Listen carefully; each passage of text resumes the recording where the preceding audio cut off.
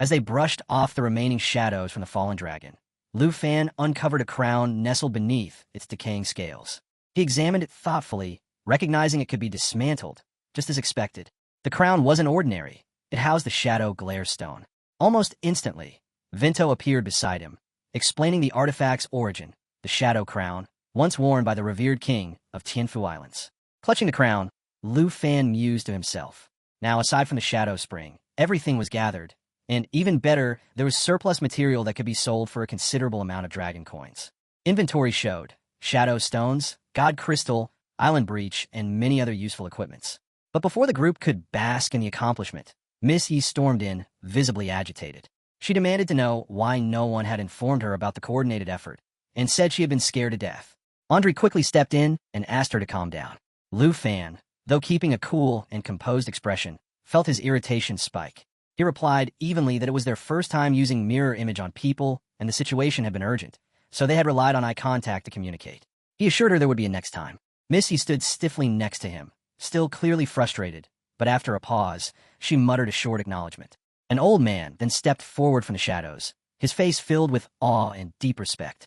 He said that their actions had liberated his king and bowed with reverence. He addressed Lu Fan as a hero and explained he had waited a long time for this day. With a solemn gesture, he pushed a red sword toward Lu Fan. The system screen flashed with the information: Shadow Greatsword, quest item, a symbol of the king of Tianfu Islands authority. The old man spoke again, asking the hero to accept the sword and save them from the disaster. As Lu Fan held the sword, the man's tone grew humble and his hands clasped together. He said he would entrust the sword to Lu Fan so the island spirits could rest in peace. Finally, he added, the people of Tianfu Island could rest, thanking the hero for restoring the island to its original state. Almost immediately, the system screen updated, displaying lore about the Dragon King and the resting of the kings. Aldwin's voice echoed, continuing the ceremony. He vowed to fulfill his promise, dedicating the future of Tianfu Island to Lu Fan. Then a new system prompt appeared, detailing the link between the Shadow Island and the newly purified Tianfu Island. On the beach, two boys from the island looked around in disbelief. The thunderstorm has disappeared. Unbelievable, one said. The other nodded. It must be Andre and that dragon Tamer who succeeded. The old man turned to Lu Fan with reverence. From now on, this place belongs to you. Lu Fan stood tall, gripping the red sword firmly. The screen now displayed court archmage request accepted and a new message: territory system unlocked. He glanced at the interface, his voice calm but satisfied. I have obtained a territory. Missy watched the transformation unfold and smiled, congratulating him. She said that compared to her inheriting a family territory, he had earned this all on his own. Lu Fan reflected on the newly unlocked territory feature. It generated daily resources, provided a steady income, supported wild monster respawns, and acted as a continuous experience pool. The system showed Tianfu, a level 2 island territory in region Black Sand Sea. With the Shadow Island purified into Tianfu Island, Lu Fan began calculating essential needs: water, stone, and shadow stones. He thought carefully. By default, defensive features like thunderstorms and fog were now deactivated. He could open the port to trade resources, accept monster clearing commissions, and even develop the island into a private vacation spot. But if necessary, he could switch it back to Shadow Island, reactivating storms, thunderclouds, and miasma fog to keep outsiders at bay. Resource output and monster hostility would also revert accordingly. Dragons and puppets could be left behind to fight and level up independently. Lu Fan noted that with the territory and the territory teleport skill, he could now open their teleportation gate here at any time. The screen responded immediately with details on the new skill, explaining that territory teleport allows the Lord to open or close a portal to the territory at will. Miss Yi clapped excitedly, saying that was fantastic and that the island was now beautiful and safe, so he could bring everyone over to see it. However, a troubled look crossed Andre's face as he asked what he should do. Lu Fan turned to him and asked what was wrong. Andre hesitated before admitting that his task was to destroy the Shadow Spring. But after searching for a long time, he only found one spring, and it wasn't the Shadow Spring. Missy interrupted thoughtfully, suggesting there might be a hidden area, and offered to help search. But Lu Fan held up a hand and told him to wait. Opening the system screen again, he asked to be taken to the spring Andre found, saying he might be able to help switch it into the Shadow Spring. Andre blinked, asking what he meant by switch. Missy chuckled, saying that since the island now belonged to Lu Fan, he must have a way. As they walked through the jungle together, Andre spoke with a bit of embarrassment, admitting that although his family's territory was vast, he didn't have one himself. Lu Fan looked at the spring and commented that he had thought it was small, but didn't expect it to be such a large pool. Miss Ye's eyes widened in delight. Andre, curious, asked if Lu Fan meant turning it back into Shadow Island. Lu Fan confirmed this, explaining that if it was this spring, switching back to Shadow Island would revert it to the Shadow Spring. Missy knelt beside the water, gazing into its crystal clarity, and said such clear spring water made her want to take a bath. Lu Fan, a bit flustered, begged her not to do that. She dipped her hand into the water and gasped. Lu Fan noticed the shift in her expression and asked what was wrong. She said the spring water was amazing and just touching it made her feel her attributes increase. Andre eagerly reached in as well, amazed and saying he could feel it too. Lu Fan followed, placing his hand in the water and realizing the blessing of the spring water was indeed very useful. A notification chimed in his mind, explaining that each level allows 10 seconds of contact with the spring water and increases all attributes by 3 to 30% per level. Miss Ye's eyes lit up, amazed at the strength, and realizing she could improve over time. Then, just as everyone caught their breath, the screen popped up again with detailed information about the blessing spring water. Missy saw an opportunity and offered to contact boss Manhua to bottle the trial for a high price, saying she would only take a small fee.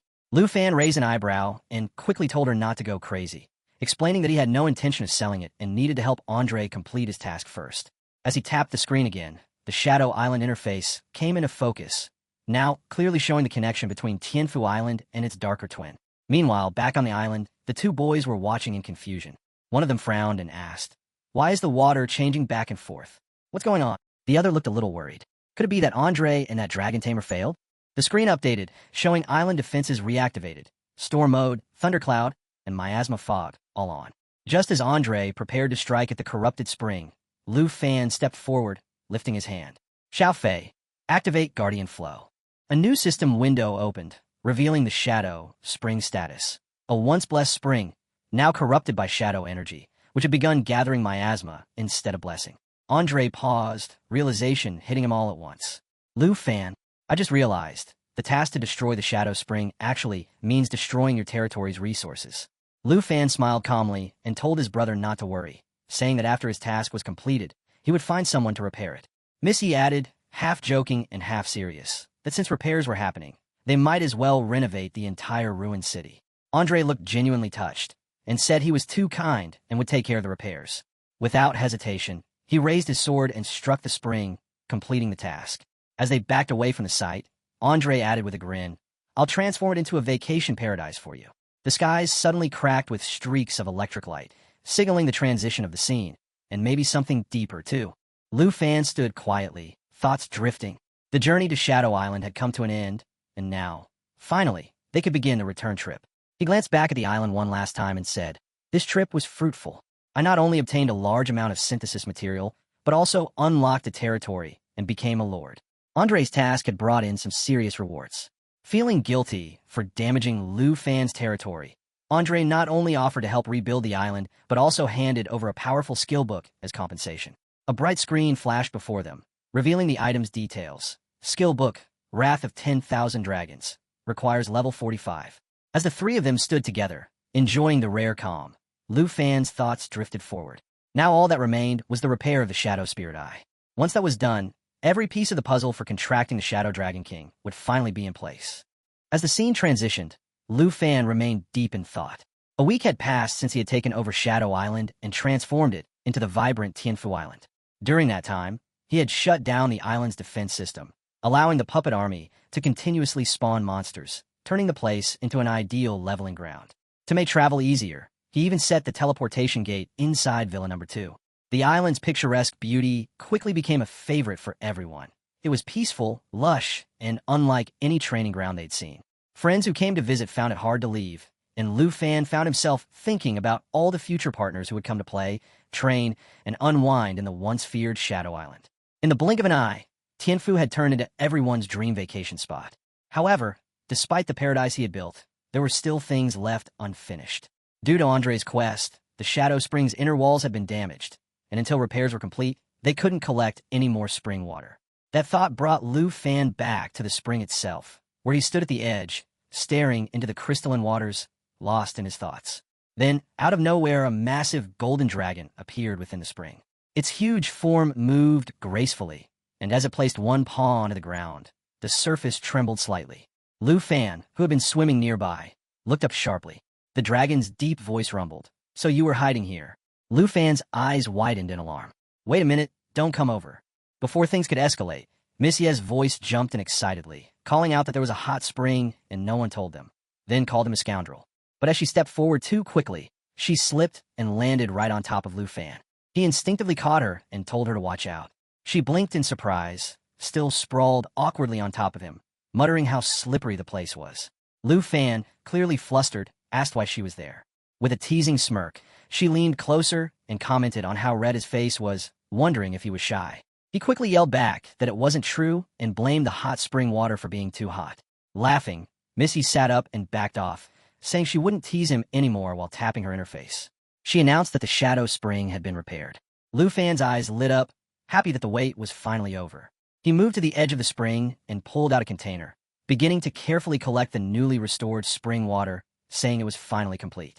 Curious, Missy leaned over and asked what he had been making all this time. Lu Fan replied that she would know soon. As he confirmed the crafting interface, the screen popped up showing the Shadow Dragon King's contract crafting diagram. A system window appeared, asking for final confirmation, yes or no. Without hesitation, Lu Fan tapped yes. The water began to swirl, reacting with the item as it hovered above the spring. Lu Fan's eyes glinted with excitement as he announced that it was done. Missy gasped in surprise, realizing it was a summoning scroll. At that moment, Xiao Fei appeared beside them. Without wasting a second, Lu Fan caught the scroll and held it toward her. "Xiao Fei, eat it." Xiao Fei eagerly complied, swallowing the scroll whole. Missy blinked in disbelief. "Are you crazy?" Lu Fan grinned. "This scroll has limited uses. After Xiao Fei eats it, it will become her skill. She can use it infinitely in the future." A new screen opened up, displaying natural assimilation. Shadow Dragon King Contractor Skill. Summons the Shadow Dragon King's blade. Level match to the user. Xiao Fei took flight, energy building around her as Lu Fan pointed toward her. This time, show me your true face. 5 minutes passed. Missy stood silently beside him, eyes scanning the air. Lu Fan frowned, watching the empty space ahead. Something didn't feel right. Didn't the summoning succeed? He wondered, eyes narrowing at the faint details on the system screen. It was still showing contract success. Extreme agility, plus overpowered skills. This strength is probably some kind of system loophole. Missy broke his concentration. What are you daydreaming about? Did it succeed or not? Lu Fan snapped back. Release stealth. In an instant, a wave of white and blue energy shimmered in the air. It twisted and morphed until a dragon emerged. Massive, sleek, with crimson eyes glowing fiercely and a body radiating light. It let out a mighty roar that shook the nearby trees and scattered loose pebbles into the spring. Missy was left speechless, jaw half open. "You actually brought out another dragon? And it can even go invisible." With a sly smile and restrained excitement, Lu Fan turned to her. "This is no ordinary dragon, interested in testing its powers." As the scene transitioned, the dragon bird above let out a deafening roar that shook the crimson sky. In that instant, a new system window popped up, revealing details about the Shadow Dragon General, an intimidating presence with a level 95 tag. The screen displayed its combat modes: Night Form, Dragon Form, and Shadow Miasma. Another dragon soaring through the blood-red clouds announced ominously, "This is the boss of Shadow Island, second only to the Shadow Dragon King." The massive dragon, glowing with intense red light from its eyes, locked onto Lu Fan with a gaze that could crush the weak-hearted. But Lu Fan simply smirked and said, "Perfect for some practice," before whispering, "Shadow Concealment." As he vanished, a deep, echoing roar tore through the air, and red mana exploded behind him. From within that mana, a gigantic black dragon materialized, its eyes blazing with crimson fury and blue light pulsing from its chest. The beast thundered, "Intruders," as it slammed its massive claw to the ground. The sheer force lifted debris into the air, warping gravity for a brief moment as the earth trembled beneath its power. The black dragon bared its fangs and charged. Its roar, amplified by the blue glow in its chest, caused ripples through the atmosphere. Lu Fan, however, stood calmly, his gaze fixed on the dragon's terrifying form, a slight smile dancing on his face. The dragon, now face to face with him, gnashed its teeth in frustration, clearly provoked. Suddenly, the scarlet sky was ripped open by a blinding flash of white and blue energy. The beam shot down at breakneck speed, crashing into the dragon's side. Enraged, the dragon let out another roar as green mana surged across its scales. It retaliated fiercely, unleashing a powerful red beam from both its eyes and open maw, sending waves of raw energy across the field. From a safe distance, Lu Fan and Miss Yi watched the epic clash unfold. She gritted her teeth. Can't even see where the enemy is. We're just enduring attacks one-sidedly. Her voice trembled slightly. This is a nightmare. Lu Fan's eyes sparkled. Let me add something, some fuel to the fire, he said, casting soul perfection on the Shadow Dragon King. The moment the spell activated, Xiao Fei flinched as the energy surged. A system screen materialized, showing the Jade Dragon 2's form switch, Light of Soul. Another window popped up right after, showcasing the Jade Dragon bloodline, a powerful trait that doubled all skill effect for dragons and those sharing the same lineage. The battlefield flared with magical pressure as Jade Dragon 2 emerged in full glory. A third system notification appeared, this time revealing Soul Protection, a powerful support skill that provided allied targets with 100% to 200% enhanced attributes based on specific fouls and conditions. Suddenly, the Shadow Dragon King let out a roar that shook the sky, directing its energy straight at the Jade Dragon 2. The overwhelming wave of shadow mana caused the surrounding space to blur and distort. Jade Dragon 2 tried to evade, its wings slicing through the air, but the energy chased relentlessly. Lu Fan observed silently, connecting the dots. So that's it. The concealment power of the Shadow Dragon King. It's strong enough to hide Xiao Fei even when she's fully attached to him. Just as the dragon landed again with another earth-shaking roar, its body began to glow with a strange combination of blue and pink energy. With a furious blast from its glowing red eyes, it unleashed a shockwave that knocked Lu Fan and Missy high into the air. Though they were flung far, the attack itself didn't hurt them. It wasn't aimed at their destruction. Instead, the energy raced toward a distant relic standing upright in the ground, an ancient, rune-covered clock. As the energy struck the structure, a final system window appeared. Shadow, Cloak activated. The description read, blocks any form of magical, physical, or formation-based attacks. Then, with a calm yet firm voice, Lu Fan said, turning all attacks into nothingness. This can be called perfect defense. Shadow Dragon King, show me your strongest strike. In response, the Shadow Dragon King let out a low, bone-rattling growl before twisting its massive body in a strangely fluid motion. The ground beneath trembled violently as blue energy surged outward from the dragon, sending shockwaves that rippled across the battlefield. Every stone, tree, and loose item around began to shake uncontrollably, reacting to the sheer force of the dragon's unleashed power. Meanwhile, Jade Dragon 2 calmly advanced, stepping lightly across the tail of the Shadow Dragon King with precision. At that exact moment, a system window popped up, revealing the ability Shadow Assassination, a lethal strike aimed at a weak point, boosted by a staggering plus 1,600% extra damage. Miss Yi, watching with widened eyes, could barely keep her composure. Terrifying, this is a level 95 boss, she muttered in disbelief. Turning back casually, Lu Fan replied, the Shadow Dragon King is an assassin among dragons, emphasizing one-hit kills. Plus, with Xiao Fei support, it's normal to instantly kill a boss. Normal? Miss Yi repeated incredulously. Level 45 instantly kills a level 95 boss? I'm a level 96 battle mage with just over 8,000 base stats. How overpowered must it be? She clenched her fists slightly before sighing, her tone softening. But in 2 days I can finally stand tall and compete with those two factions. As long as you are here, that's my confidence. Lu Fan looked at her calmly and said, don't worry. With me here, no one will dare bully you anymore. She smiled faintly and nodded. All right, she said, but inside, her thoughts began to stir. If you truly can do this, you'll be a great benefactor to the Yi family. I will present you with a grand gift, a token of gratitude from the Yi family. 2 days passed in a blur of preparation, and the scene shifted. The ground beneath their feet was now dry and uneven, a rugged stretch of land dotted with small rocky hills and scattered stones. The western frontier. Lu Fan's thoughts stirred as he took in the desolate landscape. 2 days later, my senior sister and I arrived at the western frontier as promised. Miss Yi stood beside him, her expression unreadable, but her gaze was locked on the horizon. A flicker of emotion passed through her eyes as she whispered to herself, Western Frontier, I am back. As the skeletal form of a dragon glides silently across the sky, Lu Fan takes in the scenery below, noting to Miss Yi that the land appears remarkably rich and beautiful. It becomes clear to him why so many noble families have chosen to settle there. Miss Yi, calm and observant, explains that ever since the founding of the Dragon Kingdom, it has relied heavily on the support of these noble families. In recognition of their influence, the kingdom allocated the resource-abundant western frontier to them. She adds that, in order not to disturb their way of life, even the establishment of cities in the area has been deliberately avoided. Lu Fan, curious and thoughtful, turns to her and asks whether that is truly the reason.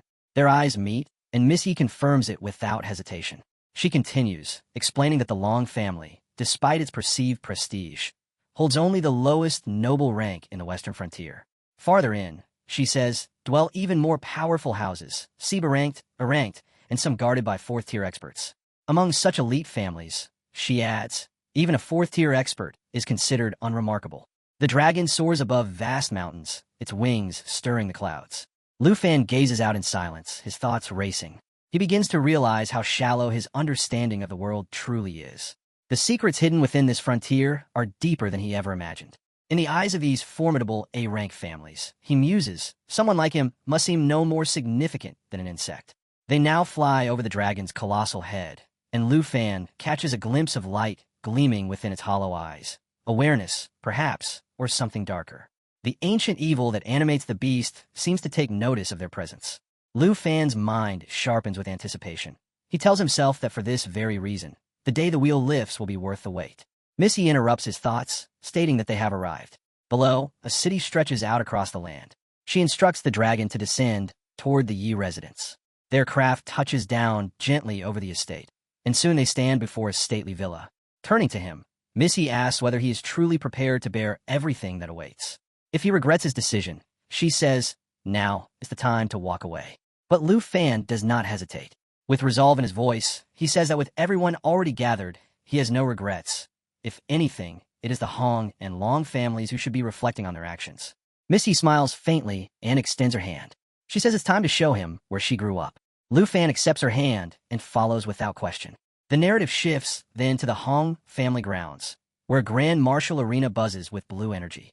In its center, a red monolith emerges from a teleportation gate, dissolving into shimmering particles. Two men face off, one with black hair dressed in black, the other older, with white hair and robes to match. The younger man summons red mana from a rose in his palm, his tone confident as he remarks on the superiority of his ancestral techniques. Yet, he admits, even after a month of internal stabilization, he remains slightly behind. The elder man counters by unleashing blue mana and commending the younger for demonstrating the strength of a level 99 A-ranked noble despite only being level 98, a rare feat. He continues, suggesting that in another half-year, the younger one, Yu Tian, will likely surpass him. For someone born into a low-ranking noble family, the elder claims Yu Tian is a remarkable outlier. Reaching level 99, he adds, could allow their house to ascend to the ranks of the C-ranked noble families, providing the influence necessary to stand up to the 9th family. Yu Tian listens silently, frowning slightly when the elder mentions their ambition. Then, as if prompted by intuition, the elder shares that news has arrived from Miss Yi. Both men turn as they are informed of her approach, accompanied, unexpectedly, by a young man riding a skeletal dragon. Yu Tian questions whether it's truly a bone dragon and not just a black one. The elder confirms it. This particular beast, he says, has tamed multiple dragons and should not be underestimated. If allowed to grow freely, it will become a problem. Yu Tian narrows his eyes, stating that if the young man survives in the western frontier, a place where survival hinges on conviction, he intends to recruit him under the Hong family banner. Life and death here, he adds, rarely reach the ears of the dragon capital. Closing his eyes, the elder then speaks of the Long family's impending arrival at the Yi residence. They intend to press for resources, justice, and even a marriage proposal for Miss Yi. These negotiations, he warns, cannot be taken lightly. Yu Tian scoffs, noting that the Long family has not changed at all. He decides then and there that he will head to the Yi family 3 days later, coinciding with the Long family's arrival. By doing so, they can suppress both families simultaneously. The elder acknowledges Yu Tian by name, expressing full confidence that the western frontier will eventually fall under their family's control. With that, both men descend from the arena. 3 days pass, and the story moves to the Yi family residence. Outside a guest room, a maid knocks gently and announces that Mr. Liu is waiting for breakfast. She knocks again, asking if Mr. Liu is inside. But the room is empty, save for a jacket hanging neatly on the wall and a teleportation device humming in the corner. Elsewhere, on a beach at Tianfu Island, Lu Fan stands with Xiao Yi and Xiao Fai. A notification from the system appears, confirming level increases for himself, the Black Dragon, the Jade Dragon, the Star Dragon, and the Blue Dragon. He marvels at how rapidly they have grown in just a few days. He begins to consider whether, with his current power, launching an enlightening assault on the noble families might actually be possible. His thoughts drift to Miss Yi. How are her preparations progressing? As sunlight gleams down on the shore, Lu Fan suddenly finds himself back in his room. Voices echo outside. A man informs a woman that bad news has arrived. The Long family is at their doorstep. Lu Fan realizes he has returned just in time. Opening the door, he sees a young man reporting to Miss Yi. The Long family members are in the main hall, demanding her presence. The Hong family's convoy, he adds, is already nearing the western second slope. Miss Yi nods and orders the guards to move the visitors to the guest area and bar further entry. She turns to Lu Fan and says that the moment has come. They've all arrived. Lu Fan smiles and reassures her that there's no reason to fear. As long as she is by his side, no one can touch her. Inside the main hall of the Yi family, they approach a long table where several men await. Lu Fan addresses them sarcastically, asking whether they still remember how to find the place. The gray-haired man at the table smirks and replies that the Yi family's hospitality is sorely lacking. They've been made to wait without even a pot of tea. Miss Yi fires back that, given their past conduct, they should feel fortunate to be welcomed at all. The man laughs cruelly and mocks her, claiming that even if they urinated on the Yi family's doorstep, no one would dare to object. Another man steps forward and introduces himself as Long Eru, second brother to Long Xing. At 32 and level 98 with a hidden profession classified as Diamond, his tone drips with condescension. He announces that the agreed 2-month period has passed. They've come to reclaim the resources the Yi family borrowed. However, he accuses them of betrayal, of turning their backs on Long Xing, who had gone to great lengths to chart a path for them. Their patriarch, he warns, is furious and demands consequences. Miss Yi's fury boils over. She declares that Long Xing violated the rules and shamed himself. Their family has no intention of returning anything. Long Eru grins and suggests a more peaceful resolution. If Miss Yi agrees to marry him, he says she will become Long Xing's sister-in-law. With her protected by the Long family, even Hong family will keep their distance. He remarks that punishing him physically, if it pleases her, wouldn't be out of bounds. Miss Yi, furious, points at him in open defiance. Long Xing chuckles from the background, stating that if she serves his brother well, he might consider sparing her. Before Miss Yi can reply, Lu Fan steps forward. With clenched fists, he hurls an insult, calling them shameless toads that don't know their place. After a beat, he adds that they should look in the mirror before coming to others with such arrogance. Long Eru falls silent for a moment, but his brother, Long Xing, suddenly bursts out in fury, shouting how Lu Fan dares to speak to his elder brother in such a disrespectful tone. Lu Fan, calm and composed, places his hand gently over Miss Yi's, then turns his eyes to the Long brothers. He assures her that there's no need to be anxious. He will not let them intimidate her again. Miss Yi looks at Lu Fan, calling his name softly. A blush spreads across her cheeks. With a mixture of sarcasm and admiration, she remarks on how impressive it is that the Long family has shown up with such a large entourage. She wonders aloud what someone as weak as her could possibly do in such a situation. Lu Fan, initially quiet and slightly bashful, allows a faint smirk to cross his face. He notes, half-jokingly but with a sharp undertone, that they all heard the brothers loud and clear. Not only do they want the Yi family's resources, but now they want him as well. He adds, more firmly this time, that he will look after the Yi family, and Miss Yi too. His declaration hangs in the air, drawing intense glares from the Long brothers, who seethe in barely contained rage. Long Eru scoffs and speaks up again, mocking Lu Fan's claim. The idea that Lu Fan could take care of them seems laughable to him. Just because he's taken a romantic place beside Miss Yi, Long Eru argues it doesn't give him the authority to meddle in the affairs of noble families. But Miss Yi, her expression hardening, affirms that noble family matters are indeed governed by rules and hierarchy. As head of the Yi family, she announces clearly that Lu Fan will represent them in this noble dispute. Her tone brooks no argument. Long Eru, confused and angered, demands clarification. Lu Fan takes a seat calmly in the main hall's host chair, while Miss Yi stands beside him, her hand resting firmly over his. She then states plainly that he is the acting head of the Yi family, and asks if that title is sufficient for the Long family to understand the situation. The Long brothers burst into angry protest, declaring that this must be a joke. Miss Yi has handed over the Yi family to a complete outsider. But Long Eru abruptly silences his brother with a sharp rebuke, instructing him to stand down. At that moment, the system broadcasts a notification about a change in the main seat of the Yi residence, officially recognizing Lu Fan's position. Long Eru sneers, suggesting that Lu Fan dared to take that seat only because Missy told him to. He accuses her of being blinded by her affection for him. Lu Fan dismisses the accusation, stating plainly that her feelings are none of his concern. What matters now is determining who among the Long family holds actual authority, so he knows who to speak with directly. Long Xing glances at his elder brother, suggesting whether it's time to summon their ancestors. But Long Eru loses patience. Abandoning formality and tradition, he shouts for everyone to stand back. Even Long Xing, surprised, obeys. Enraged, Long Eru warns that Miss Ye's apparent affection for Lu Fan is no excuse to humiliate him. He declares that he's going to teach both of them a harsh lesson. He snarls that though he has always been gentle with women, if Miss Ye dares to interfere again, her pretty face may no longer stay that way. Miss Ye, furious, starts to protest, but Lu Fan gently holds her back. Calmly, he tells her to leave this to him. Yellow mana begins to swirl around Long Eru as he prepares for battle. With a sneer, he says that, as a noble family descendant, he will extend some courtesy. Lu Fan can have a 3-count head start. But Lu Fan remains seated, propping his head up with his hand in a relaxed manner. He replies that by his own rules, if he remains alive after the count of 3, he will voluntarily leave the western frontier and relinquish his seat as acting head of the Yi family. Long Xing, clearly uneasy, warns his brother to be cautious. He reminds him that Lu Fan's black dragon has been silently observing their movements and tactics. Long Eru scoffs, insisting it's laughable. He believes that a 4th-tier diamond monk like Lu Fan, even with 20,000 defense, couldn't possibly endure a few of his serious strikes. Long Eru raises his voice and intensifies his aura. He then declares a counterwager.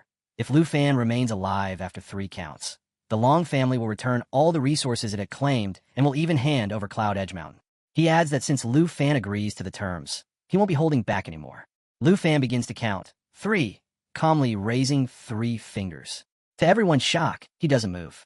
Long Eru watches, puzzled. Lu Fan then raises 2 fingers, 2, still perfectly still. Long Eru starts to sweat. In that moment, he recalls how Lu Fan once endured 10 out of 10 strikes from a Hong family ancestor without receiving even a scratch. If Lu Fan now withstands 1 dragon strike from him, it could very well be the end of him. Lu Fan finally raises 1 finger and softly speaks the last number, 1. In that instant, a shift in the air occurs. A cold blue energy radiates from Lu Fan's eyes, completely transforming the atmosphere. Before anyone can react, an invisible strike shakes the room. The air trembles with pressure, but Lu Fan and Missy remain unmoving, as if untouched. To outsiders, it seems like nothing has happened. Long Eru attempts to laugh it off, declaring it all a bluff. He mocks them for standing still and implies that Miss Yi and her family will now face disgrace. Pointing at Lu Fan, he jeers that his feet were clearly frozen in fear.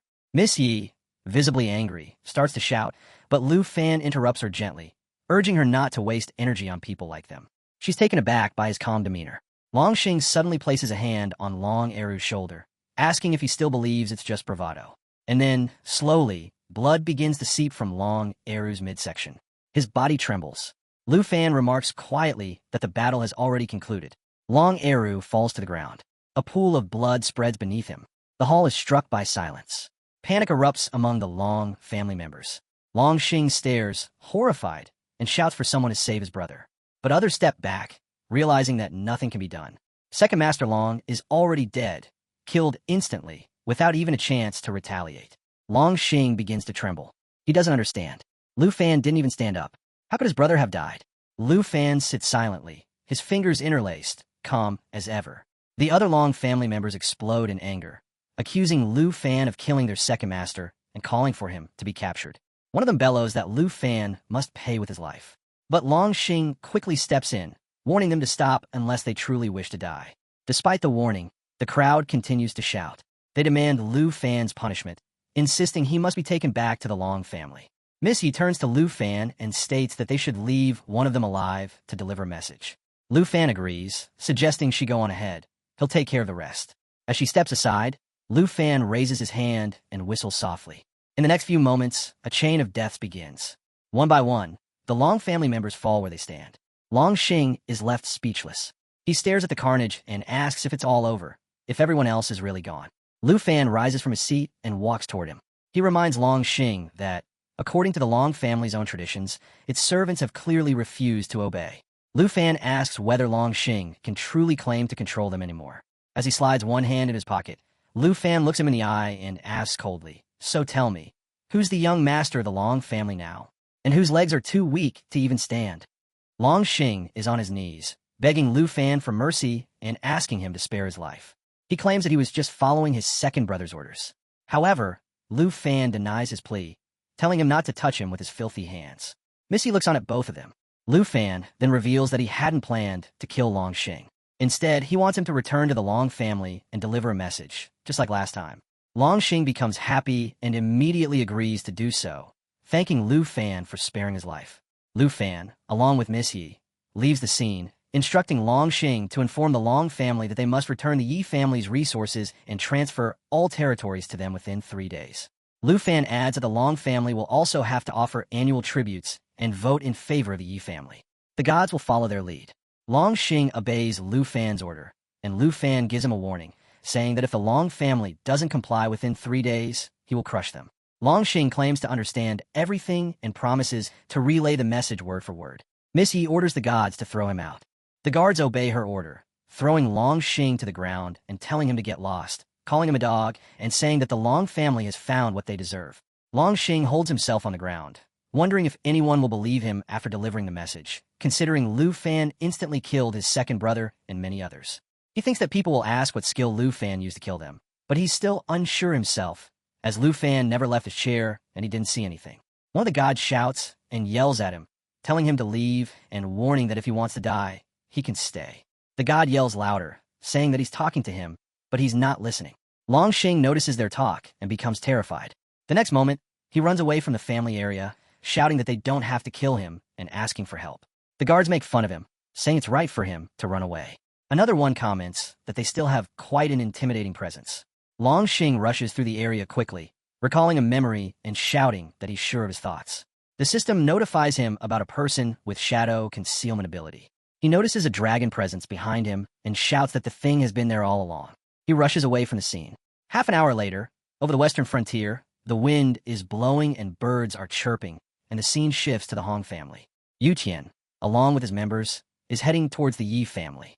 One of the members comments that the ancestor has learned that the Long family dispatched dozens of third-tier servants that day.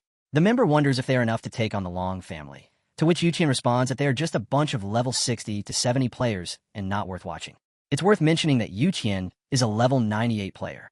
Suddenly, someone notices Long Xing's presence ahead and informs Yu Qian. Long Xing is terrified and notices their presence, shouting that they should hurry and move faster. The Hong family members make fun of him, saying that he's in a sorry state. They mock him, saying that the noble family conflict must have scared him. One of them comments that the Yuchan sword master was always mediocre, and his level increase didn't match his attributes. Another member says that Long Xing's level can't compare to their young Master Hong's. However, the young Master Hong remains quiet, observing the situation. He then tells everyone to focus on the journey and head to the Yi family at full speed. The members are surprised but obey his order, asking if the sudden urgency is necessary. Yu Qian replies that seeing Long Xing covered in fear, he has a bad feeling about that day. He floats while heading to the Yi family, saying that the trip might be more difficult than he has expected. Half an hour later, in the western frontier of the Yi family courtyard, 2 guards are standing in front of the door. Yu Qian, along with his members, arrives at the Yi family courtyard. Looking at them, one of the guards says that the Hong family is causing trouble. The other guard turns around, saying that they don't have to deal with anyone there and that they need to inform Miss Yi. However, Yu Qian comes forward and stops them, saying that they don't have to trouble anyone. He then immediately kills them with his fingers, saying that he will personally find Miss Yi. One of the guards hits the ground with blood splattering from his body, while the other shouts at Yu Qian and gets terrified. He starts to run away, shouting for Miss Yi to save him and warning that the Hong family is killing people. Yu Qian raises his hands towards the servant, saying that the servant is too noisy and wants to kill him too. However, he immediately notices some fire coming towards him and successfully blocks the attack. He looks towards the sky. Miss Yi comes while holding her weapon and says that Yu Qian has dared to come and kill in broad daylight. She accuses him of being lawless. Yu Qian lands on the ground while the fight is all around them. He says that since he has made the first move, there's nothing more to discuss. He immediately starts a fight and attacks Miss Yi, informing the Yi family that anyone who defends her will be killed without mercy. The system notifies about the layered 7 kills, and also about the imbued melee weapon used by Miss Yi, which creates a blue mana. Yu Qian smirks, making fun of her wording, and says that she shouldn't have said kill without mercy. He draws his sword and attacks Miss Yi. He comments that even after being seriously injured by him, Miss Yi still has courage, and that she's extraordinary. The system informs about the White Jade Sword, which is about level 90s, and its characteristics, including World Light, Piercing, and Illusion. Both of them are trying their best, and Yutian says that unfortunately, Missy has forgotten the pain after healing. So this time he has to give her a real lesson. Missy flies over the sky due to the massive attack. She jumps to another spot, but all the Hong family members surround her. Yutian orders them to attack her and let Missy remember the consequences of defying him. A few of them raise their hands and fly in the sky, trying to jump over Missy. Their goal is to make the Yi family disappear. The next moment, the second brother of the Long family, Long Eru, appears over them, creating a big loss around the Hong family members. Everyone shouts in surprise, wondering what's happening and who is doing it. Yutian is also surprised, and one of his members asks if it's Long Eru. Lu Fan is monitoring everything from the rooftop with the help of his system, and smiles while seeing Long Eru attack the Hong family. Long Eru grabs the heads of two members and responds to Lu Fan, saying that he has taken his order. The fallen corpse of Long Eru are at level 98. The Hong family members point their weapons at Long Eru and inform Yutian, asking what's going on. One of them asks if the Long family has a traitor. Yutian is wondering at the presence of Long Eru and asks why he is standing with the Yi family. Lu Fan interrupts their talk, cheering himself up and saying that it's another success for him. He points at the system, which is informing him about the situation. When the Hong family notices him, one of his members asks about him. Miss Yi shouts, informing Lu Fan that Yutian has sent her to deal with him. However, Lu Fan interrupts her, saying that she doesn't need to take any action to deal with him, and she doesn't even need to defend. The next moment, Yutian swings his sword and creates a blue mana that surrounds Lu Fan. A number of swords point towards him as Yutian uses Fearless 9 swords against him. Lu Fan says that no matter how many helpers she has, they can't save her Yi family. Yutian commands his swords to kill Lu Fan, shouting that if he wants to die, he'll grant his wish. Lu Fan smirks and commands the Shadow Dragon King to go after the swords. The Shadow Dragon King appears and blocks the attack using the skill of Shadow Blade. The system informs him that the dragon protects Lu Fan from any danger. Seeing this, Yutian is shocked and wonders how the Shadow Dragon has appeared out of nowhere. He thinks about whether it's really a dragon and asks if it's been there all along without anyone noticing. The system informs him that out of 9 swords, 3 Fearless 9 swords have been made. Lu Fan's face darkens as he says that he has to show Yutian the strength he possesses. He mentions that Yutian injured his senior sister, and today he will make him pay dearly for it. Lu Fan sits quietly on the rooftop, the shadow dragon looming silently behind him. He observes both the imposing dragon and the chaotic scene unfolding below with calm scrutiny. The system quietly notifies that shadow concealment is active, a skill allowing the dragon to appear or disappear at will, granting it unmatched stealth and surprise. Yutian, meanwhile, is drenched in sweat, overwhelmed with fear and confusion. He had never encountered such a dragon, nor heard mention of one like it before. His mind races to comprehend the gravity of the threat he faces. Suddenly, he hears the desperate cries of his men begging for help. Turning toward the sound, he witnesses Long Eru leaping fiercely through the air, striking down his own men mercilessly. Long Eru appears almost possessed by rage, wanting his foes to perish without hesitation. The members of the Hong family yell at Long Eru to stop his reckless violence, but their pleas fall on deaf ears.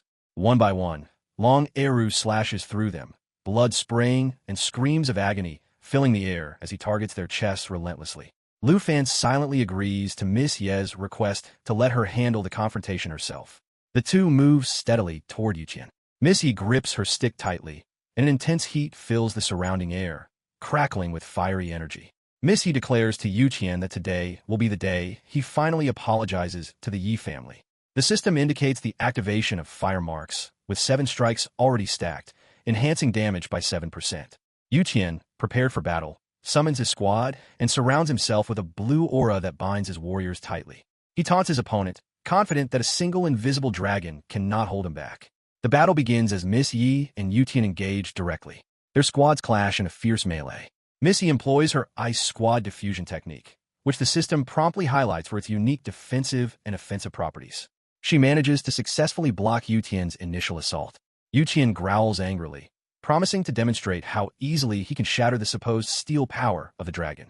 The system alerts to the Sword Light Pierce's illusion skill triggering, an advanced technique paired with his legendary White Jade Sword, a rare and powerful weapon at level 90. Jade swords materialize around Yutian, swirling protectively as he launches an attack directed precisely at Miss Yi, marking her as his target. Yu Qian leaps into the air, while Miss Yi remains grounded, channeling all her strength to withstand the incoming strike. Lu Fan watches silently, analyzing every movement and energy fluctuation between the two combatants. The atmosphere crackles with overwhelming power as the system notes Yu Qian's use of the Sword Light Pierce's illusion skill. Despite his full exertion, Yu Qian finds himself unable to break through Miss Ye's formidable defenses. Confused and frustrated, he wonders why his skill fails, casting bewildered glances between Miss Yi and Lu Fan. Without warning, Lu Fan raises his hand, summoning the Shadow Dragon to reveal itself behind him. Lu Fan confronts Yu Qian directly, commenting on the cleverness of Yu Qian's tactics, but pointing out that none of his skills can affect Lu Fan's dragon pet. Lu Fan mocks Yu Qian's abilities, and the system reminds that shadow concealment can negate power if detection or damage occurs. Lu Fan launches a fiery attack at Yu Qian, who blocks it, though his patience begins to wear thin. Lu Fan shouts that Yu Qian's skills are insufficient and warns him not to be overconfident. Yu Qian retorts angrily, accusing Lu Fan of overstepping boundaries. In a furious exchange, Lu Fan demands if Yu Qian truly believes Miss Yi has gone too far, reminding him that Yu Qian used the Yi family's resources recklessly and left her gravely wounded without a second thought. He criticizes Yu Qian's twisted logic, pointing out that it is only the Hong family that refuses to act with restraint. Yu Qian's rage boils over, and at that moment, Miss Yi strikes with twice her normal power. She declares her attack as retribution for all the harm Yu Qian has caused. Miss Yi's strike lands successfully, and Yu Qian collapses, clutching his injured side in agony. He cries out, astonished that she could defeat him. Her eyes burning red with fury, Miss Yi proclaims that she is far from finished, that she wants Yu Qian to die for his sins. Yu Qian glares at Lu Fan, blaming the dragon for his downfall, and thinking that he wouldn't be in this predicament if Lu Fan hadn't interfered. Suddenly, Yu Qian prepares another skill, clutching his sword as blue mana swirls and pulses around him. With grim determination, he vows that even in death, he will drag them all down with him. Miss Yi immediately recognizes the change in the air, a deep blue aura spreading around them, signaling a skill she herself had suffered from before. The system signals the activation of a skill involving the fusion of 3 weapons, with a powerful blue mana gathering in the sky, emanating ominously from Yu Qian's sword. Lu Fan senses something is amiss and suspects that Yu Qian might be faking an attack on Miss Yi, hoping to provoke him into intervening. Yu Qian launches his assault toward Miss Yi, shouting venomously that she should perish where she stands. Despite the onslaught, Miss Yi steels herself, determined to defeat him alone. The system registers the Frost Sword Arise / technique, a skill of icy precision and devastating impact. Lu Fan is impressed but decides to act. He commands the Shadow Dragon King to join the fray. The dragon appears by his side and lunges toward Yu Qian in attack. Yu Qian, infuriated by the dragon's presence, is bent on revenge. Blood drips from his mouth, and his eyes flash crimson as he wildly swings his sword, unleashing the Blood Sword Shackle skill. The system indicates this interrupts the dragon's moves, causing it immense pain as it is bound by the sword's glowing shackles. Miss Yi is caught off guard by the sudden turn as Yu Qian's attack weakens the Shadow Dragon King's abilities. The system records that the dragon is shackled, with 29 seconds of immobilization remaining. Yu Qian laughs loudly at the dragon's plight, smugly anticipating that the creature would interfere once he attacked Miss Yi. The system flags the Blood Sword Shackles as a powerful, skillful trap. Miss Yi shouts at Yu Qian, accusing him of deceit and trickery, while Lu Fan remains silent behind her, assessing the situation. In a desperate attempt to escape, Yu Qian leaps onto a mechanical bird, a rare quality mount the system notes. He declares it's time to retreat swiftly. However, Lu Fan strikes with his squad, destroying the bird mid-flight and sending Yu Qian crashing to the ground. Yu Qian screams in pain as he struggles to rise. Lu Fan taunts Yu Qian, asking if he is underestimating him. Seizing the moment, Lu Fan grabs Yu Qian and presses his squad's energy against Yu Qian's neck with immense force. Lu Fan questions if Yu Qian truly believes the dragon was his only threat and that his own power was limited. Cornered, Yu Qian pleads for mercy, shouting that noble family conflicts forbid killing, and outsiders cannot interfere. Miss Yi interrupts, telling Yu Qian that Lu Fan's word is final in the Yi family. Yu Qian is shocked, realizing that Lu Fan holds ultimate authority, knowledge irrelevant to his previous assumptions. Desperate, Yu Qian begs Miss Yi for a long-standing truce. He claims that his earlier words were born of anger and insists he never intended to kill her. He asks Lu Fan to believe that no real hatred exists between them and suggests he publicly admit defeat by Miss Yi. Lu Fan turns to Miss Yi, offering her the chance to finish Yutian herself. She summons a powerful fighting aura, remarking on the value the Hong family places on Yutian. Leaping into the sky, Miss Yi gathers strong mana, lamenting that she cannot believe she has fallen for the same trick twice. The system indicates the fight mark skill activating, recording 7 stacks that increase damage by 7%. Yutian trembles, terrified of death, shouting that the ancestor wanted to invite Miss Yi as a guest. A desperate plea for mercy. Miss Yi ignores his cries and hurls her weapon at Yutian's body, killing him instantly. She shouts fiercely that the souls of Yi family members killed by Yutian are crying out, and that he should join them in death. The system shows the remaining fight marks fading away, reducing from 5 to 4, 3, 2, and finally 1. The body of the Hong family member burns severely from Miss Ye's final strike. After the intense battle, Miss Yi calls to Lu Fan, who replies that he is right behind her. He embraces Miss Yi and informs her that the Hong family threat has been neutralized. The burning body lies amidst the foliage, but Lu Fan comforts Miss Yi, telling her not to worry anymore. He commands Long Eru to spare one Hong family follower so they can return and report the disaster. Long Eru obeys, releasing a terrified follower who looks at the fate of young Master Hong with horror. When Lu Fan asks Miss Yi if venting her anger feels good, she hugs him tightly and replies that it feels great. Lu Fan remains standing as his twin dragon companions circle him, their massive wings stirring up gusts of wind. All around him, a strange transformation unfolds.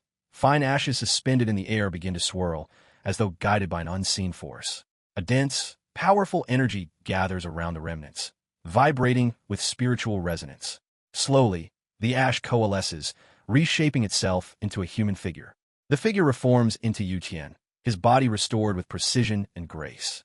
His voice carries a calm finality as he announces his submission to Lu Fan, explaining that the command was enforced by a mystical purple order. Not long after, the system interface flickers into view, displaying detailed information about Yutian, his attributes, combat experience, elemental affinities, and current level. Each stat reinforces the strength he now brings to Lu Fan's side. Lu Fan observes Yutian with a subtle sense of astonishment. He had genuinely not anticipated that someone reduced to ashes would be capable of complete restoration. In his mind, he labels the resurrection ability as dangerously overpowered, a rare and probably forbidden skill. As his thoughts drift toward his growing force, Lu Fan evaluates the state of his underlings. Among the elite 4th-stage Perfect Legion, Long remains unmatched in defensive strategies, creating near-impenetrable barriers, while Yutian, newly added, clearly excels in high-output offense and enemy control. With these two in place, Lu Fan feels that his force is beginning to solidify into something formidable. He allows himself a moment to glance skyward, where his dragons continue circling, their eyes sharp and vigilant. His thoughts return to recent events, specifically the deaths of Long Eru and Hong Yutian. He wonders whether the families of the deceased have already received word, and if so, how they are planning to retaliate.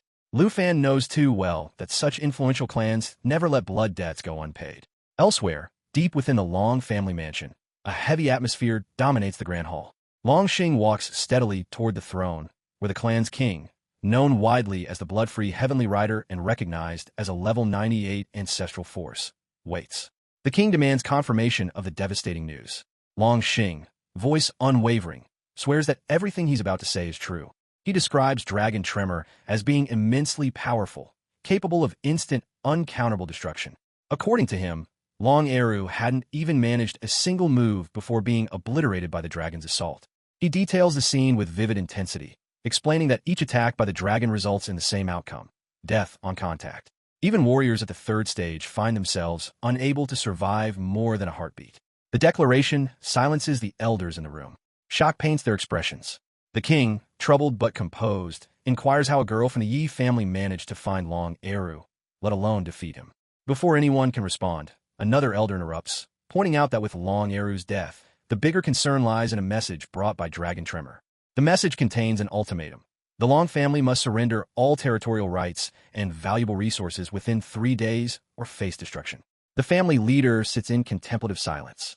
Someone nearby voices the obvious. What should they do now? Before a reply can be formed, a loud explosion erupts on the rooftop, shaking dust from the ceiling beams. Everyone looks up in alarm. Moments later, a figure bursts into the hall, shouting a name with barely contained fury: Long Chung Kong. The voice belongs to the elder from the Hong family, a man clearly consumed by anger. His eyes flash with grief and accusation as he demands an explanation from the Long clan. The death of his grandson, Hong Yutian, weighs heavily on him.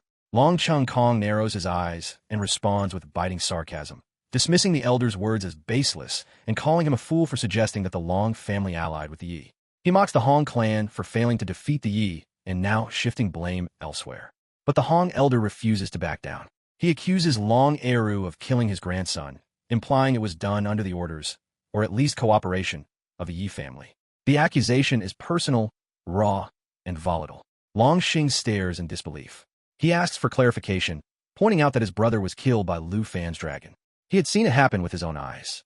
He directs his frustration at the elder, reiterating that Long Eru never assisted Lu Fan, nor could he have been involved in Hong Yutian's demise. The Hong elder, face contorted in pain, turns his gaze toward Long Xing and asks again, was he telling the truth? Though slightly calmed, the old man issues a chilling warning. If Long Xing lies, the punishment will make him beg for death. Long Xing quivers, his courage quickly unraveling. He instinctively shifts behind Long Chung Kong for protection. Chung Kong steps forward, asserting that while this may be a place of grieving, it is still the Long household, and no one should forget that. The Hong elder remains still but visibly furious. Long Chung Kong confirms Long Eru's death, and Long Xing silently agrees. The family leader then proposes another possibility. If someone saw Long Eru apparently aiding the Yi, then perhaps a necromancer had been involved, manipulating the corpse. That suggestion infuriates both elders. Their magical auras flare, dark and immense. Long Chung Kong continues, explaining that the dragon tamer had intentionally sent Long Xing back with the surrender message. This wasn't simply an act of cruelty, it was a strategy. The Hong elder reveals he received the same ultimatum. In rage, he slams his fist to the floor, sending stones scattering across the chamber. He questions how the Yi family gained such confidence in only 2 months. Long Chung Kong declares that arrogance will be their downfall, and that revenge is inevitable. Images of the dragon flash in Chung Kong's mind. His hand rises, conjuring fire. He explains to the room that the most dangerous element of the Yi family isn't a technique or artifact. It's the dragon tamer and his 2 pets. Long Xing outlines their strengths. One of the dragons moves like an assassin, silent and deadly, while the other overwhelms targets with brute strength. Together, they're nearly unstoppable. The Hong elder, now stroking his long white beard, muses that dragon tamers aren't invincible. If the dragons can be restrained, the tamer becomes vulnerable. Once the tamer falls, the dragons vanish back into their pet space. Still, he admits, the long dragon proves uniquely difficult to subdue. Long Chung Kong counters with a measure of reassurance. Their clan, he says, has a secret weapon, a son born with the bloodline of an AO god. That unique power allows for instant tracking of the dragon's presence once a trace has been locked. The elders grow quiet, absorbing the implication. The Hong elder raises his voice again, claiming the Yi family must have more than one trump card if they are bold enough to provoke 2 ancestral clans. Chung Kong interrupts. There's no need for more speculation. The Yi family must be reminded of their place. The strength of the Long and Hong legacies will not be toppled by a lone dragon tamer. Chung Kong closes his eyes for a moment and reveals that he once considered recruiting Lu Fan into the Hong family. But when he opens his eyes again, any warmth is gone, replaced by cold, vengeful purpose. Meanwhile, back at the Yi family mansion, the evening sky deepens into indigo. 2 guards stand at the gate, their posture lax until the ground beneath them begins to tremble. One asks if the other feels it. Perhaps it's just an earthquake, the second suggests. That illusion shatters quickly. A crow flies overhead, cawing as dust clouds rise. Emerging from the haze is a terrifying sight. A pack of blood-eyed wolves, their snarls echoing like war drums. The guards snap to attention. These aren't random beasts. They recognize it as the beginning of a beast tide. The horde moves as one, their primal instincts unified, their roars growing louder. The guards exchange a grim look. There's no time for hesitation. They must alert the Yi family. War has arrived. The present moment unfolds in a richly aromatic setting, where fragrant rice and sizzling spicy dishes fill the air. Lu Fan and the young lady take their seats to enjoy the meal, but a subtle vibration beneath the floor causes Lu Fan to narrow his gaze. He quietly asks whether it might be an earthquake, his voice laced with concern. The young lady turns sharply toward him, her expression tightening as she listens. Before she can offer an answer, a faint sound draws her attention. An employee steps into the room, worry etched on his face. He leans in and whispers urgently that trouble is looming. The beast tide is making its move. The young lady's eyes widen in alarm as she leans closer to Lu Fan, barely audibly repeating the words beast tide. Lu Fan meets her eyes, nodding firmly. He states that they must go outside to see what's happening. As the scene shifts to the exterior of the Yi clan's villa, members of the family are seen preparing for battle, swords in hand, standing firm to defend their home. In the fading light, a horde of wild wolves emerges, their eyes aglow with an ominous red hue. Tension grips the air like a drawn bowstring. Standing above them is an old man, hovering mid-air beside a majestic sky dragon. His face is twisted with rage as he bellows at the defenders. He demands to know how they dare to kill Shinger while still expecting the Hong clan submission within 3 days. The old man's anger pours out as he accuses them of betrayal, reminding them that the Long and Yi families once shared bonds of kinship. Now, they have taken the life of someone from the Long bloodline, and the Yi clan remains unapologetic. He declares that they've brought this calamity upon themselves. Clad in iron armor and riding the sky dragon, the old man extends his hand toward the Yi family and issues a chilling command. The Yi manor must be leveled, and no one is to be spared. At his words, the wolves lunge forward, launching an attack. The Yi guards react with resolve, shouting that they must charge and defend the manor. As the wolves strike from the front, red mana begins to fall from above, raining down upon the defenders. The guards brace themselves, aware that they are being surrounded on all sides. One guard yells that the enemy has encircled them. Another cries out in desperation, stating that real danger is upon them and that they are at a loss. The lead guard, desperate to survive, steels himself against the incoming red mana. As it descends, it crashes against a glowing blue shield that protects the Yi family. Both the attacking wolves and the red mana slam into this barrier, which astonishingly holds strong against the fierce assault. The sight of the unyielding shield enrages both the Long and Hong family leaders. The old man shouts in disbelief, claiming that even legendary defense scrolls shouldn't be able to withstand such a powerful attack.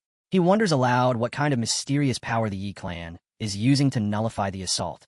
Another voice from the enemy side murmurs in astonishment that they hadn't expected the Yi family to still possess such formidable trump cards. At that moment, Lu Fan appears at the front lines alongside Xiao Fai and Miss Yi. A system notification informs them that the Eternal War Barrier has been activated, creating a zone of protection. Lu Fan observes that this display is still not enough to awaken their enemies to reality. Despite undergoing 4-state transitions, he notes that today's musketeers are still overconfident. Yet the Hong and Long clans appear to ignore him completely. Miss Yi yells in frustration, pointing out that the two clans are joining forces against the Yi manor. Long Chong Kong remains briefly silent, staring at them before making a bold statement, that if anyone here is a dragon, it is him. Lu Fan agrees, calmly replying that Long Chong Kong may be the only dragon he sees, but the comment is laced with irony. Miss Yi interjects, reminding Long Chong Kong to adjust his tone. She asserts that Lu Fan now stands at the pinnacle of the Yi clan, and that his authority is beyond dispute. This provocation fuels Long Chong Kong's fury. He scoffs, accusing them of arrogance, questioning how they dare to act so high and mighty with only a few dragons on their side. He vows that the unified forces of the Long and Hong clans will demonstrate the overwhelming might of a million-strong, noble alliance. Lu Fan remains composed, even smiling slightly. He dismisses their reliance on numbers, calling it absurd to think a beast wave and a few artificial state transfers could crush the Yi clan. He finds their behavior laughable. Miss Yi, visibly furious, narrows her eyes at the Long clan ancestors, her anger simmering. At Lu Fan's command, his dragons step forward, responding to his call. The sheer number of dragons that gather behind him leaves the Long family speechless. Long Chong Kong's voice trembles as he asks how Lu Fan could have so many dragons under his control. The old man, visibly unsettled, nervously laughs and insists it is impossible to find genuine dragons in this world. It should be harder than reaching the heavens. And yet, Lu Fan stands before them, surrounded by dragons he treats as pets.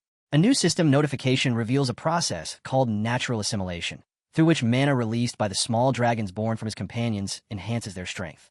Long Chong Kong begins to wonder if he, too, might one day summon dragons of his own, while the old man grows increasingly anxious, questioning how deeply Lu Fan's powers remain hidden. Lu Fan, still calm, gives a low whistle and states that there's no need to rush. Something even more shocking is on the way. Miss Yi beams beside him, clearly moved by his confidence. He then calls forth his underlings, Long, Eru, and Yuqian, who emerge in front of the crowd. The ancestors of both the Long and Hong clans are left speechless at the sight of their own sons, now standing under Lu Fan's command. Another system message announces the activation of Corpse Dragon Control, which governs all puppets formed from fallen sacred dragons. The old man reflects grimly on Lufan's army, admitting inwardly that even a single puppet from his side could overwhelm an entire noble clan. He remembers how the fall of the Taisher kingdom came about, and all because of Lufan. Long Chong Kong begins to despair, wondering whether they have already lost this battle, especially since their wolves are now trembling with fear. A yellow light envelopes Lufan, and he declares that he wants to test how long their noble elite can withstand his wrath before being destroyed.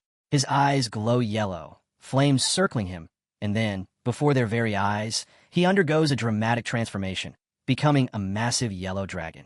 The Long family ancestors are dumbfounded, unable to believe that Lufan not only commands dragons, but can transform into one himself.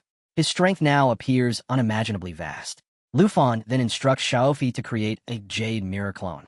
Obediently, Xiaofi performs the technique, and an eerie aura blankets the battlefield. A system notification signals the clone's activation.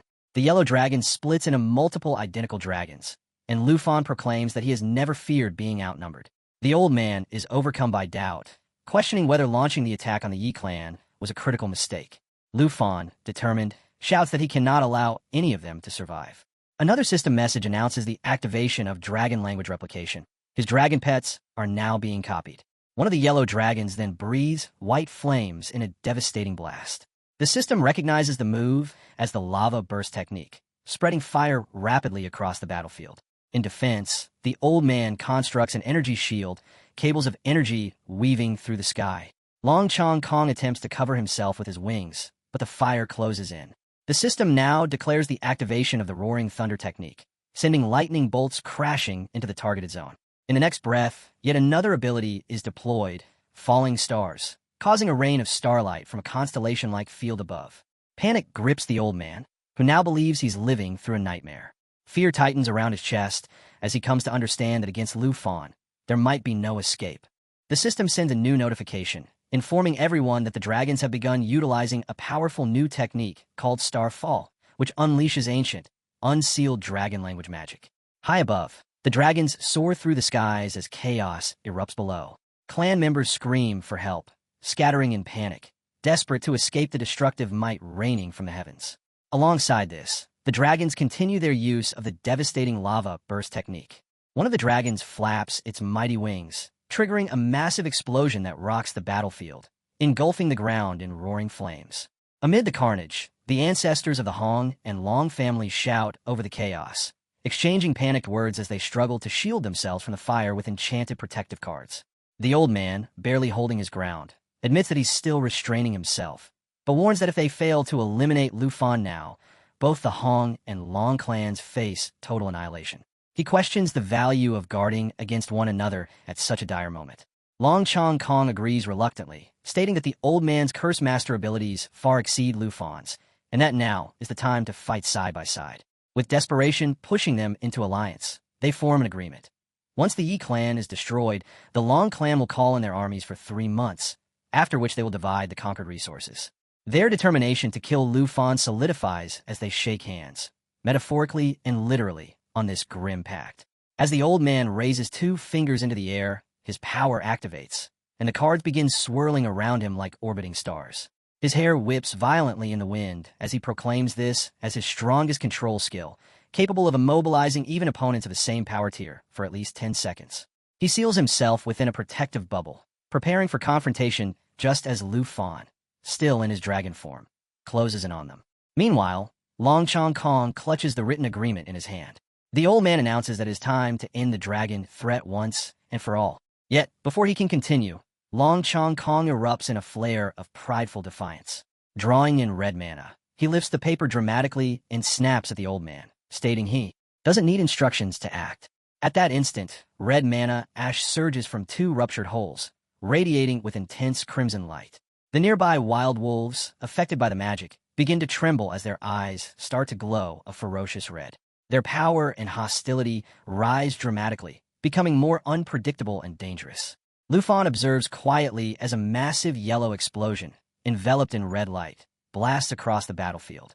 The hole at the center of the blast expands in a spiraling motion, threatening to consume everything nearby. Amid this growing destruction, Miss Yi becomes increasingly anxious. She calls out Lu Fan's name, her voice laced with fear, pleading for his help. Long Chong Kong smirks arrogantly, proclaiming that Lu Fan, nothing more than a false, shape-shifted dragon, can't possibly survive a direct, combined strike from both him and the Hong clan's second elder. He mocks Lu Fan, referring to him as a mere dead rat. As all eyes remain fixed on the fiery yellow orb in the distance, Lu Fan unexpectedly reemerges, still in his dragon form, unscathed and composed. A deeper voice breaks the silence. Lu Fan himself, asking mockingly if they genuinely believed they had destroyed him. Long Chong Kong freezes, watching in disbelief as Lu Fan suddenly appears from behind him, revealing that the dragon they had struck was nothing more than a jade mirror clone. Long Chong Kong stands stunned, struggling to comprehend the sheer depth of Lu Fan's power. In the next breath, Lu Fan's massive tail wraps tightly around him. Long Chong Kong screams in rage, declaring that now that Lu Fan's real form has shown itself, he will stop at nothing to kill him. Filled with unrestrained fury, he launches a full power attack. Simultaneously, Miss Yi continues battling the enchanted wolves, wielding an arrow-like staff. Her mind remains on Lu Fan as she strikes down a beast, then shouts his name once more in concern. Amid her cries, Lu Fan blocks Long Chong Kong's attack effortlessly with one hand and immediately counters. The force of a strike sends Long Chong Kong flying off his dragon mount. Recovering midair, Long Chong Kong releases yellow mana from his eyes, admitting in disbelief that he had once thought his own power was vast. Yet it turns out that even one of Lu Fan's clones was enough to exhaust him. He starts to question whether he has any foundation left at all. Clutching his weapon with unsteady hands, he acknowledges that the last blow drained the final remnants of his energy. He struggles to understand how Lu Fan, being only at a second transition class and mid-level, can possibly evade or counter such a high-tier assault. But before he can process further, Lu Fan stands before him again, ignoring everything else around them. Lu Fan coolly asks what remains for him to resist with. He notes aloud that his dragons are using advanced combat techniques, Jade Dragon skill, Star Dragon skill, and Steeler Radiance form, as well as undergoing a Blue Dragon level increase. He mentions that even his pets have leveled up. With calm mockery, Lu Fan taunts Long Chong Kong, asking whether he and his allies have anything left besides shattered bodies and dwindling morale. As flames continue to consume the battlefield, Long Chong Kong witnesses members of his clan falling to the fire. He asks quietly whether he has brought death upon his own people. The old man nearby mutters that the Hong clan, too, has been devastated. Suddenly, Lu Fan appears behind both elders, declaring that from this day forward, the Western region will know nothing more of the Long and Hong clans. Both ancestors freeze in shock, but Long Chong Kong's eyes ignite with red flame. He shouts that the Long clan will not fall so easily. The system alerts them to the activation of Life Flame Soul Burn, a deadly skill with a 50% mortality risk. The old man follows suit, pulling out a mysterious object from his robes, chanting in a strange tone. A green light bursts from the artifact, and the system confirms the activation of the Vital Devour Elixir technique. With their lives on the line, both ancestors launch an all-out assault on Lu Fan. Long Chong Kong declares his intent to kill, even if it costs him his soul and lifespan. The old man does the same, aligning his magical cards mid-air and touching his finger to his lips. The system announces that the Heaven Comedy of 10,000 Talismans technique has been initiated. Together, they strike, unleashing a barrage of abilities. The battlefield is bathed in red light and littered with blood-soaked debris. Long Chong Kong charges once more toward Lu Fan, as the old man shouts for him to combine their efforts. The cards form a complex formation around Lu Fan, spinning and snapping into chain-like restraints. The old man watches with satisfaction, believing that their combined strength has finally subdued Lu Fan. He assumes they've succeeded in entrapping him. But Lu Fan, emotionless and composed, comments that he came to test the strength of the Hong clan's ancestors, and that he is severely disappointed. With one sweeping movement, Lu Fan shatters every barrier and seal that had surrounded him. The old man's face twists in terror. His eyes widened as the realization dawned. Despite everything, they couldn't even hold Lu Fan for a single second. The implication becomes painfully clear. Against this power, they are utterly helpless. Lu Fan begins to lose all restraint, his body blazing with wild yellow flames as he declares that it is now his turn to act. The system sends a notification, announcing that Lu Fan has activated the dragon language replication technique. Across the battlefield, the old man instantly shields himself with his enchanted cards, recognizing the danger in Lu Fan's rising aura and knowing this moment could seal their fate. The system notifies again, this time revealing that the old man has cast the mystic talisman's spirit shield, one of the legendary 12 elemental talismans. Yet even that seems insufficient. The yellow dragon's eyes lose all color, turning white as he calmly remarks that they must endure this strike no matter what. In the next instant, a torrent of flame bursts from the dragon's mouth, a tidal wave of fire hurtling straight toward the old man, who lets out a shriek of agony. The system confirms that Lufan's dragon is unleashing the lava burst technique. Flames engulf the old man completely, overwhelming even the cards meant to protect him. His defenses falter. The enchanted cards burn to ash, disintegrating mid-air and falling like scorched leaves from the sky. Moments later, both the old man and his broken cards crash to the ground. Lufan, satisfied, reverts to his human form, stepping forward with measured calm. Approaching the injured Long clan ancestors, Lufan hears one of them groan that their clan's divine archer could strike through even god-tier camouflage. And yet, they cannot comprehend what trick Lufan and his dragons are using to evade detection so flawlessly. Lufan looks down at one of the Long family soldiers lying lifeless in a pool of blood and remarks with a smirk that if they're referring to the little bug in the shadows, then it's already too late. His dragons have already found him, and he's seen everything. He mocks them, and his confidence visibly unsettles Long, who suddenly spits blood from his mouth, realizing the battle is slipping from their grasp. The old man beside him struggles to stay upright, body trembling from accumulated injuries. Lufan smiles darkly and informs them that he has already sent someone to deliver a final message. They can either bring forth a resource transfer agreement or face total annihilation. It's clear they've chosen destruction. With a serious expression, Lufan remarks that their dire situation is of their own making. Whatever pleas or explanations they have left, he suggests they make them in the afterlife. Long Chong Kong, wounded and exhausted, warns Lufan that while he may not fear the Long clan, the forces standing behind them are powerful beyond his comprehension. The old man raises a trembling finger and declares that both their clans are backed by the Ark clan, a formidable Class A faction whose level 100 elites could crush him without effort. Lufan, completely unbothered, nonchalantly cleans his ear with his pinky finger and sarcastically asks if they are done issuing threats.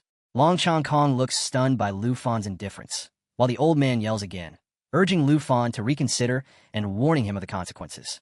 Lufan simply replies that if they care so deeply about their backers, they should lead the way to the underworld themselves. A powerful yellow aura begins to rise around Lufan's feet, and one by one, his dragons return to the battlefield, glowing with unique energy lights. Thunder cracks overhead, the sky darkening with menace. The old man exclaims in disbelief that Lufan really intends to drag them into a battle of life and death. Lufan, however, suggests that someone from their precious Ark clan may indeed come, but only to hear their final screams. All of his dragons now hover behind him in formation, wings spread wide and eyes blazing. Long Chong Kong roars that killing them now would mean turning the entire noble world against him. Lufan's eyes shift to a glowing yellow, his hand rising as golden mana surges around him. He responds calmly. This is exactly what he wants. Mana from different elements gathers above them, forming a constellation-like glimmer in the dark sky. Lufan announces that he has been holding onto a hidden technique for far too long. The old man watches nervously, trying to decipher the transformation he sees taking place, wondering if Lufan is fusing all 5 of his dragons into his own body. Suddenly, a large white dragon materializes behind Lufan. With quiet determination, Lufan steps forward and states that the moment is ideal to test his new technique on them. The system chimes in, confirming activation of the Wealth of 10,000 Dragons technique. This ability allows Lufan to fuse with all of his dragon pets simultaneously. The white dragon creates a radiant sphere that multiplies rapidly into many smaller orbs. These orbs surround the ancestors of the Long and Hong clans, who begin to scream in terror, realizing they are helpless. Lufan raises a single hand and commands the orbs to destroy them. A powerful ray of blue energy surges from the white dragon, delivering the orbs toward the 2 ancestral leaders. As they are struck, they cry out that the Ning clan will avenge them. The orbs pierce and scatter, leaving deep cracks in the earth beneath their feet. Missy arrives on the battlefield, rushing toward Lufan. She calls out to him, visibly concerned. Lufan, still radiating a dragonic aura, asks if she's afraid. Missy admits she's not afraid, but shocked. She confesses she saw him collapse earlier and for a moment, believed she had lost him. With emotion in her voice, she says that before she could even process it, Lufan had recovered and single-handedly destroyed both the Long and Hong clans. He turns toward her, and softly remarks that protecting her is not just for show. She blushes, lowering her gaze and turning away, left momentarily speechless. Miss Yi gathers herself and states that with the enemy clan leaders and their supporting forces eliminated, the remaining stragglers pose no threat. She suggests that this is the perfect opportunity to seize full control. Lu Fan agrees and prepares to head to the Long clan's territory. Miss Yi offers to handle the remainder of the Long clan herself. Rising into the air, her staff glowing beside her, she ascends with a fairy fluttering behind her. Lu Fan, meanwhile, reflects on the tactical maps, wondering if the Long clan was one of the key locations marked on the 2 god-tier trigger maps. He spreads his wings and soars into the sky. As he flies, the system sends a new alert. 17 million chi enthalpy technique has been activated. This grants him access to the Stellar Code, a rare celestial summoning protocol. His dragon companion's Star Dragon skill rises to level 40, the creature trailing closely behind. Lu Fan checks the system's notifications, noting all recent upgrades and enhancements. He muses that as expected, the Stellar Radiance form's previous limitations had only been a temporary shackle. Now that boundary has been broken, allowing a new, world-altering transformation to unfold. Before him, the white dragon manifests a glowing orb of electric energy. Mana light patterns scatter across the sky. The system repeats confirmation of the 17 million chi enthalpy, a breakthrough that generates a storm of overwhelming elemental mana. Elsewhere, Long Xing stands in the middle of a deserted road, whispering that there's still no word from his patriarch. A sense of dread clings to him, like a dagger pressing into his spine. Suddenly, a beam of light strikes the ground near him. He looks up, confused and alarmed. The sky above him is no longer clear. It is filled with arcs of lightning and swirling mana energies of different hues. Long Xing stands frozen, stunned by the unnatural sight, and mutters aloud, unable to comprehend what he's seeing or why the very sky seems to burn with unstoppable power. Lu Fan stands in the middle of Long Street with his black dragon beside him. He reflects on the terrifying power of his technique, Dragon Let Me Presume, knowing it has the potential to flatten an entire city if unleashed. After giving it some thought, he steps onto the ground and opens a golden box, which immediately begins to emit a glowing yellow light. A system notification informs him that he has arrived at a trigger map location and has acquired the Flame Dragon Warrior's legacy, a treasure belonging to the Golden Dragon Kings. Another notification announces that he has collected 3 out of the 5 pieces of the Golden Dragon King set. The system proceeds to explain the attributes of the King set and the unique traits of each piece. These include a skill book called Scorching Dragon's Wrath, an enchant level elimination scroll, an acquired enchant quality upgrade scroll, a pet enchantment scroll, and a summon slot expansion scroll. Lu Fan feels overwhelmed with happiness as he holds the prizes in his hands. He remarks that he had been concerned about his pet slots being full, but the scroll now allows him to hatch another dragon pet. The pet enchantment scroll, he adds, enables his Shadow Dragon King to gain a new ability. He also points out that the charm of his snake dragon can now be upgraded to the Legends tier, making the discovery of the chest completely worthwhile. With everything in place, Lu Fan prepares to take off with his pet dragon. They rise into the sky, and Lu Fan declares that it is time for his return to his senior. The scene shifts to the Hong clan, where clan members are gathering and holding various boxes. Suddenly, a man calls out loudly, startling Miss Yi. He runs up, clutches her legs, and bows with desperation. He tells her that although the Hong clan's reputation has dropped significantly, they still have around 500 to 600 brothers and a number of resource points. He introduces himself as Hong Xinghang and explains that he used to manage the outer hall. He offers to integrate the remaining assets for Miss Yi. Speaking with extreme humility, he pledges his absolute loyalty to the Yi clan and insists that he has no intention of going down with the declining Hong clan. He promises never to betray the Yi clan, behaving as though he has willingly become a subordinate. Just then, a familiar voice speaks from behind, warning Hong Xinghang to remember those words. The man freezes and slowly turns to find Lu Fan standing there. Lu Fan has spread his wings, and with one hand in his pants pocket, he warns that if Hong Xinghang dares to betray the Yi clan, he will make him regret it deeply. Miss Yi brightens with surprise and joy upon seeing Lu Fan. She asks if he has been backing her from behind all this time. Meanwhile, Hong Yanshin reacts in shock and mutters in a fearful tone that Lu Fan is a relentless and driven ally. Lu Fan then creates a blue monolith in the air and turns to Miss Yi. He observes that with so few Yi clan members remaining, the responsibilities are heavy and perhaps it is better if he manages things directly. He mentions that this is no longer just a matter of combat roles, and that the Hong clan will not be causing any trouble going forward. Miss Yi looks at him with a warm gaze, her expression clearly aligning with his thoughts. Hong Yinchen then raises his hand and pledges that from this moment on, their words are his commands, and he will obey every instruction without hesitation. Lu Fan dismisses his wings and issues a direct order. He tells Hong Yinchen to integrate all of the Hong clan's resources within 3 days and to make sure he delivers visible results. Hong Yinchen immediately acknowledges and rushes off to carry out the command. Miss Yi watches with a soft smile and then asks Lu Fan whether the Long clan situation has been resolved. Lu Fan rubs his hand and reflects briefly, guessing that everything there has already been taken care of due to the destruction left behind. Miss Yi then turns and invites Lu Fan to come with her, saying that she has something she wishes to show him. Lu Fan looks curious but follows her. She takes out a set of documents, and he is stunned as she explains that he can now take over management of all 3 clans. She tells him that she had planned ahead. If they were to win, she would integrate the clan's resources and pass them over to him. Lu Fan appears grateful but politely declines. He says that he is not interested in running a clan, as his goal was to help her, not to benefit from her clan situation. Miss Yi smiles gently and assures him that while she can handle things for now, he is welcome to take control whenever he chooses.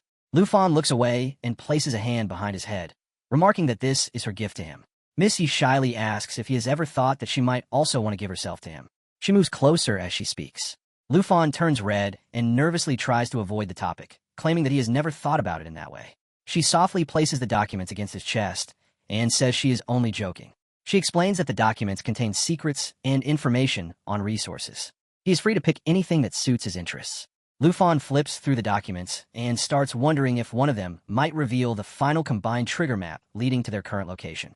He pulls out one of the papers and shows it to Miss Yi, asking if she wants to go there. Miss Yi appears surprised when she sees the image. She identifies it as the Flying Immortal Ancient Shrine. The following day, the scene changes again. Lu Fan and Miss Yi are flying through the sky. She asks him if he is sure about the destination, reminding him that the shrine allows only 1 entry per person, regardless of their level. He will only be able to gain 1 level by entering, which might not be worth the trip at this moment. Lu Fan glances sideways at her while flying and remarks that while the shrine will return eventually, he knows he will lose sleep if he does not explore it now that he has seen it. They land at the shrine's entrance, where a group of members steps forward to warmly welcome them. Many begin to boast and show off their loyalty. Missy tells them that formalities are unnecessary. She adds that loyalty to the Yi clan will be rewarded, while betrayal will be punished without mercy. To her surprise, the group nods in full agreement. Lu Fan steps forward and leads the way up the stone steps. Missy stops short of the entrance, telling Lu Fan that she has already entered the shrine once before and therefore cannot accompany him. With an affectionate gaze, she assures him that she will wait right outside until he returns. Lu Fan pauses at the threshold and looks back at her. He nods in agreement, then enters the ancient shrine. A system message rings out, informing him that he has arrived at the application zone. Inside, he finds a large training dummy standing ahead of him. Lu Fan looks around the space and quietly wonders if this is truly his destination. He begins thinking about taking a dragon egg, pondering what lies ahead in this mysterious realm. As soon as the hero sat before the poison dragon egg, a familiar thrill stirred in his chest. He thought, it has been far too long since I last encountered a dragon egg, not since the time with Bao. The moment he secured the egg, he respectfully expressed his gratitude. Thank you for the senior's blessing. I promise to have the Huang family send people to repair the old shrine properly once I return. When he noticed the book he had been holding, he chuckled to himself, realizing, I have been so absorbed in the dragon egg that I completely forgot about it. He examined it closely and identified it as an explorer's notebook, a high-quality item once belonging to a wilderness explorer. As he flipped through its pages, he observed signs of wear and damage which clearly indicated that the original owner had ventured through extremely dangerous territories. The notebook was filled with tiny, faded handwriting, still legible despite its age, and within it, the author described witnessing a colossal dragon deep within Fallen Dragon Valley. The book recounted a tale from the Dragon Kingdom calendar, year 589 on January 30th. 3 adventurers had stumbled upon an injured giant dragon. Though one of their teammates had fallen, the survivors felt hopeful that his sacrifice was not in vain, believing they could tame the wounded dragon and bring the other dragon's corpse back for rare and valuable materials. The narrator of the notebook described preparing a taming scroll, convinced that their strength as 4th-tier masters would be enough, but when the dragon roared, their illusion shattered. The sound stunned them and forced them to cling to hanging vines as poison gas erupted violently around them. In panic, the narrator fled and watched helplessly as the others screamed for help and dissolved in the spreading poison. The survivor, coughing and corroding from the toxins, confessed to abandoning his comrades in a desperate attempt to live and use his last moments to write one final warning. He urged readers never to enter Fallen Dragon Valley and never to awaken the slumbering dragon at its depths which rivaled a god. Finishing the last words, the hero muttered to himself that the dragon had remained hidden for a long time and named it the Devoured Demon Dragon Abyssal. Holding the notebook, he suddenly remembered something important, a quest item, the seed of the Flying Dragon Divine Wood. After the Flying Dragon Divine Wood was overrun by the minions of the Devoured Demon Dragon, he had received a hidden quest back in the Flying Dragon Mausoleum. At that time, he had neither the clues nor the power to complete it, but now it felt entirely within reach. As he rolled a gadget that spread fire, he recalled that he had obtained a summon slot expansion scroll, which meant, I can now tame a dragon companion directly. Behind him, 4 colorful summoning circles rotated with faint light. From within these circles, several dragons emerged. As he stood before the poison dragon egg, he announced, a new companion has arrived. Using the scroll, a screen appeared showing each dragon's name and level. The sky dragon called the others over, and the hero, Lu Fan, remarked that the new member, the little poison dragon, would soon join them. All the dragons gathered excitedly near the egg. Lu Fan then turned to 2 of his dragons and told Xiaoya and vowed not to bully their new sibling later. The moment the egg began to glow with a strange writing technique, green fluid leaked out, prompting Lu Fan to notice something odd. Unlike typical hatchlings, this one released only poison gas without emerging from the shell, and the Xiaoya nearby began to struggle to breathe. When the egg finally cracked, Lu Fan noticed the taming had succeeded as the contact slot updated with the dragon's details. The screen displayed its level, strength, agility, spirit, and stamina. Lu Fan frowned slightly, noting that while most of the stats were average, the spirit stat stood out, though it still fell short by about 1,394 points for what he expected. He kept reading, then muttered in awe about the dragon's passive abilities. Upon receiving lethal damage, it will disintegrate and revive automatically, he read, and anyone who touches it will be infected with toxins. He thought, the passive is extraordinary. Unlike other dragons that relied on healing and had high recovery rates, this one doesn't need recovery at all. It simply resurrects. Right at that moment, the bow cracked the remaining shell, and a green-type dragon burst out. Lu Fan quickly called out to Bao, telling him it wasn't his prey. The green dragon, startled, darted away while the rest of the dragons and Lu Fan watched it closely. He noted that the creature sounded like a squeaking mouse and seemed incredibly timid.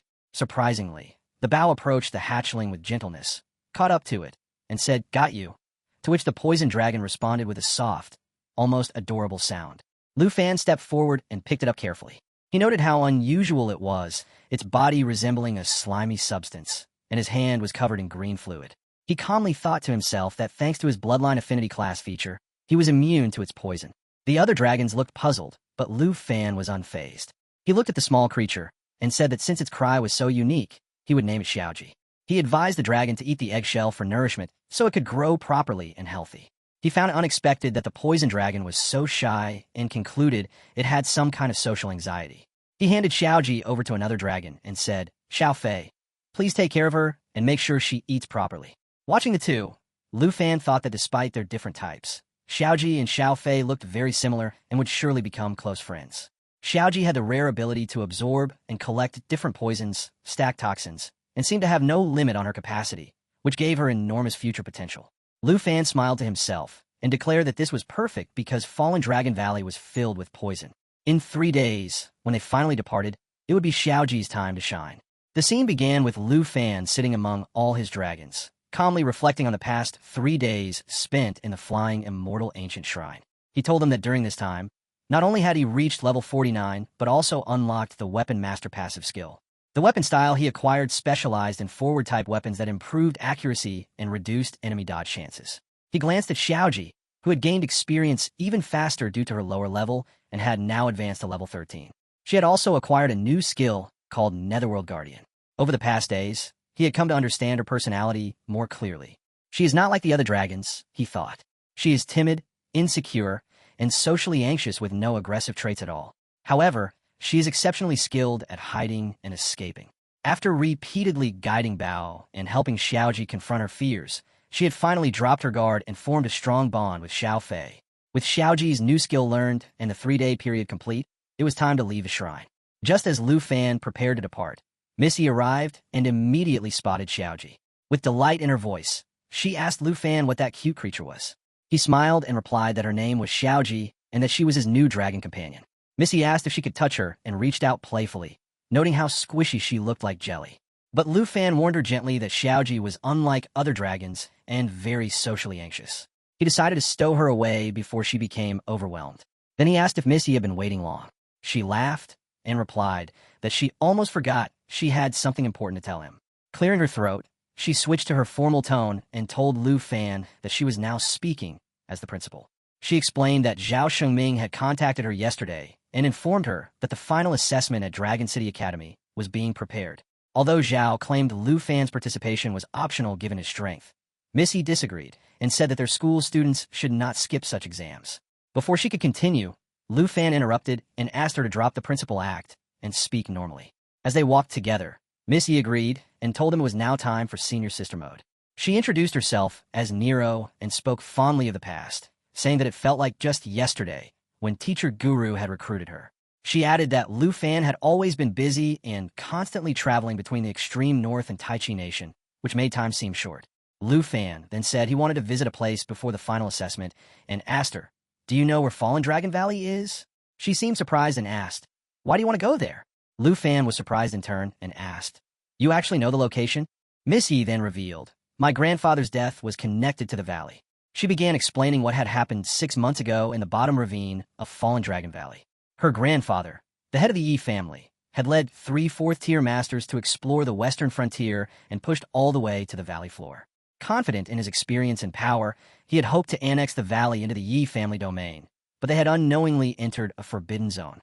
The team found a more open area, but the final boss they encountered was beyond their ability to defeat. One of her grandfather's companions warned him to watch his back. Realizing the danger, her grandfather ordered a retreat and planned to return with a larger force. However, the poison he had been exposed to during the retreat proved incurable, even for the Dragon City priests. He collapsed while others wept around him. The Huang and Long families took advantage of his condition to spark a dispute. In his final moments, he had held Miss Ye's hand and told her that during the retreat, he heard a single dragon roar coming from deeper within the valley. He died with the hope that the valley would someday belong to the Yi family. She ended the story by saying it was a secret asset of their clan, and again asked why Lu Fan wanted to go there. He explained that he had received a rare hidden quest to slay a dragon king-level entity. Missy was shocked but not surprised that someone like Lu Fan could be granted such a mission. He admitted the risk, but assured her he had enough trump cards now to survive, and asked if she would support him. Missy replied without hesitation that she absolutely would. Since she was a key decision-maker in the Yi family, she had the authority to reveal the location of Fallen Dragon Valley. Lu Fan expressed his gratitude and told her to return to Yi Manor and prepare for departure the next day. That afternoon, the scene shifted to Old Huang Manor, where a heavy punch struck the ground. A boy nearby began crying in fear. Ning too stood in the courtyard and coldly declared that the tribute was now 3 days overdue and that the scoundrels of the Huang family were in trouble once again. A man nearby begged him to stop and cried out that this was no longer the Huang family. Ning ignored him and demanded, "Where is the core of the earth? My sister is still waiting for it." The man stammered, "It's over. Everyone flee." Panic erupted as someone shouted, "Young Master Ning has arrived. We are doomed." Another person asked, "Who is Ning and what is happening?" Ning simply stated, "I do not care who owns the land now, Huang family or Yi family, because not a single tribute item is allowed to be missing." He raised his hand and gave the order for the ghost generals to charge in.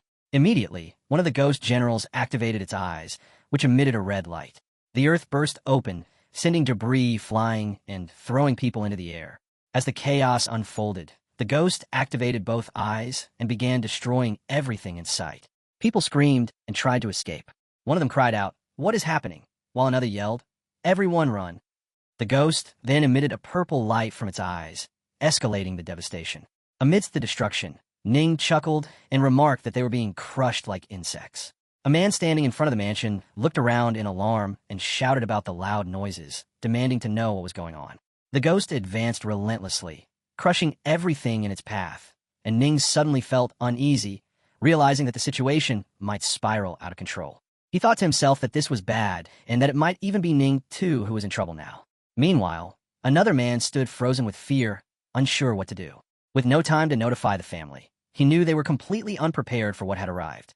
The scene opened in the vast wilderness of Fallen Dragon Valley, where flocks of birds soared overhead through the hazy sky. Lu Fan moved forward with steady steps while glancing at the translucent screen before him and thought to himself, I have finally found the right place based on the coordinates provided by my senior sister. This was the Western Frontier's uncharted zone, a level 90 regional area known as the Fallen Dragon Valley, the same domain the prestigious E family had once failed to conquer.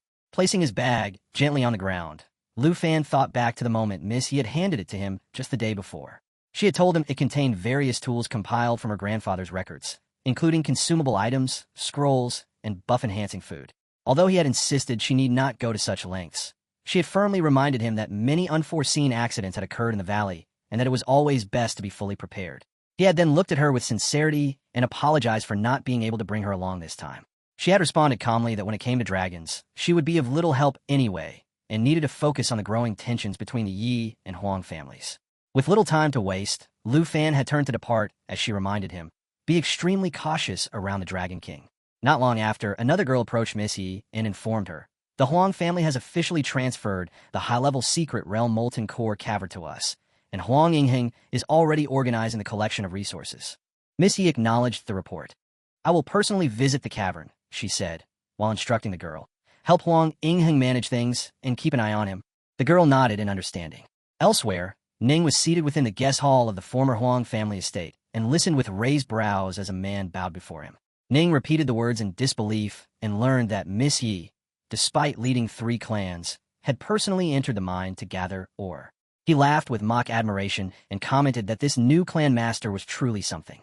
It was the first time he had heard of a leader collecting ores herself and entrusting the management of her house to former enemies. A maid approached him and offered tea, which he accepted while remarking that even third-rate clans still understood proper etiquette. He took a sip and declared that he would give them a few more days, saying it would give him the opportunity to meet this fascinating clan leader. The man immediately stood up and thanked him with great relief. Back at the entrance of Fallen Dragon Valley, Lu Fan activated a round device in his hand and discovered that it was a portable magnetic light. He thought it would be perfect for lighting his way once he ventured deep into the valley. Just as he was preparing to continue, Xiaoji suddenly popped out of the bag. Lu Fan glanced at her and told her to stay put. He packed the bag again and continued walking, thinking to himself, thanks to Xiaoji's presence, I am completely immune to the toxins that fill this place. He confidently promised, I will demonstrate what real dragon combat looks like. At his command, Xiaoya and Abeo moved forward to clear the path. Lu Fan stood at the center while his dragons advanced ahead, cutting down any obstacle in their way. He thought, if Xiaoji had been the first dragon I ever encountered, I might have truly doubted whether dragons are the most powerful beings in the world. Suddenly, Bao confirmed the path, and at that moment, a level 85 venom slime appeared. The toxic creature launched a mucus-based attack that significantly reduced the target's defense. Lu Fan scoffed at its mindlessness and declared it was time for Xiaoji to shine. While one of his dragon companions attacked with raging fire, he ordered Xiaoya and Abao to leave one slime alive. The battlefield roared with flames as the Xiaoya unleashed its power, but Lu Fan shouted at him to stop. Despite the command, Bao pushed another with his legs and retorted with frustration. Lu Fan stood firmly among his dragons and sternly repeated that he needed one alive because stronger enemies awaited them ahead. He then turned to Xiaoji and said it was time for her to absorb the toxin.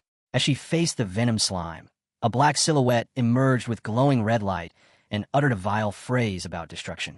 The venom slime began to surge and grow. Lu Fan encouraged Xiaoji and told her that once she absorbed the toxin, she would grow even stronger and that she was destined to be the mightiest of all dragonkin. Without fear, he mounted another dragon and sent her forth. Xiaoji flew straight toward the venom slime and began absorbing its toxins, swallowing them directly as Lu Fan watched with pride. As she absorbed more of the poison, her body let out a low cry and her level increased to 14. Since the venom slime's attack reduced defense and increased the ambient toxicity, it allowed Xiaoji to unlock a new tier of toxic resistance and stacking power. The team's tanks gained the benefit of the enhanced toxin, and Lu Fan shouted, "You have done an amazing job."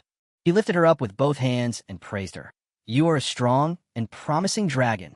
When you grow up, you will stand alongside your big brother and sister as one of the most dominant and unmatched beings in existence." Xiaoji wiggled slightly and let out a soft sound while a faint poisonous mist danced in the air around her. The scene shifted to a moment where a translucent screen displayed the next threat. Phosphor Fire Moth, level 86. The creature began shaking its wings violently, scattering phosphor powder into the air. The powder ignited mid-flight, forming a fiery haze that inflicted temporary blindness for 6 seconds and increased incoming damage by 45%. Lu Fan, standing among his companions, watched the screen closely and reflected. After 2 full hours of combat training, Xiaoji has grown far more familiar with battlefield dynamics. With renewed confidence, the team pressed deeper into the valley. Xiaoye and Bao took the lead, clearing obstacles while Xiaoji continued scavenging from fallen enemies and absorbing various toxins that built up her power. Among the new threats was the green-arm poison scorpion, a level 87 monster whose hardened carapace significantly reduced physical and magical damage by 70% for a full minute, while also possessing a rare counterattack trigger. As toxins flowed into her, Xiaoji absorbed the scorpion's venom, which caused paralysis for 12 seconds and reduced the target's movement speed by 30% for 20 seconds following the initial paralysis. Placing a gentle hand on the poison dragon, Lu Fan smiled and praised her.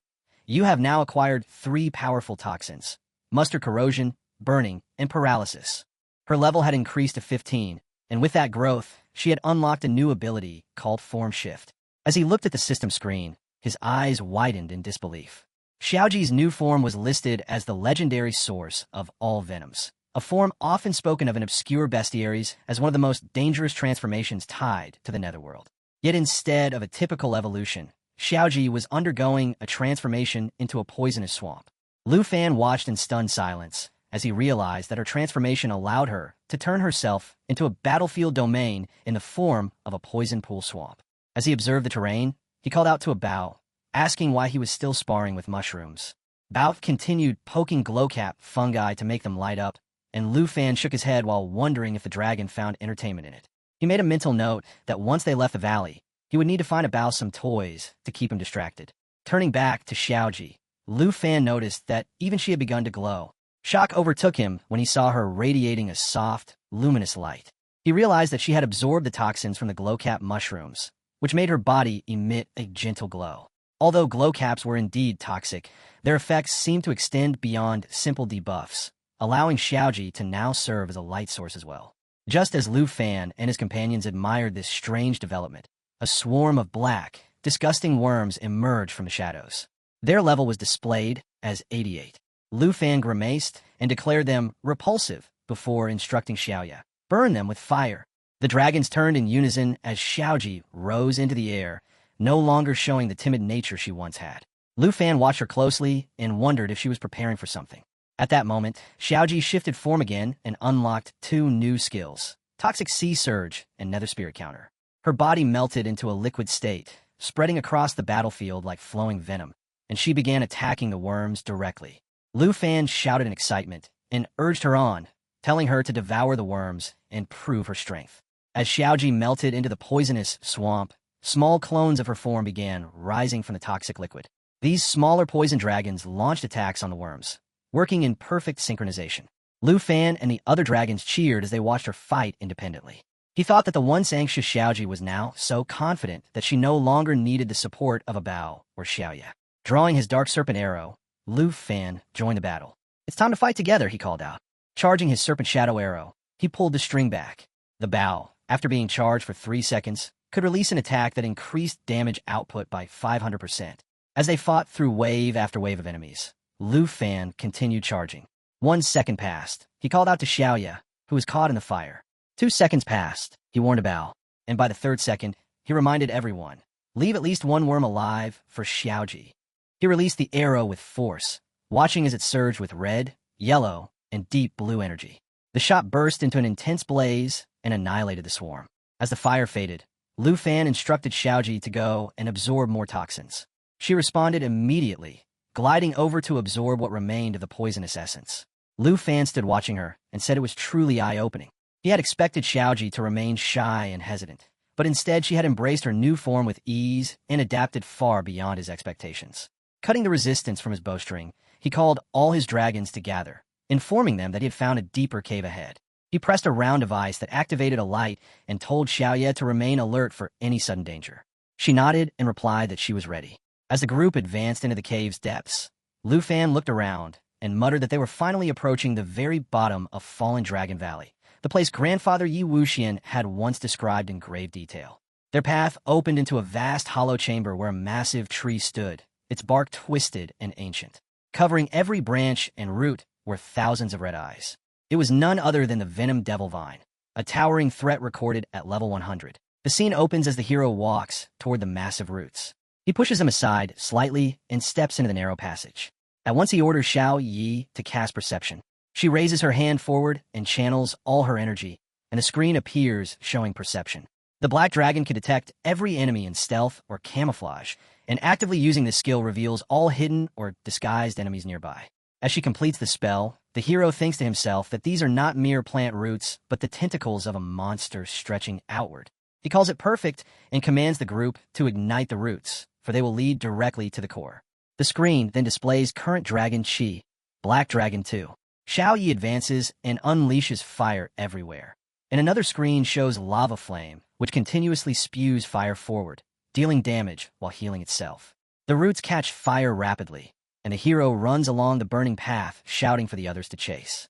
While chasing, he reflects that the source of these poisonous vines must be the same force that afflicted Elder Yi Wuxian. As the group descends to the bottom of Fallen Dragon Valley, the hero's eyes widen when he realizes the truth. Before them rises the 10,000 Venom Devil Vine, a level 100 tree monster covered in venomous tendrils. The hero steps forward in awe and declares that this is the first level 100 bosses they have ever encountered. The screen introduces Vine Whiplash, which lashes at its target with moving vines and adds a bleeding effect. The hero watches the roots thrash wildly and remarks that the monster is losing patience. He commands his allies to open fire and rip the tree demon from its foundation. Immediately, several system messages flash across the screen. Guardian Flow grants a protective shield, reducing damage and blocking debuffs, while Emerald Dragon Bloodline doubles all skill effect for Dragon Race and blood-related beings. Another screen reveals Mature Assimilation, Nature Assimilation, Dragonborn Flute, Summon Twin Fallen Corpse, Holy Dragon, and Flying Dragon King, whose level equals that of the user. Additional screens follow, showing the Shadow Dragon King contract, Summon Shadow Dragon King, Blackblade, and more. The dragons and fallen companions roar together. The Black Dragon shifts into destructive Great Dragon, while the Blue Dragon shifts into world-ending Thunder. Another system notice explains Thunder's favor, which doubles the strength of Blue Dragon spells and forms a thunder barrier around targets, dealing damage to enemies who enter. Meanwhile, the 10,000 Venom Devil Vine activates its skill Venom Breeding, which adds toxins to every strike, planting seeds inside its victims that absorb life force. The hero quickly warns Xiao Yi to burn the seeds before they grow. At once the Black Dragon roars and breathes a torrent of fire. The screen shows lava burst, which floods the battlefield with magma, trapping enemies in continuous damage. The tree begins to burn fully. A new notification declares Dragon Language Unsealed, which replaces Dragon Breath with Dragon Language Magic, unlocking devastating forbidden spells, including Doomsday Fall. The hero's eyes widen in disbelief as he calls upon his allies, including the Fallen Corpse, Holy Dragon, and the Shadow Dragon. The Black Dragon shields itself while unleashing Shadow Assault, teleporting behind the enemy to strike weak points with massive strength. The tree begins to tear apart from its roots as Shadow Invasion follows, adding bonus damage. The hero unsheathes his sword and shouts for Xiao Fei and Abeo to strike together. The screen lights up again, showing Kront Dragon Chi, Blue Dragon 2, and Emerald Dragon Bloodline. Dragon Domain expands into a 100-meter radius where allied dragons gain 50% to all stats, while enemies lose half their strength and are trapped inside.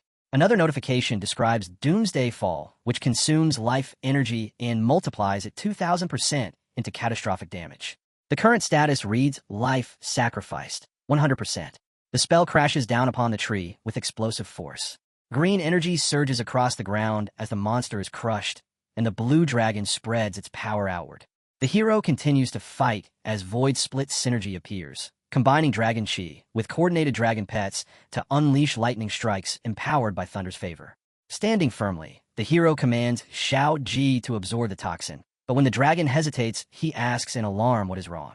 The screen then announces Undead Devil Vine, which allows the monster to regrow infinitely through its root network. The hero realizes the tree demon can resurrect endlessly, forcing Xingqing to prepare his Radiance form. Another display shows current Dragon Chi, Black Dragon 2. The hero acknowledges the difficulty, noting that such level 100 traits prove why fifth-turn experts are said to control nations. The poison dragon suddenly takes flight, and to everyone's shock it dives directly toward the hero. The Dragon Domain has the Devil Vine stats, while Xiao Ji uses Corruption Toxin to reduce them further. The system introduces Toxic Sea Surge, a swamp of venom that doubles toxin stacking, followed by Grunt Toxin Corruption, which lowers enemy stats by 1% per stack and prolongs all debuffs. These abilities combine to reduce the monster's strength continuously. The hero calls upon Xiao Fei, Grant, Xiao Ji, and the Emerald Dragons to unleash light together. Their assault interrupts the Vine's resurrection ability. He then orders Xiao Ji to keep corrupting since time is no issue. He reflects that even though Xiao Ji is only level 15, its debuff-oriented nature makes it the perfect predator against this kind of foe. He knows that with enough time, even a level 100 monsters can be ground down. The hero eats quickly while observing the prolonged battle, thinking that there is no other option because only Xiao Ji can defeat a monster that revives infinitely. After 15 minutes of relentless effort, the system finally displays that the toxin has been absorbed. The 10,000 Venom Devil Vine's own poisonous seed is consumed instead of spreading. The hero marvels aloud, realizing that Xiao Ji has absorbed the essence of a level 100 boss. He concludes in amazement that perhaps even the Dragon King they must face later can be handled by Xiao Ji. Xiao Fei embraces the Poison Dragon as its level rises to 21. The screen pops up showing that 10,000 Venom Devil Vine Germinate plant seeds are implanted inside the target. During breeding, the seed continues absorbing the target's HP, and when controlled, it can burst out to kill instantly. While touching the ground, it sprouts roots that bind enemies in place. The young master realizes this is the new ability Xiao Ji has developed after absorbing the toxin of the Venom Devil Vine Scorp. He sees the potential and feels thrilled by the thought of using it as a method of torture. Yet he also regrets that the Venom Devil Vine's body has been completely absorbed by Xiao Ji, because if it had been refined into a puppet, it could have granted resurrection capabilities. He turns to Xiao Ji and reminds him that he already has a capable companion who can now handle matters independently. He then declares that it is time for the little one to show its strength while the older companions watch. The Poison Dragon lets out a voice, and though perfection cannot be achieved in everything, watching Xiao Ji grow fills the master with pride.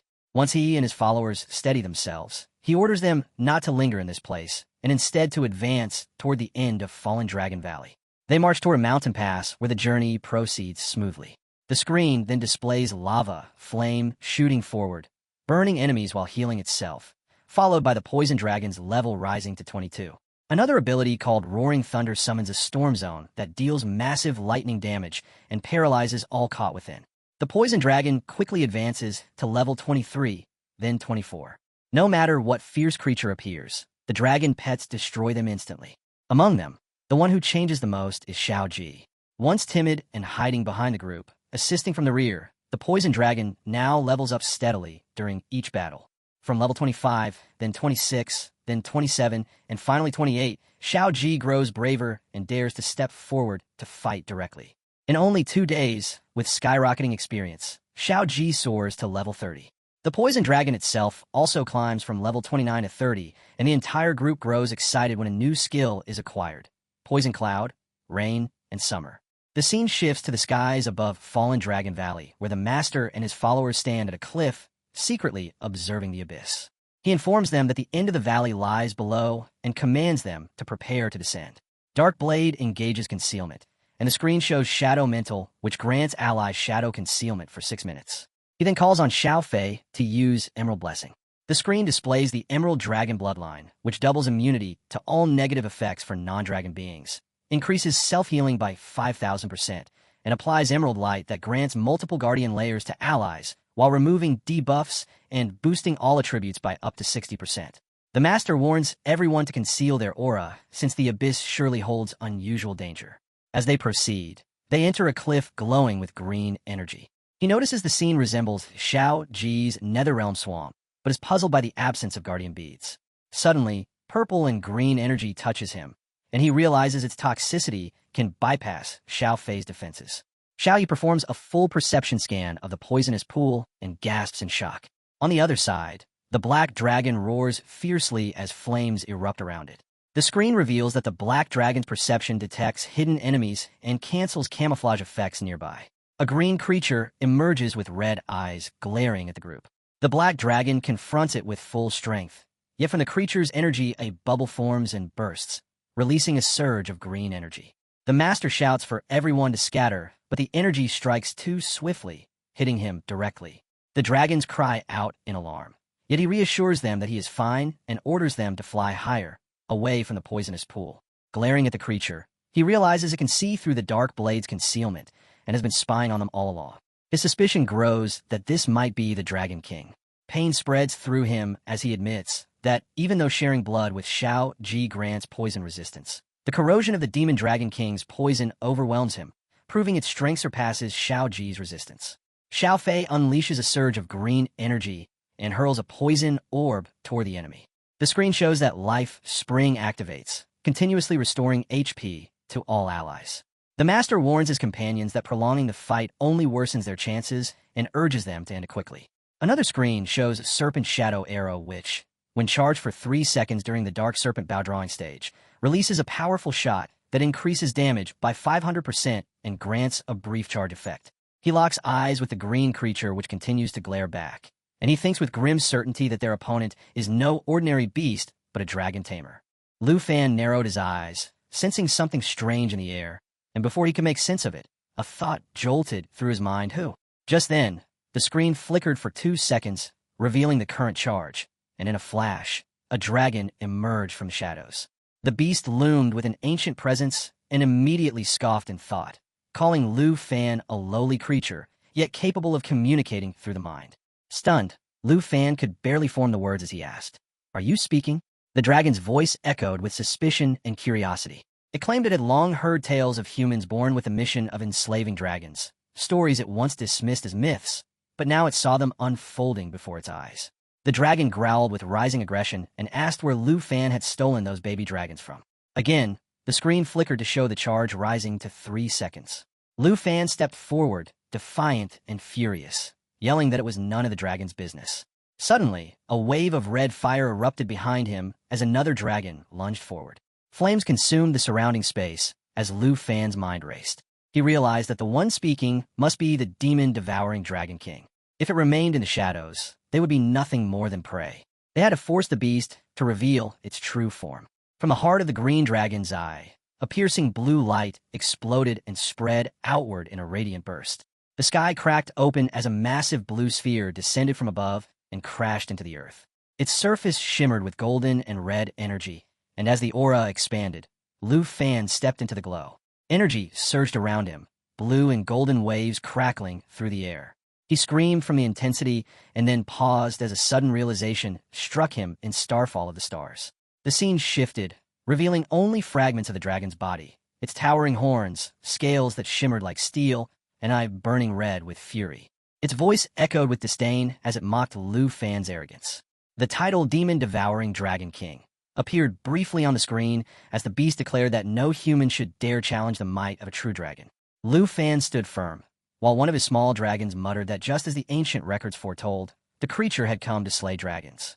A new status screen appeared, showing the Emberland Blessing, a powerful aura that applied 3 stacks of dragon energy to increase the damage of the next 3 attacks. His companions joined him as the screen detailed the Emberland dragon bloodline, noting that all skill effects would be doubled against dragons or those with shared bloodlines. Without hesitation, Lu Fan shouted to his team to prepare for a united strike. The screen updated again, showing the Emberland Blessing could now apply up to 6 stacks, further amplifying the damage. Another screen displayed the Starfall skill, which summoned a falling star that dealt massive area damage scaled by the user's strength. One of Lu Fan's companions raised her arm, activating Lava Flame, a skill that breathed fire continuously, damaging enemies and healing her simultaneously. Another cast Roaring Thunder, summoning a lightning storm that paralyzed enemies within its radius. A third unleashed Shadow Mental, a sudden burst of blade energy that struck all nearby foes and stripped away their buffs. Finally, the last companion fired Serpent Shadow Arrows in a rapid barrage, 12 magical bolts, each dealing deadly precision strikes. As these attacks collided with the dragon, a huge explosion of fire erupted. Lu Fan looked on with unease while the dragon let out a low laugh, calling it no more than a tickle. With mocking ease, the dragon pushed itself up from the blast. It stood tall and unscathed as the battle raged on. Xiao Fei called out to Ying while Lu Fan watched everything unfold, piecing the truth together. He realized that 4 elemental types had been combined into a single strike, an extremely dangerous sign. The dragon's voice thundered once more, calling Lu Fan a sinner and a dragon enslaver, and then it roared a command for death. Flames erupted from its mouth in a sweeping inferno. Lu Fan shouted for Xiao Fei to activate the Eternal Guard, and together they charged through the fire. As they advanced, the flames reversed and blasted directly toward the dragon's own head, momentarily overwhelming it. The dragon's voice, still defiant, echoed with confidence. It declared that even if Lu Fan had baby dragons on his side, the power of the Dragon King was far beyond anything mortals could imagine. The screen suddenly revealed a new ability, Golden Dragon Shield, unleashing the Golden Dragon King's barrier. The barrier could reduce incoming damage while increasing strength, agility, and spirit by 40% and doubling endurance for 20 seconds. Its class was labeled Dragon Rider 2 at level 50. Behind the Golden Dragon, Lu Fan and his allies prepared for the final assault. The Dragon King snarled as his body began to morph. The once-human figure transformed fully into a towering dragon, still terrifying despite having less than 10% of his power left. The Golden Dragon thought to himself that if that transformation had come just 1 second later, nothing would have remained of him but bones. He turned toward Xing Cheng and called for the preparation of 17 million celestial stars of annihilation. The screen confirmed the next phase Star Dragon's second form, Starshines. The charge began for the devastating skill. The Golden Dragon braced himself, acknowledging that this enemy was the strongest he had ever encountered. He believed that if he and Xing Cheng combined their strength, they could still bring it down. The screen displayed the terrifying power of the 17 million celestial stars of annihilation, a divine core that unleashed apocalyptic energy, activated only by the Stealer Dragon, capable of turning cities to dust. With fierce determination, the Golden Dragon screamed into the heavens, declaring that with the power of 10,000 stars, he would banish the Dragon King into the void. Energy of multiple colors erupted from the battlefield, wild and uncontainable. The Dragon King tried to speak, but was forced to defend himself against the overwhelming attack, barely holding on through a protective shield. The Golden Dragon's eyes widened as he watched, wondering if the creature now facing him was not only using the power of the Dragon King, but wielding the abilities of the Golden Dragon King as well. The giant dragon stared with an unreadable expression, and then spoke in a calm, yet chilling voice, saying that Lu Fan's strength was commendable, but their struggle was ultimately meaningless. He revealed that he had devoured a total of 13 dragons in his lifetime, among them Dragon Kings, and thanked them for delivering such pure-blooded baby dragons. Hearing this, the Golden Dragon turned back with a tense expression and demanded to know what he meant by that. The giant dragon stood firm and declared that after so many years, he finally accepted this rare and precious gift. The Golden Dragon clenched his jaw in fury as he sensed the endless depths of the enemy's power. He warned his companions that its magic showed no sign of depletion and reminded them that they had already used Eternal Guard, leaving them with no choice but to face the attacks head-on. A screen appeared, displaying the fountain of fire which applied a continuous healing aura to all friendly targets. As the Golden Dragon and his companions advanced through the shattered ice barrier, the giant dragon watched their approach without a trace of concern and asked if they truly believed they could withstand what was to come. The ice beneath their feet began to fracture and melt as his piercing light blue eyes studied them with interest. The Golden Dragon pressed forward and commented with relief that devouring resistance had halved the freezing effect, admitting that without it, they would have already been defeated. He knew the enemy was far stronger, and if the situation continued as it was, their loss would be inevitable. Desperation rising in his voice, he called out for Xiaoji. Xiaoji activated Grunt Poison, summoning the 10,000 Venom Devil Vine, which planted a seed inside the target. This seed would breed and absorb health until it could either erupt from within to kill the host or root itself into the ground to bind the target. The giant dragon glanced at the scene with mild curiosity, his eyes reflecting uncertainty for the first time. He questioned the nature of the little dragon's power, but before he could form another thought, he let out a thunderous roar. The Golden Dragon quickly assessed the situation and realized that the germination had failed to take effect. Just then, the little dragon called out as a purple wave of energy burst from nowhere. The giant dragon hovered in the air and unleashed a light purple surge towards the Golden Dragon, muttering that the creature had perhaps learned the tricks of the vine. A screen appeared showing the ability Devouring Source, which expanded a dark purple magic circle designed to crush all surrounding matter and convert it into Annihilation Source power. Recognizing the danger, the Golden Dragon cried out that it was absorbing energy and shouted that they had to stop it. A screen then displayed the activation of Dragon Domain, unfolding across a 100-meter radius and turning the battlefield into a dragon-type zone. Within this area, all allied dragons and blood-linked beings would receive a massive stat boost, while enemies without dragon blood would be severely weakened and unable to teleport or summon reinforcements. The Golden Dragon called out to Xiaofei, ordering the activation of Dragon Domain. Despite the growing pressure, the giant dragon continued to channel his energy as Xiaofei released the Eternal Guard. The screen confirmed that the Emerald Dragon bloodline doubled all skill effects for dragons and their allies, while granting them complete buff immunity and increasing self-healing by 5,000%. As the purple wave approached, Emerald summoned a protective barrier that shielded all targets inside, with its absorption power scaling based on the Guardian's health and recovery. Straining against the overwhelming energy, the Golden Dragon pressed his paw against the barrier and declared that the force was too great and the shield would not last. Suddenly the screen showed a transformation sequence as the Black Dragon assumed its second form known as Word Ender and the Blue Dragon shifted in a thunder of destruction. At the same time, the charge for the 17 million celestial stars of annihilation began. Watching the growing storm of powers around him, the Golden Dragon bellowed for everyone to unleash their full strength. The giant dragon attempted to speak, but the onslaught left him momentarily speechless. The screen revealed the Supreme Shield, a divine barrier belonging to the Golden Dragon King that rendered the user completely immune to damage for 5 seconds during activation. Lava flame surged forward, damaging enemies and healing its caster. From both sides of the battlefield, attacks rained down in rapid succession. The screen flashed with the activation of poisonous dragon spikes, inflicting 10 stacks of venom on the enemy, while Jade of Radiance empowered the Blue Dragon's spell casting and summoned a thunder barrier to damage all enemies who moved within its radius. Shadow Breast exploded with vine blades, cutting down nearby foes and stripping away all buffs. Then the final devastating technique appeared, 17 million celestial stars of annihilation, summoning the Stealer Core that continued to divide internally until it triggered, unleashing the apocalyptic destruction star formed from 17 million celestial forces. The giant dragon's body trembled, his eyes wide with confusion as he tried to comprehend the full scale of the assault. The Golden Dragon cried out that the enemy was seriously injured and could not hold on much longer. A massive burst of fire erupted across the battlefield, setting the environment ablaze.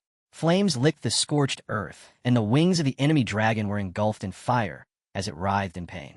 The Golden Dragon stared as the beast weakened and said with uncertainty that it seemed to have vanished.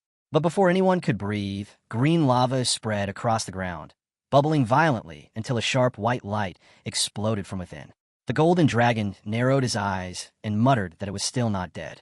The giant dragon roared and rose once again. The screen confirmed the activation of the Fountain of Life, a powerful healing aura that restored the health of all friendly targets.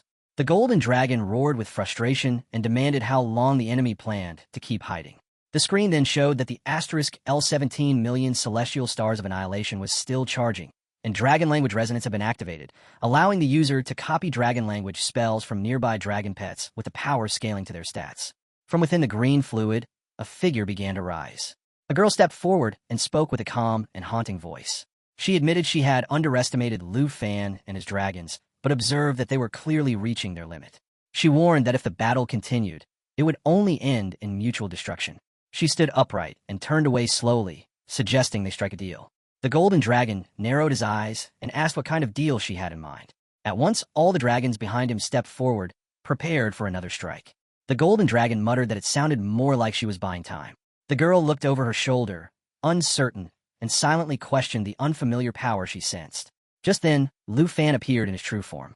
His voice was calm, yet commanding as he accused her of stalling just to catch her breath.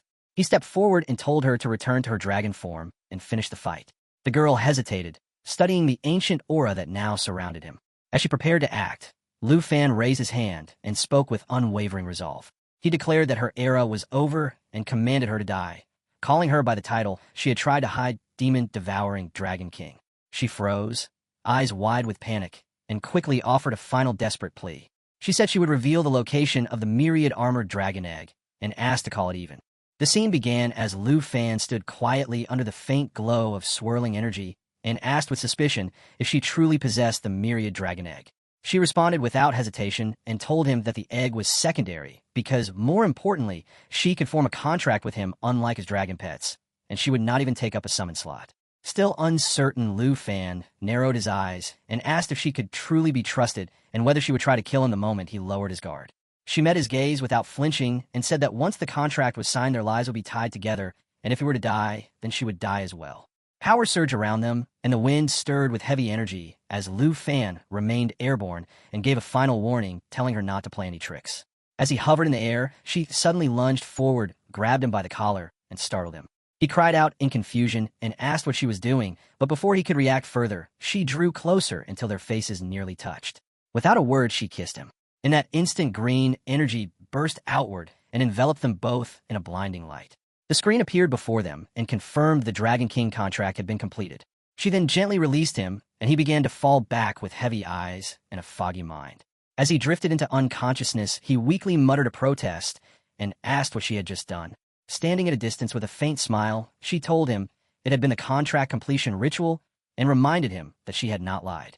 Lu Fan looked at her with a dazed expression and replied that this time it should finally be finished. The energy faded from his eyes, and he murmured how tired he felt before collapsing completely and falling through the air. An unknown time later, he awoke with a yell at the bottom of Fallen Dragon Valley, buried deep within its abyss. He clutched his head and groaned, asking aloud how long he had been unconscious. As he sat up, he recalled the brutal battle with the demon-devouring Dragon King and thought to himself that it had drained him completely and confirmed that the level of a Dragon King was truly beyond human understanding. He placed a gentle hand on his small dragon and told it softly that it was still full of energy. With renewed focus, he reminded himself that it was a good thing he had sealed the contract with the demon-devouring Dragon King before collapsing. Just then a familiar voice echoed from nearby, and the woman stood again within the green fluid and remarked that he was already awake. Lu Fan stared at her in silence, his thoughts clouded with uncertainty.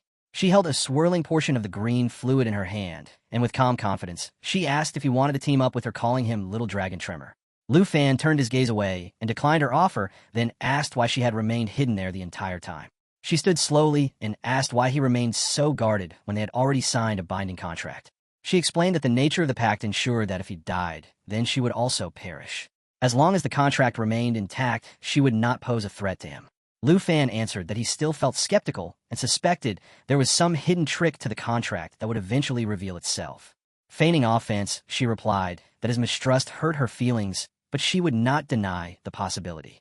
She admitted that she had only lost to him earlier because she had been severely weakened, and by forming a contract with him, she could use his pet space to accelerate her healing. She then shifted into her human form and changed her outfit before speaking again. She told him that as a reward for helping her recover the contract would allow him to summon her 3 times in the future to help him fight enemies he could not handle alone. Smiling slightly, she called it a win-win arrangement and asked if he agreed. Lu Fan acknowledged that it did sound mutually beneficial, but insisted that she would need to meet 3 conditions first. She raised an eyebrow and questioned whether he was pushing his luck. Lu Fan looked at her sharply and said that she had only proposed a contract to survive, and since he had beaten her, the spoils of victory should belong to him. She had no reply. He added that if she refused, then he would simply never summon her, or worse, terminate the contract, and when he died, she would vanish with him, never to regain her freedom. The woman fell silent once more, and then offered a slight smile with a sharper gaze as she asked what his 3 conditions were. Lu Fan raised his first finger and declared that he wanted the pool of poison she had soaked in for years. She accepted the demand, saying that the pool no longer affected her much, and that she had used it to recover over time, although it was slower than the healing within his pet space. She looked at him and asked if he wanted it for the little dragon, but he refused to answer. Instead, he gestured to a nearby skeleton and said that the remains once belonged to his partner, the underworld poison dragon king. He explained that the poison pool was formed from the dragon's flesh and blood and was infused with his Dragon King power. He recounted that many years ago, a fierce battle had taken place in that very valley between himself, the underworld poison dragon king, and another foe, the myriad armor dragon king. That legendary clash later became known as the 3-Dragon War, and it transformed the entire region into what humans now call the Forbidden Zone, or the Fallen Dragon Valley. He reflected on the intensity of that battle and wondered what kind of connection existed between the Poison Dragon King and the baby dragon now by his side. She interrupted his thoughts and revealed without remorse that in the end she had been the one who killed the underworld Poison Dragon King. Lu Fan's expression shifted to one of deep suspicion as he realized that she had not only stolen the dragon egg, but had also slain her own partner. The betrayal confirmed his lingering doubts. She then asked him to continue and share his remaining conditions. Lu Fan responded by asking for a drop of her blood and extended his hand to reveal the seed of the divine dragon tree. The scene began with her continuing to speak, her voice steady yet laced with something deeper as she paused momentarily. She then admitted that she had never expected it, never could have imagined that those inferior subdragons would one day possess the seed of the divine dragon tree. Her tone shifted to one of disdain as she claimed that for a dragon king to rely on a human for vengeance was utterly disgraceful. Raising her hand to her mouth with suspicion in her eyes, she finally said that she accepted the conditions. She then allowed the hero to take the seed to complete the task for the Dragon King, but asked that when the time came, she be permitted to tear her target's flesh and devour her power. The boy firmly rejected her plea, saying he would not allow her to interfere. She only laughed in response and told him he would understand in due time. Then, with a casual air, she referred to him as Little Dragon Tamer and said that after playing alone for so long, she was tired too. Alarmed, he yelled and asked what she was planning now. She lowered her tongue and slowly licked her finger, announcing that she was heading to his pet space to rest. Suddenly, a purple energy began to swirl around her. The boy was stunned and quickly reminded her that she had yet to fulfill the third condition. He demanded she tell him where she had taken the myriad armor dragon egg from. She simply laughed and told him not to be impatient. In his current state, even with her assistance, he would not survive long enough to retrieve the dragon egg. Though the boy remained speechless, she reassured him that once she had recovered, she would return. She reminded him that she did not break her promises.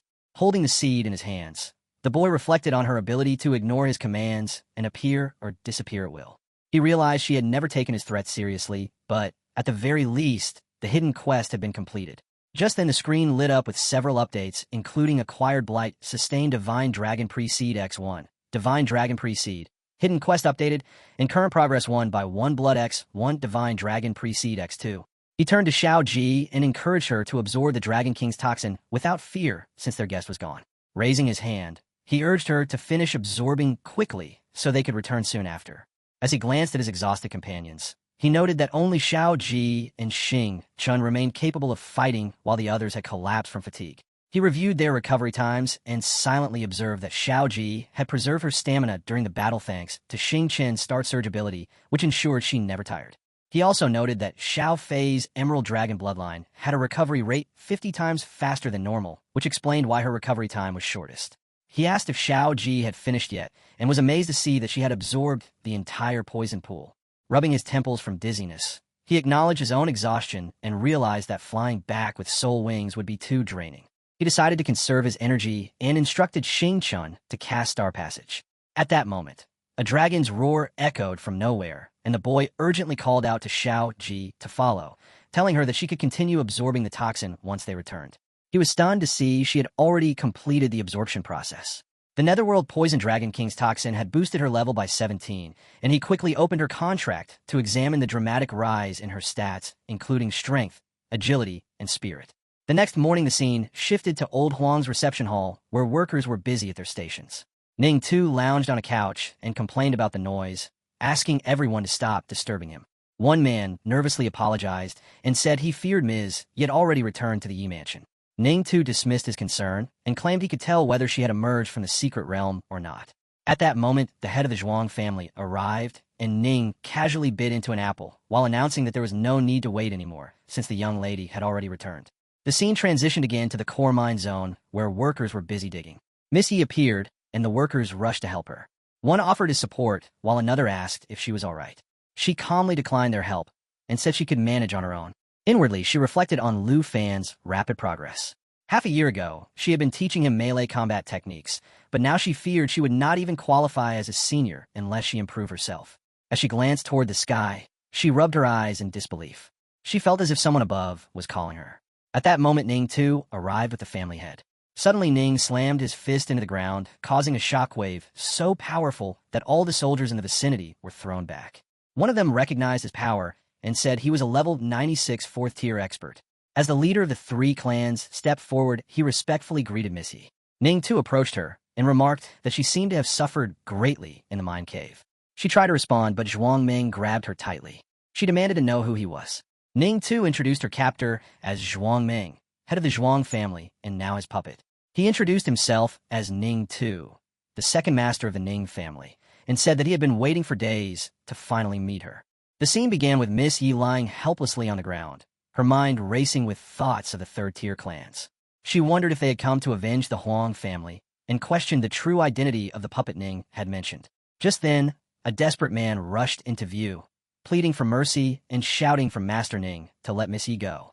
He insisted that Miss Yi had likely gathered enough earth cores and promised to hand them over immediately if only she were spared. As he begged, Zhuang tightened his grip around Miss Ye's neck while she gasped for air and questioned whether all they wanted were the earth cores.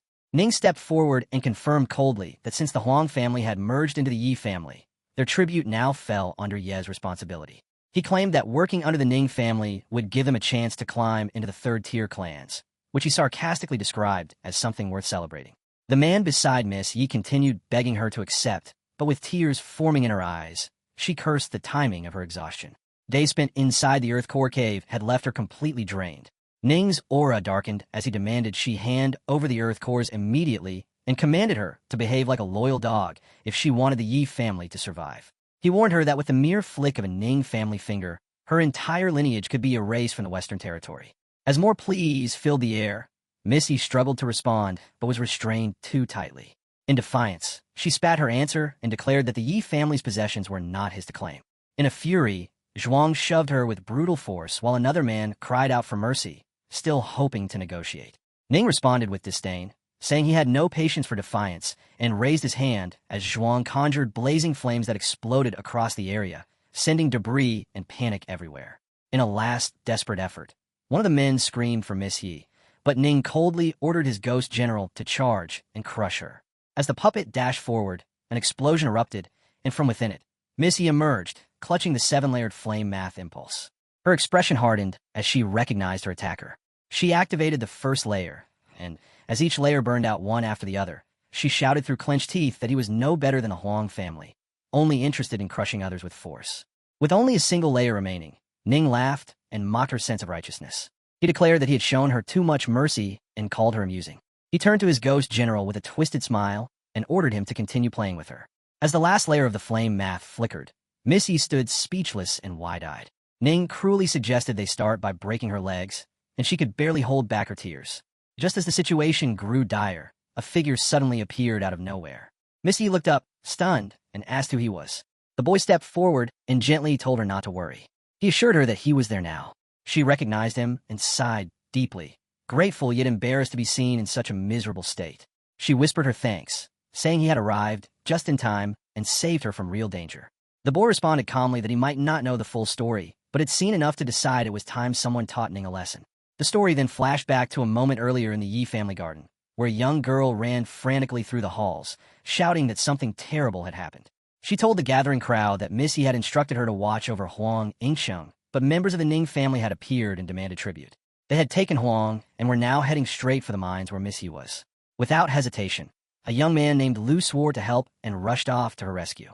Back in the mine zone, Miss Yi, still weak and coughing, looked up at Lu and said that it made sense now why he had arrived at the perfect moment. She confessed that she had nearly died, ambushed after completely depleting her strength. Lu turned and called for Xiao Fei, who appeared instantly. He instructed her to heal Miss Yi while he took care of their enemies. Xiao Fei activated the Fountain of Life, a healing ability that sent waves of rejuvenation to all allies. As Miss Yi recovered, she warned Lu to be cautious. She explained that the giant man was actually a puppet, just like his own fallen corpse puppet. Ning stepped forward with a twisted smirk and accused Lu of being the dragon tamer, who had ambushed him and wounded his puppet. He taunted Lu, asking if he even knew the consequences of provoking someone like him. At that moment, a powerful aura began to radiate around Lu. The screen displayed his current dragon aura as the black dragon surged around him. Without flinching, Lu stared straight at Ning and, holding the full force of his aura, answered him with one chilling statement. He said he knew exactly what happened when someone hurt her. The scene opened in the heart of the core mine zone where Ning sat proudly on the shoulder of his towering puppet Zhuang as they soared through the sky. With arrogance in his voice, Ning scoffed that a mere grade D noble family dared to challenge him. Below, the hero stood his ground firmly and met Ning's gaze with unwavering anger. Ning sneered and declared that the boy was only worthy of becoming one of his puppets. Laughing cruelly, he pointed at the hero and commanded, "Ghost General, crush him for me." The Ghost General responded with a punch aimed directly at the hero while letting out a mocking laugh. Just as the strike was about to land, a sudden burst of white energy erupted, and in an instant, the hero transformed into a golden dragon and caught the incoming fist with a firm grip. Ning, still seated on Zhuang's shoulder, was shocked into silence as he watched the transformation unfold before him.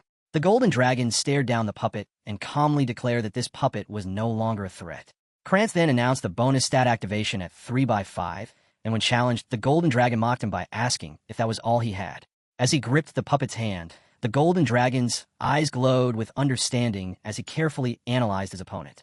He then activated bonus activity 1 by 5, which unlocked the latent bloodline power, transforming him into the Golden Dragon King. His strength, agility, and spirit surged instantly. Ning's expression shifted from smugness to disbelief as he questioned whether the boy had truly turned into a giant dragon. He muttered to himself that this was not how a dragon tamer was supposed to fight. With a roar, the golden dragon called upon Zaofi to possess him. At once, Zaofi appeared in a storm of green energy and activated soul light through his emerald dragon form.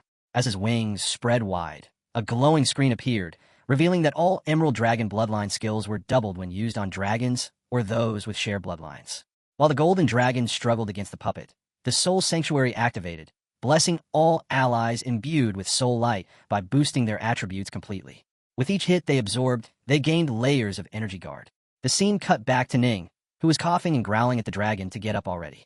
He stared at the golden dragon and thought to himself that defeating Zhuang with one strike at level 100 by transforming into a dragon was too outrageous. He whispered that this was the true way a dragon tremor fights. Suddenly, the golden dragon roared with fury and demanded to know what Ning had been shouting earlier. Ning watched in disbelief as the golden dragon summoned a massive lava burst while chanting that his enemies would be crushed and turned into puppets. Using dragon language replication, the dragon copied his pet's draconic magic and amplified its power. Then the golden dragon opened his mouth and challenged Ning directly, releasing a lava burst that ignited a blazing magma pool in the target area. Any enemies caught within began to sink and suffer continuous heavy damage. Ning suddenly burst into laughter and rang a mysterious bell while exclaiming how fun and interesting this was. As the bell's sound echoed, the ghost general stirred and his eyes flashed red as fiery energy exploded from his body. The golden dragon was stunned and whispered in disbelief as he witnessed the ghost's transformation. Ning laughed mockingly and asked if he was surprised. With a smug tone, he claimed that even a dragon could not touch him because his puppet would never allow it. He then revealed that Zhuang had now entered Phase 2 at level 100. The golden dragon growled with fury and lunged forward with his claw extended. Declaring that he had heard enough noise, he charged at the ghost general, who launched a counterattack. Without hesitation, the golden dragon and Zaofi struck back with a powerful paw. Ning laughed and shouted that the golden dragon still could not hurt him. The dragon rose again and calmly said, "Oh, is that so?" before activating Judgment Claw. Flames lit his twin claws as the skill converted a portion of stamina into strength and powered up his next strikes. The battle intensified as the ghost continued its relentless assault and the golden dragon struggled to defend. The ghost general screamed in rage while Ning gritted his teeth and shouted commands. At this moment, the golden dragon's face darkened, his eyes turned crimson, and he declared it was Ning's turn. He advanced with lethal intent while Ning panicked and rang the bell again. The ghost reactivated to block the golden dragon's path, but one use of Judgment Claw remained. In one decisive moment, the golden dragon struck the ghost while it was turning back. As the battlefield cleared slightly, Ning broke into laughter and declared the entire struggle hilarious. The golden dragon remained silent, seemingly stunned. Ning taunted him and said he enjoyed watching him try so hard and still fail. The ghost slowly knelt down, and Ning placed his hand on its chest. With eerie calm, the ghost murmured that the spirit within still had not faded. Then Ning held up a glowing golden object and grinned as he announced that the ghost general was a level 100 puppet. Without warning, his own face began to shift. Two sharp horns sprouted from his head, and his body radiated with terrifying power. Ning's excitement surged as he announced that his puppet's ultimate skill was now ready. The focus shifted to the ghost, whose eyes were now sharp and monstrous. His pupils glowed red, and his corneas turned purple as he fully transformed. He had now entered Phase 3. The final reveal flashed across the screen. He was now possessed by the mountain god. As a mountain breaker, the ghost channeled divine power and gained the god's might. Both his strength and stamina stats surged by 300%.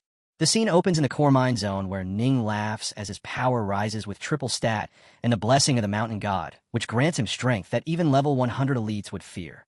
He claims that the fight is not yet over, and to ensure his opponent dies without regret, he prepares to display another ultimate skill. At once the screen reveals the technique called the 3 nails to the soul, and each puppet of the puppet master grows stronger as its attack power doubles with every wooden nail embedded. Zhuang immediately appears more terrifying than before, while Ning commands the ghost general to unleash full strength. As Ning steps forward, he taunts that his foe now faces someone whose battle power has been multiplied tenfold, and he calls it an honor. The golden dragon glared at him with anger, then Zhuang said with a boast that he could face 3 level 100 elites at once. Ning retorts that even a dragon cannot win against him. In that instant, the boy reverts to his normal form, and Zhong bursts into laughter while asking if he will surrender. The boy shakes his head and remarks that even with an ultimate skill and 10 times the power, it is still a shame. Ning grows furious and demands to know what he means, while the boy calmly explains that even if it were 100 times stronger, it would still be nothing more than garbage. The boy secretly thinks that Zhuang relies only on brute force, while Ning relies on control, which makes them both perfect additions to his puppet army. At the same time, Ning thinks of him as an arrogant fool and waits to see what dragon he dares to summon. Suddenly, a poison dragon flies in front of the boy and rushes toward Zhuang. The boy stands firm while the dragon descends, and Ning bursts into mocking laughter as he calls it nothing more than a snot-dripping worm unworthy of being called mighty. The boy strokes the dragon and calls it Xiaoji, reminding it that it had defeated the 10,000 venom devil vine and the demon-devouring dragon king, so it should not fear this brutish opponent. The poison dragon lets out a laugh and declares that it is not afraid and will fight. The boy nods and commands it to show its strength. Ning roars with anger and scorns the dragon as nothing compared to his level 100 puppet. The boy narrows his eyes and responds with the revelation that he never said he had only one dragon. At that moment, he calls upon Xiaofei and summons the Shadow Dragon King. The screen shows the natural assimilation Shadow Dragon contract and the black blades of the Shadow Dragon King, whose level matches that of its summoner. Both Zhuang and Ning stand shocked as Ning sees the look in his opponent's eyes and recognizes the killing intent. He wonders what terrifying abilities this dragon possesses. Raising his hand, he summons golden light from his bell, and the screen reveals the unbreakable protection bell that hovers above him as a guardian shield. Ning orders Zhuang to strike quickly and rip their enemy apart. Yet when Zhuang lunges at the boy, he is halted by the shimmering protection barrier. The shield is revealed to be curtain poison cast by the Poison Dragon King, which drains the enemy's life and transfers the vitality to its master. Ning is shaken as Zhuang begins to weaken within the swamp of poison. He hurriedly invokes counter skills such as Clarity and Calm to purge debuffs and Purifying Rain to cleanse allies and Reversal of Corruption to suppress negative energy. But to his shock, none of them succeed in removing the poison. The Poison Dragon King declares that the venom cannot be dispelled. Ning grows enraged, and gripping the bell, he shouts for them to retreat. The Ghost General lets out a furious cry as sparks of lightning surge through him. The screen displays Shadow Strike, which allows teleportation behind the target to deliver 16 times damage, followed by Shadow Invasion, which triggers an extra blow. Zhuang takes the full assault, and his limbs shatter. From within the release of energy, a red-haired boy appears, unleashing Dragon Annihilation. His arms transform into dragon claws as he delivers 6 rapid strikes in sync with his dragon pets. Ning stares wide-eyed and mutters that his opponent is a monster, since even his strongest puppet, the Ghost General, has been crushed. With bitterness and fear, he calls for Ghost Shadow retreat. And while fleeing, he thinks that he will return with Freak Dragon Tremor to settle matters later. The boy descends lightly onto the ground and scoffs that Ning dares to run when he himself is nothing more than a top-grade puppet material. Without hesitation, he takes to the skies with his followers in pursuit, declaring that Ning will not escape so easily. The scene opens in the core mine zone, where Ning too desperately tries to flee. He curses under his breath, frustrated that the persistent task refuses to leave him alone, and immediately orders the Ghost Guard to intercept. The Ghost Guard responds by unleashing a surge of red energy from his sword. Yet the boy retaliates with sharp confidence, declaring that if this is all they can muster, then they have nothing. With all his strength, he takes to the skies, his aura flaring.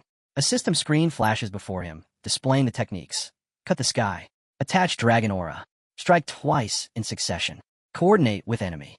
Determined, the boy pushes forward, refusing to let Ning too escape. Another prompt emerges on the screen, outlining a powerful ability, Soul Shock. While in Soul Light mode, continuously channel Dragon Aura. Gain 1 to 2 layers per second, then release all Dragon Aura, maximum 30 to 60 layers. Charging in progress. With a steady voice, the boy commands Xiaofei to eliminate the enemy completely. Xiaofei answers, surrounding him in a torrent of green energy. The screen registers the buildup. Soul Shock is currently at 8 layers. Ning too scoffs, thinking the attack useless, but his arrogance lasts barely a second. The black dragon strikes with terrifying force, releasing a wave of red energy that leaves Ning too stunned. His eyes widen in disbelief as another system message appears, Shadow Strike. Instantly teleports behind the target and strikes their weak point, dealing 1,600% strength as damage. The black dragon seizes Ning 2, and before he can comprehend what is happening, another effect triggers. The screen reads, Shadow Invasion. After dealing damage, triggers an extra attack for 20% of the same damage. Ning 2 screams helplessly as he crashes to the ground at the boy's feet. Bloodied and broken, he begs for mercy, stammering that he does not want to die. The boy watches with a cold smile, remarking how pitiful Ning 2 looks now, begging like a mutt, when he once carried himself with arrogant pride. He almost seems to miss that unbridled confidence. Ning 2 panics further, declaring that he is the second young master of the Ning family, and promises wealth and favors if his life is spared. The boy ignores his plea and commands Xiaofei to summon the fallen corpse holy dragon. A screen notification confirms natural assimilation. Summon dragon. By flute.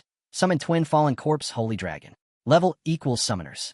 Xiaofei lets out a resonant howl, and Ning 2, realizing too late, demands to know what is being done. The boy narrows his eyes and orders that Ning 2 be turned into a new puppet. Horrified, Ning 2 yells at him, calling him insane, and threatens that the Ning family will exact vengeance, especially his sister. Yet the screen responds with calm inevitability. Corpse manipulation. Control and transform fallen corpse puppet. Summon or dismiss at will. When a puppet dies, its energy returns to the fallen corpse holy dragon. Transformation begins. Ning 2 screams and thrashes, tears streaking his face as his body twists into something new. His eyes turn dark pink as the process completes, and the system announces his rebirth. Ning Tuesday, fallen corpse puppet. Master level 103. Asterisk the boy studies him with fascination, remarking that the mechanics all work on puppets. With the ability to strengthen them, corpses could be converted into an entire puppet army. A voice suddenly calls his name, and he turns to see his senior sister. She observes the scene with a mixture of shock and admiration, noting that the young master of the Ning family has been slain just like that. She calls him ruthless and decisive. The boy replies calmly, explaining that Ning 2 is still alive as a puppet. Losing a fighter of such a high level would be wasteful, and besides, he can apply buffs to other puppets. He even considers testing if fallen corpses could be manipulated back into human-like form, creating puppets too. His senior sister smiles darkly, pleased by the idea, and admits she has long awaited a chance to trample on a C-tier noble family. When the boy asks about her condition, she answers that though her injuries were once severe, Xiaofei's healing restored her almost completely, leaving only mild fatigue. The boy nods, promising that he will continue his work and hopes the outcome does not disappoint. He then commands the golden dragon to summon additional puppets. A mighty roar answers him, and the screen responds again. Corpse manipulation. Control and transform fallen corpse puppet. Summon or dismiss at will. Turning to the newly transformed Ning 2, the boy orders him to control them. Ning 2 extends his hand, releasing waves of black energy that spread to the corpses around them, raising each one to stand at attention. Another notification appears. Create puppets. Transform the corpse of a professional user into a controllable puppet. Summon or dismiss at will. Ning 2 then lifts a ring and strikes a small bell. Blue energy surges outward, binding all the puppets to his will. The senior sister stares in disbelief, realizing that Ning 2 himself now serves as the key to commanding the entire puppet squad. The boy only smirks and tells her that there is even more. He speaks a single word, and Ning 2 obediently rings the bell once more. Following Ning 2's second ring of the bell, the blue energy intensifies and the puppets begin to move in unison, their eyes glowing as they prepare to attack. The entire puppet army now stands under his control, each puppet positioned shoulder to shoulder in perfect formation.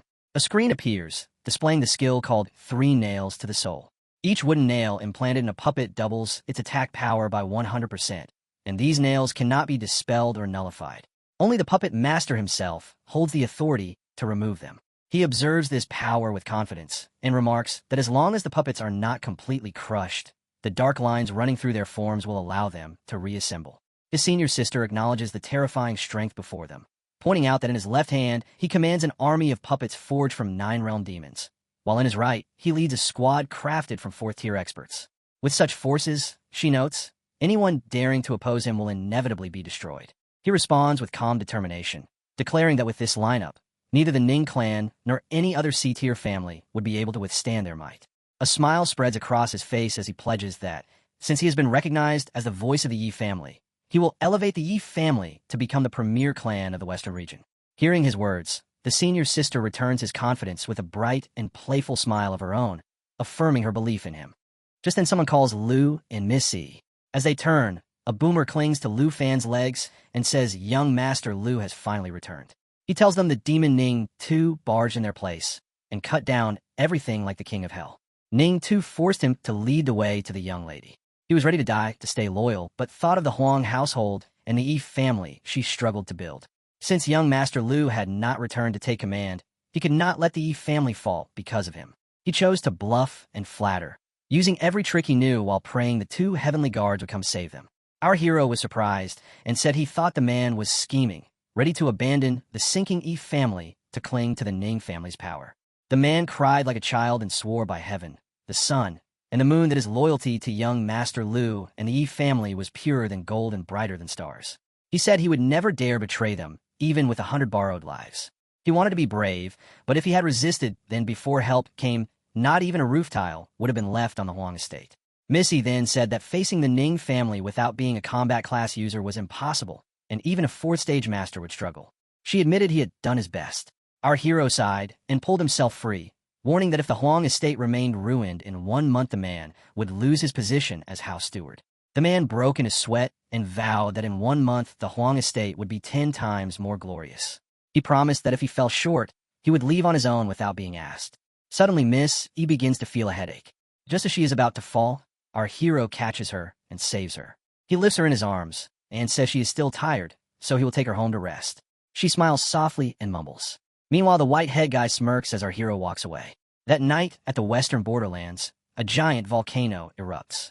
Among the smoke of that volcano, there's a girl who is furiously demanding to know who killed her little brother. She is crying loudly. As she cries, the fire above the mountain lava turns into different creatures.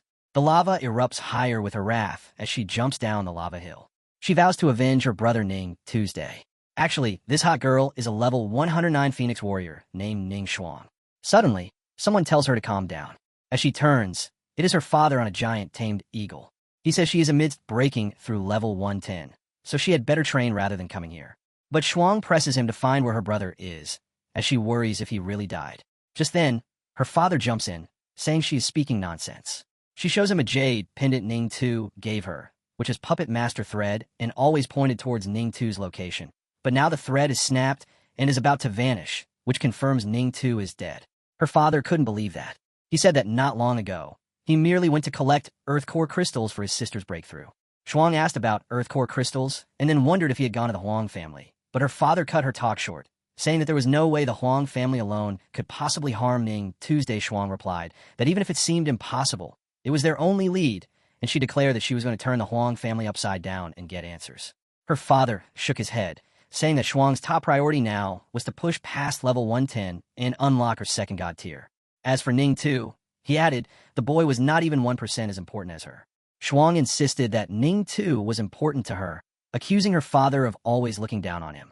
She then went berserk, claiming that nothing mattered more than her little brother's life, and the ground broke apart with her anger. Her father dismissed her concern, calling her a child, but then he sighed and admitted that he understood. He promised to send someone to gather information at the Huang estate, while she must focus and continue training to level up. As he turned, Shuang declared that she wanted to go personally. Her father drew out his sword and pointed it right at her face, which shocked her greatly. She narrowed her eyes and demanded to know what he meant by this. Her father replied that whether Ning Tu lived or died was less important than whether she reached level 110. He commanded her to head to the Divine Ruin's secret realm immediately and do what was best for the clan. He even stated that, frankly, it might be better if Ning Tu was dead, so that she would stop clinging to him, holding herself back, and disappointing the clan. Hearing this, Shuang clenched her fist tightly and retorted that it was always clan this and clan that, questioning if the clan was more important than the lives of his own children. She then leapt toward her father and threw a punch, begging his forgiveness. Her father simply slashed his sword lightly, passing through her swiftly and completely dodging her attack. Blood gushed out of her hand, and she was greatly shocked. His father said that her wings had hardened and she dared to raise a hand against him. He drew out another sword, declaring that perhaps he should teach her a lesson right now and make her obedient again. He was already bruising her hand, and she pressed her teeth together, ready to fight her father. Just then, a guy in glasses shouted at her father, urging Uncle Ning to calm his anger. He too had arrived on a hawk. Her father wondered if this guy was Luo Lishio. As Luo came to the ground, He announced that he had come to take Shuang to the divine growing secret realm, but also noted that father and daughter shared a deep bond. Shuang remained silent.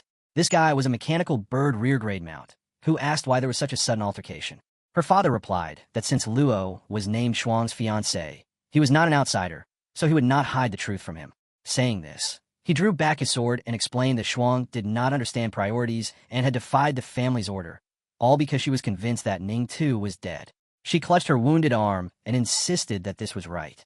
Luo came closer, calmed her, and warned her to be careful. She demanded that he let go, declaring that she was going to the Shuang estate to find her brother no matter what, and that no one could stop her. Luo then removed his glasses, lamenting that this was what it was all about. He revealed that he already knew about Ning Tu's death, though he had intended to tell her only after she achieved her level breakthrough.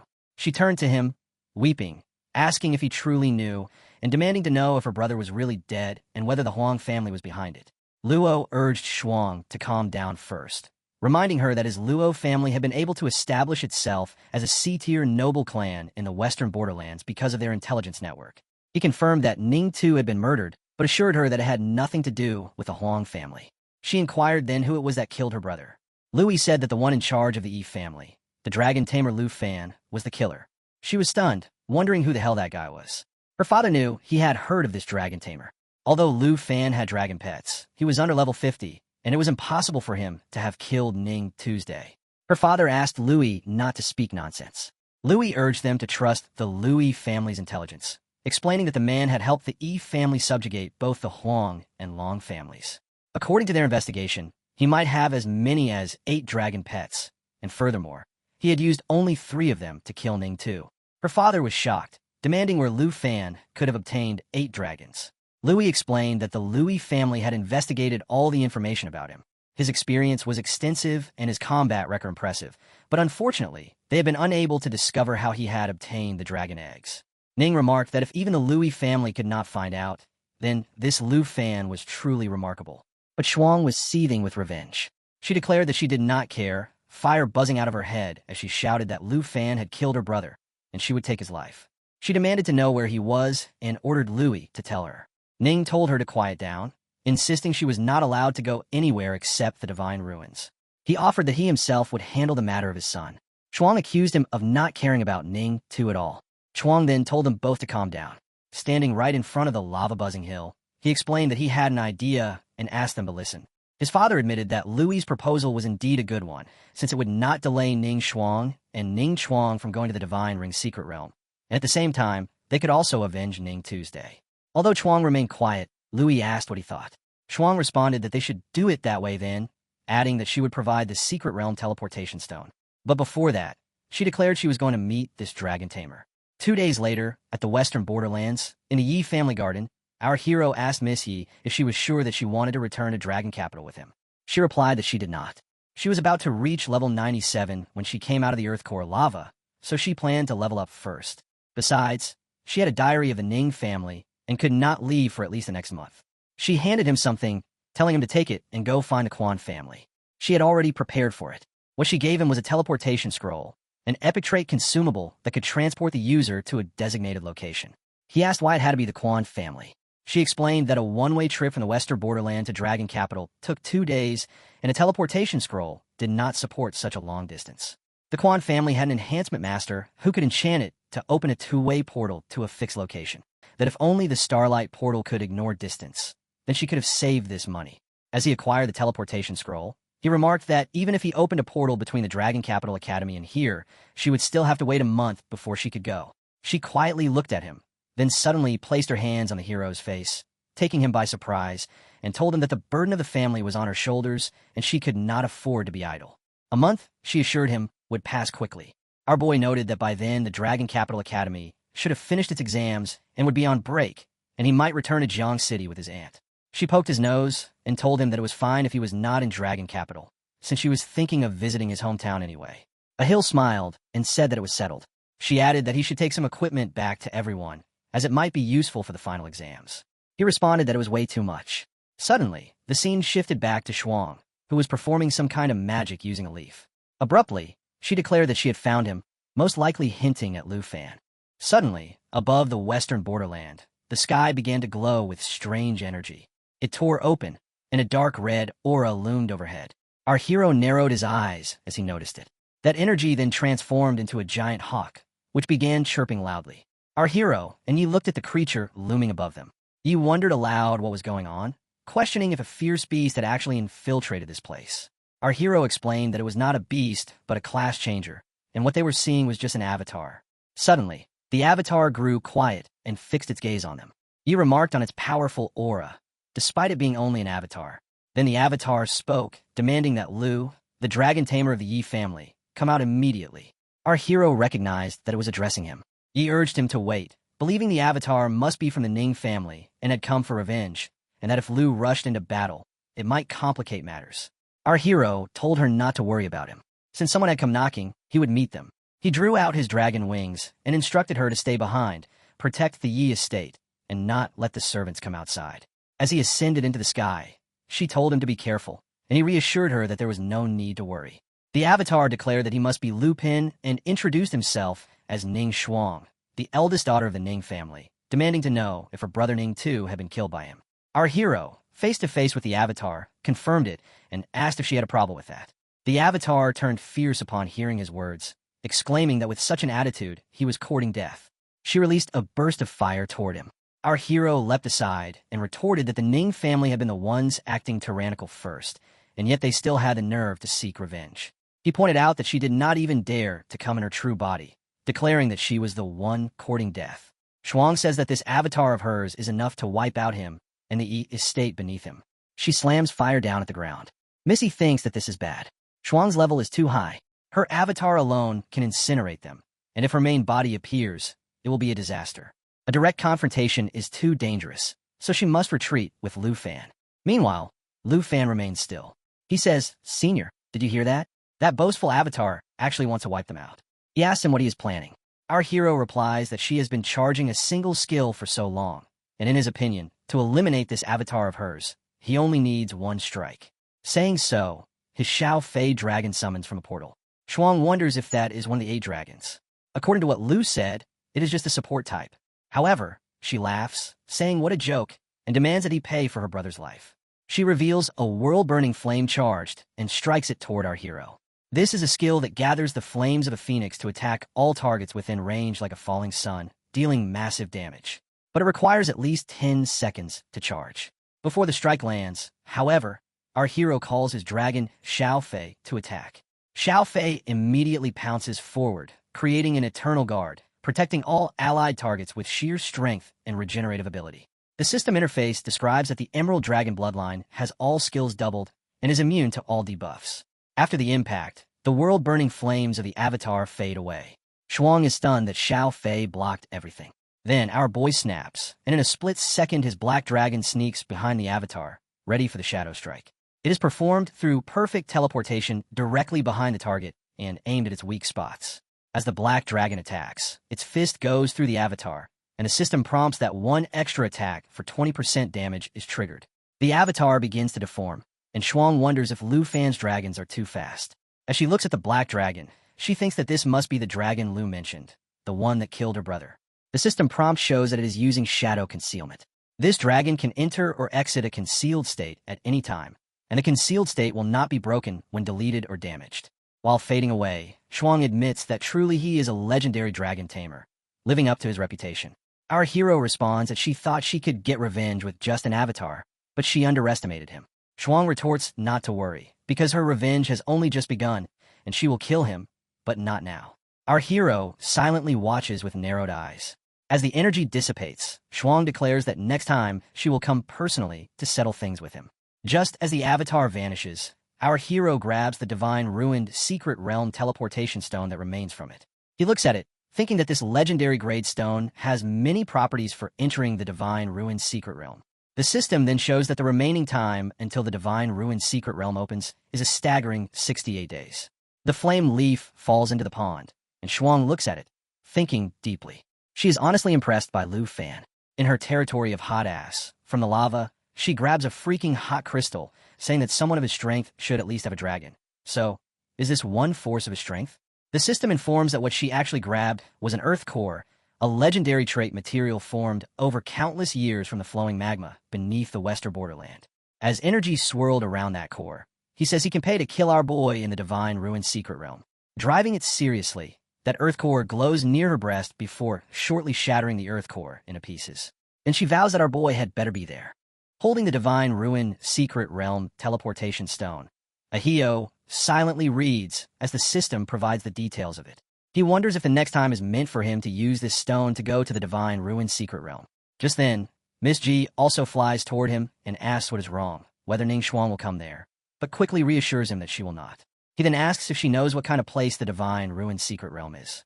She immediately replies that it is an ultra-secret realm of opportunity in the western borderlands, appearing only once every 50 years. She is not sure about the specifics, only that the teleportation stone can only be obtained as an extremely rare random drop from the monsters in the western borderland. Our boy shows her the ore and wonders aloud if this is something that could be sold for a sky-high price, and thinks about how Ning Xuan is using this to challenge him to a duel. Miss G advises him not to accept this challenge, because at that time it will not only be Xuan present. Many more seedier nobles approaching their 5th advancement will also be there. Our hero descends to the ground, and suddenly a voice whispers in his ear not to listen to her, that he must go. Startled, he turns and finds that it is his dragon, who urges him to go to the divine ruined secret realm and find the spirit-quenching liquid for her. She promises that after he reaches his 3rd advancement, she will tell him the location of the myriad armor dragon egg. The hero asks if she has awakened and seen everything that just happened.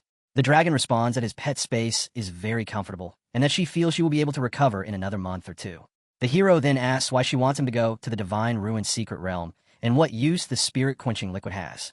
Sitting in the most innocent way, the dragon explains that the secret realm seems to be the place where a legendary god fell. It holds countless treasures, but the spirit-quenching liquid is the most precious of them all. The higher a person's attributes are, the more the spirit-quenching liquid can increase them, and it is even possible for attributes to be doubled.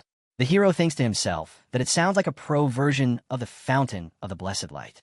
If it is truly, as she says, then combining the fountain of the blessed light with the spirit-quenching liquid would send his attributes through the roof. She notices his expression and comments that he must be tempted. The hero reflects that if she is willing to exchange a myriad armor dragon egg for it, then the spirit-quenching liquid must not be easy to obtain. She, meanwhile, shifts into different poses and explains that the woman invited him with an avatar precisely because she wants to use the unique properties of the divine ruined secret realm to kill him. The hero demands to know what properties she means. The dragon explains that inside the divine ruined secret realm, he cannot use summons or weapons and can only rely on himself. This surprises him, as it means the puppet team he prepared will be useless. Entering the secret realm would be walking straight into Shuang's trap. The dragon steps closer and reassures him not to be afraid, since he still has the Golden Dragon King set and can use the transformation skill. She adds that although she is not in his contact slot, he would not be able to summon her in the divine ruined secret realm either. She then softly touches his face and says she is also concerned with his death. The hero protests that the crazy woman wants him dead and accuses the dragon of sending him to his death by telling him to go. He warns her not to forget that if he dies, she will die too. The dragon responds with mock innocence, questioning why he is still wary of her and insisting that she could never possibly harm him. Just then, the entire place feels like another dimension, glowing with green energy. His dragon reminds him not to forget the spirit-quenching liquid and promises that after his 3rd advancement, she will help him find the myriad armor dragon egg. She adds that the offering of the myriad armor dragon king will definitely improve him more than any other dragon. Our hero stands in silence when she further tells him that at that time, that woman will not necessarily be his match. He starts to think to himself whether the myriad armor dragon is really as strong as she says. But then he remembers that summons cannot be used in the divine ruined secret realm, and he wonders what use it would be to tame the myriad armor dragon under those conditions. Just then, someone calls him, but he keeps thinking about what the demon-devouring dragon king might be planning. Someone calls him again and again until Miss E presses him a little to bring him back from his deep thoughts. She asks what he is spacing out for. Snapping back to reality, he hears her say that if Shuang is not coming, then they should hurry up and set off. If they linger any longer, they will miss the final exam. Our hero answers that he is coming, though his thoughts run differently. He decides that rather than asking endless questions now, he should hurry up and level up to reach his 3rd advancement before the divine ruined secret realm opens. That way, he will at least have the ability to tame the myriad armor dragon and obtain the spirit-quenching liquid. And if everything goes smoothly, he might even have a chance to defeat Shuang. The scene shifts to the next day, at noon in Dragon Zia Capital Academy. Students walk around casually as our hero speeds toward the school, delayed because of Schwan. He has completely missed the final examination assembly. Observing the familiar setup, he notes that it is once again the new student exam assessment arena battles, which he finds annoying. He knows that it is a 5 versus 5 game this time, requiring him to find teammates. He thinks that with arena rankings, he can easily form a team. As he is thinking, someone bumps into him, crying out to be careful. Looking up, he realizes it is Teacher Gu. He apologizes profoundly and is surprised to see him fully recovered. The male teacher beside Gu remarks that he thought our boy was not coming back for the final exam. Our hero greets them, asking about Teacher Gu's health. Teacher Gu assures him he is fully recovered, saying he owes it to them for what happened during the vaccination incident. Otherwise, he might have died in the line of duty. The male teacher scolds him not to say such inauspicious things, then adds that since our boy is back for the assessment, he will need to form a 5-person team first. At that moment, a guy at a distance greets the students, introducing himself as a level 31 dual swordsman for number 9 and hoping to team up for the final assessment. A girl behind him immediately refuses his offer, revealing that he had harassed Jianing at the start of the semester. They tell him to leave. The group then walks toward our hero, greeting him warmly and saying that everyone is back. Excited, he looks at them. Among them is a staff girl named Quinn, who says it has been a long time since they last saw him, and that they thought he was not going to participate in the final exam. A pink-haired girl named Tauzi teases him for not even saying hello when he returned. Our hero apologizes, explaining that he was running out of time and wanted to give them a surprise. A black-haired girl named Jianing then points out that with him back, plus elder sister Han, they now have just enough for a 5-person team. Tauzi is thrilled, saying that with Lu Fan on their side, they can slack off and still get good grades. Our hero jokes that it sounds like he has returned just to be their laborer. The glasses teacher interrupts, saying he has not yet finished explaining the assessment rules. Teacher Gu smirks and tells him to let the young people enjoy their reunion.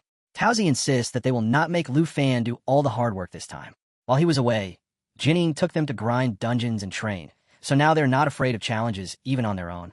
Jining adds that the current strength of Xiao and Tauzi is already close to the Qingyun class. Tauzi sighs in relief at hearing this. Quinn then asks our boy if he is looking for Jean and Shun. He falls silent, looking behind him. Tauzi explains that Jean and Shun have been gone since their return from the Paki Kingdom, and that no one knows where they went. Feeling disappointed, our hero mutters that they can run, but one day he will kill her. Tauzi reminds him that the assessment starts in 3 days and urges everyone to hurry up, pack, and rest. Quinn gently tells him not to overthink, saying he must be tired after rushing back.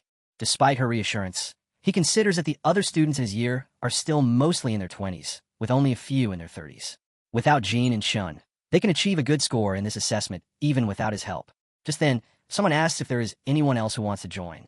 A guy in martial arts attire announces that only those ranked in the top 10 are eligible and says they are missing one last member. Our hero notices the 2 figures and thinks they look familiar. Tauzi explains that it is Fong Yun from the Pavilion Group and scoffs at how high-profile they are about forming a team. The system identifies the 2 players as Jiang and Jing. Quinn recalls that they had been quiet ever since being put in their place for spreading rumors and did not expect them to be active again. Our hero dismisses them as opponents not worth worrying about. Just then, another guy speaks up, declaring that he will join. The bulky armored man with a massive sword stepped forward, asking whether they truly had the ability to take first place.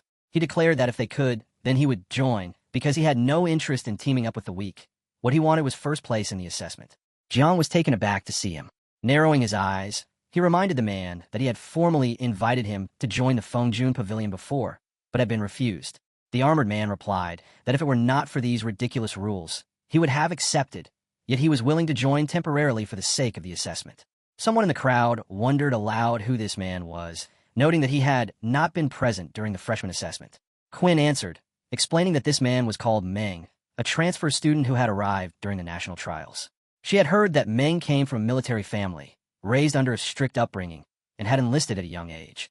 Since Liu had not been around when he transferred, he had not seen him before. Everyone else, however, believed Meng to be the strongest. Tauzi added that Meng had been participating in ranked matches in the arena, where he was currently on a 132-win streak. He had even defeated Jiang, as well as the 3rd-ranked Jiang Feng. His next match was supposed to be against Jianing. Jianing calmly stated that she had never once participated in the ranked matches, but guessed that Meng intended to use the final assessment as an opportunity to fight her. Our hero thought to himself that if Meng had truly replaced Jiang Feng as number 3, then he must be the real deal. Quinn urged them to head back with her, believing Jiang would most likely team up with her. Our boy replied that they would see for themselves. If they were strong enough, Meng would not need to step in. Taozi smiled with confidence, saying she would give Lu a big surprise when the time came. Just then, Jing panicked and rushed to Jiang, saying he had just spotted Lu Fan standing among the crowd. Jiang was stunned to hear this, exclaiming in shock when he saw him, wondering when Lu Fan had returned. Meng frowned, asking who Lu Fan was and why everyone was reacting so strongly. Around them, players began to murmur in disbelief that Lu Fan was back, though none had noticed his return. Jiang sighed heavily and explained to Meng that Lu was a dragon tamer, the number 1 of the Qingyan class. If he truly had returned, then their chances of taking first place would vanish. Meng's expression hardened at these words. Narrowing his eyes, he suddenly roared back at them with fury, demanding how they could admit defeat before even fighting. His outburst shocked everyone, and many trembled under the sheer pressure he exuded. Meng then shouted that the only reason he had agreed to join them was because he thought highly of their strength, and it was solely for the purpose of claiming first place. He demanded to know where the confidence they had displayed earlier had gone. At that moment, one of the players noticed the emblem on Meng's chest, the insignia of the blood-clad army. The revelation rippled through the crowd. The blood-clad army was known as the strongest comprehensive military force in the nation's dragon military, second only to the 4-grade army ministry. People could hardly believe their eyes. Meng was only 2 years older than them, yet the 3 blood blossoms on his emblem meant he held the authority to command 100 soldiers in the blood-clad army. Meng spoke with pride, recounting that ever since his youth, he had been stationed at the border, resisting the peace tides. He had joined the blood-clad army early, awakening his combat profession amidst mountains of corpses and seas of blood. His ultimate goal was to become the youngest creative general to safeguard the nation. The system then revealed his true identity. Meng was a berserk blood wolf swordsman. Gasps spread through the crowd as they realized he truly was a warrior of the blood-clad army. Jiang himself was shaken, struggling to believe that Meng had spent his student years not in classrooms, but in the midst of real battlefields, fighting and killing for survival. Meng declared that he must take first place in every assessment and graduate early so that he could return to the blood-clad army. He extended his hand, demanding to know whether they had the confidence to defeat Lu Fan. At first, Jiang shuddered, torn between confusion and hesitation. Yet he thought to himself that if someone like Meng, who had survived countless life-or-death battles, were to join their guild, perhaps the Fangjun Pavilion truly would have a chance to redeem itself. With that thought, he finally grasped Meng's hand and welcomed him to the team. Meng accepted, and soon the entire team erupted with excitement, chanting about Brother Meng's overwhelming presence and claiming they were about to witness the crowning of a new number 1. Jiang, however, still felt unsettled. He reminded them that they might be celebrating too early, since Lu Fan was still a hero of the Dragon Country who had participated in the national trials. Meng only smirked, thinking that his resume alone was enough to make Lu Fan feel ashamed of himself. He recalled the national trials, admitting that he had heard of Lu Fan before. He acknowledged that Lu Fan possessed quite a few dragon pets, but dismissed it as disappointing since Lu Fan had never experienced charging on the front lines. What Meng truly wanted was to see how strong Lu Fan really was. The scene then shifted to Dragon Capital Academy, Villa number 2. Taozi's eyes widened in awe as she stared at the glowing armor laid out on the table, finding it far too powerful. Quinn agreed, believing it was too valuable and noting that its stats were good enough to be used up until level 50 or 60.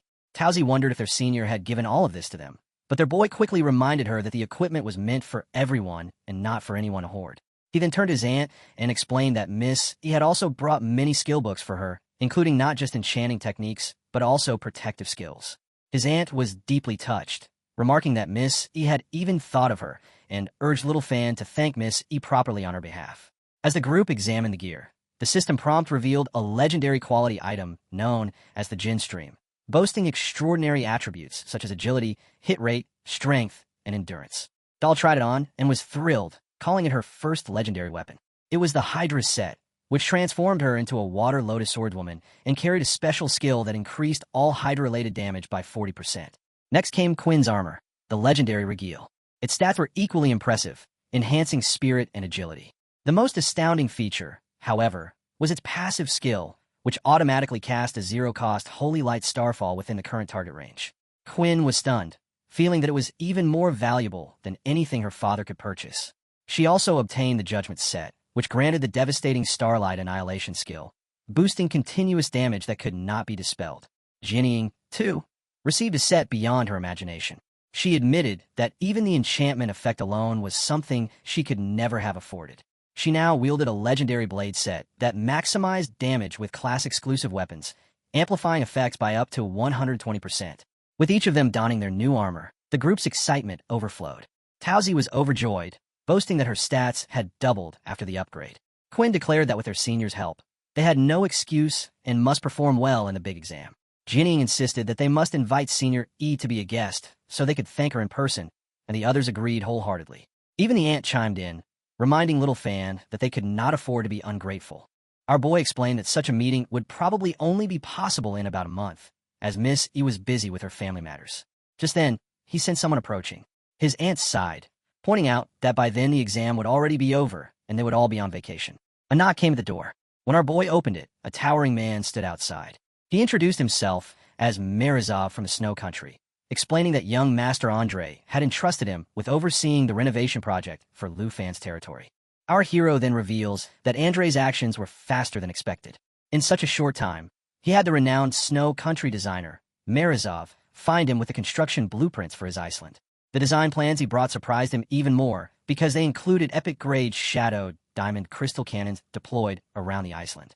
Their firing range covered the entire Iceland and the surrounding sea, capable of easily killing a force advancement master. Their resort, Iceland, had been turned into a war fortress. This surprise wasn't too bad, actually. He relaxed while the girls faithfully teased each other. As Marizov went away, he noted that Marizov promised the teleportation formation linking the Dragon Capital Academy Dungeon Hall to Shadow Iceland would be completed in 3 days. And that day happened to be the same day the final exam began. Towsy and the others volunteered for the task. Towsy declared it was a deal then, and unless they ran into a really tough opponent, Lu wouldn't need to make a move. She insisted they would show him the results of their training. Our hero revealed that during the exam, unless a strong enemy appeared, there would be no need for him to act. So he accepted, saying it was fine by him and that he was happy to be idle. Then he revealed that, to give them a final sprint before the exam, he had practiced their skills. Towsy was trained with Dazzling Holy Light, a skill that deals high damage to all enemies in range and applies a Holy Light burn effect that reduces any resistance from enemies by 20%. He then trained Jinying with Earth Splitting skill, whose mountain shaking effect delivers a whopping 320% physical damage to the enemy target. Finally, he trained Sheen with Water Prism. With this skill, she can swing her blade to release 4 water channels that lock onto the designated target, making it unable to escape. During this time, the enemy's movement and attack speed would be reduced for 8 seconds. Afterward, our hero took them for leveling and training. Towsy leveled up to 38. Sheen leveled up to 39. His Aunt Han also leveled up to 30. But Jinying leveled up the most, reaching 40. He himself leveled up to 50% with only a little training. 3 days later, at the Dragon Capital Academy Arena, the competition was finally about to begin. The number 8 was requested, and our hero wondered who his opponent might be. Towsy was sharpening his punch and said that it didn't matter because they would beat whoever came. They all stood together as a team. Then someone called out to our boy, addressing him as Great Lu Fan. While speaking hesitantly, this little dude asked if he could get a photo with Lu. Our hero looked at him in surprise as the guy grabbed his phone, explaining that he had watched the Trial of the Nation livestream and found it awesome, declaring himself a fan. Our hero smiled and agreed, allowing the selfie. Afterward, he asked if there was anything else. The guy revealed that he was number 8, meaning his team was their opponent. Saying this, he ran away while adding that Lu could rest assured, since he knew his own limits and would forfeit. Towsy protested, saying he shouldn't run or forfeit because she had heard the exam didn't just evaluate ranking, but also combat performance. If he fled, she worried he would have to take a makeup exam. The guy turned back and said he understood, but insisted that even if 50 or 100 people joined his team, they still wouldn't be able to land a single hit on Lu. For him, stepping onto the field would mean instant defeat. Towsy reassured him by patting his shoulder, telling him to relax and not worry, because she wouldn't let him be instantly defeated. She guaranteed that he would have a chance to perform. The guy was surprised, but eventually returned to his team to prepare for the fight. He asked his 2 senior sisters for reassurance, wondering if they truly needed to fight like this. Towsy and Sheen then entered the ground to face the 5 opponents. Towsy told them to stop talking nonsense, and the competition began. The other team charged. The mage began casting a spell, and the guy with glasses attacked. Towsy called to Sheen, telling her to move, and she agreed. She immediately started buffing him with yellow energy, declaring that she would trap their enemies. Suddenly, she unleashed her light domain imprisonment skill, raising walls around the opponents in a 6 to 7 meter radius and forcefully imprisoning them completely within the range. Tauzi then went in for the strike, slamming her sword at them while remarking that it was a pity they had missed their best opportunity. As she thrust down the abyssal coagulation skill, countless condensed water needles shot at the 5 players from every direction, dealing piercing water damage. At the same time, Qin apologized to the fat guy that the fight is going to over who was struggling under the relentless damage. Saying so, she leapt high into the air, her staff glowing with bright yellow energy that spread across the battlefield. It was actually the Starlight Annihilation skill, a spell that summoned holy light, dealing high magic damage to all enemies in range while applying a holy light burning effect. The audience watching the scene was shocked. Suddenly, the field was filled with smoke, shattered armor, and the sight of the completely defeated teammate. Many wondered aloud what had just happened because they had looked away at their phones for only a moment. And in that instant, the 2 girls had already defeated all 5 players. They couldn't believe it. Were Lu Fan's teammates really always this dangerous? Besides Jianying, the team was full of other beauties and they were all this strong. Our hero admitted he didn't expect them to be so powerful. His aunt quickly said it was all thanks to Jianying's excellent guidance. Jianying, however, disagreed, saying the credit belonged to everyone, and it was the result of their persistent training. The scene then shifted to Sangue Jean Pavilion. Jiang turned to Brother Meng and suggested they become a permanent team from now on. He added that they had admired the blood-clad army for a long time and wanted to follow in Meng's footsteps after graduation.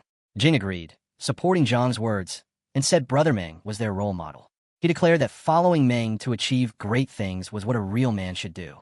Meng, beaming with confidence, replied that teaming up was fine, so long as they could defeat Lu Fan in the finals. If they succeeded, he promised he would personally recommend them to the blood-clad army. As they walked to the arena, the crowd was buzzing with excitement. People were saying those 2 girls were incredible. They had just pulled off a 1-against-5 sweep. Many even bet that Lu Fan could win this year's competition without ever stepping on stage.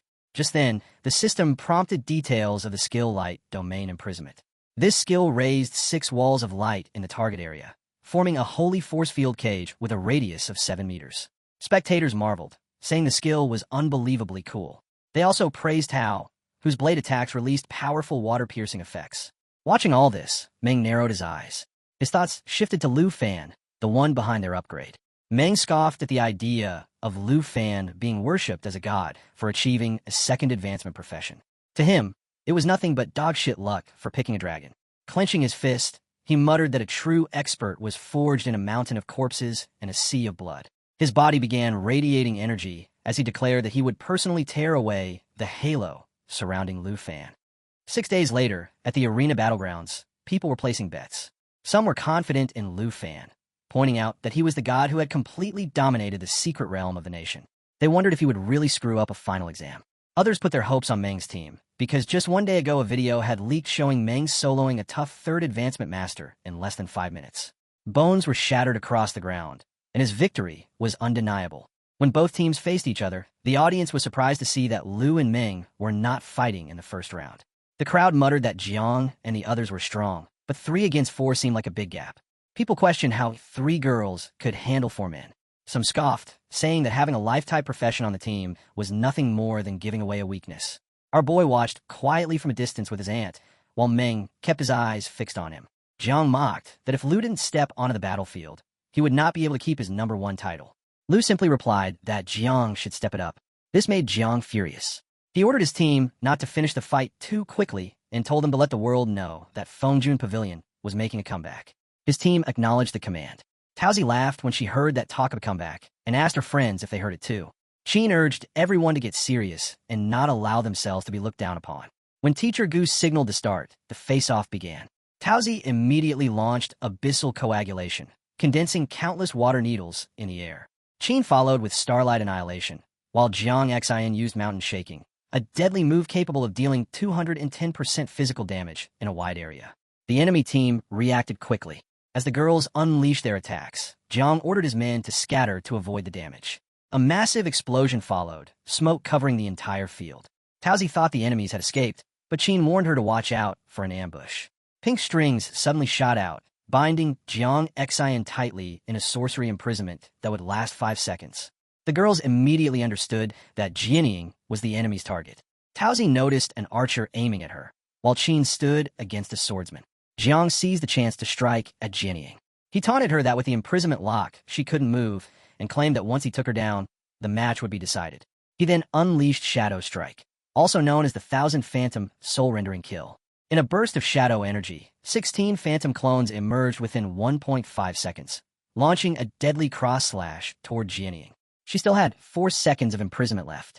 Instead of showing fear, Jianying calmly asked if that was really the case, leaving Jiang taken aback.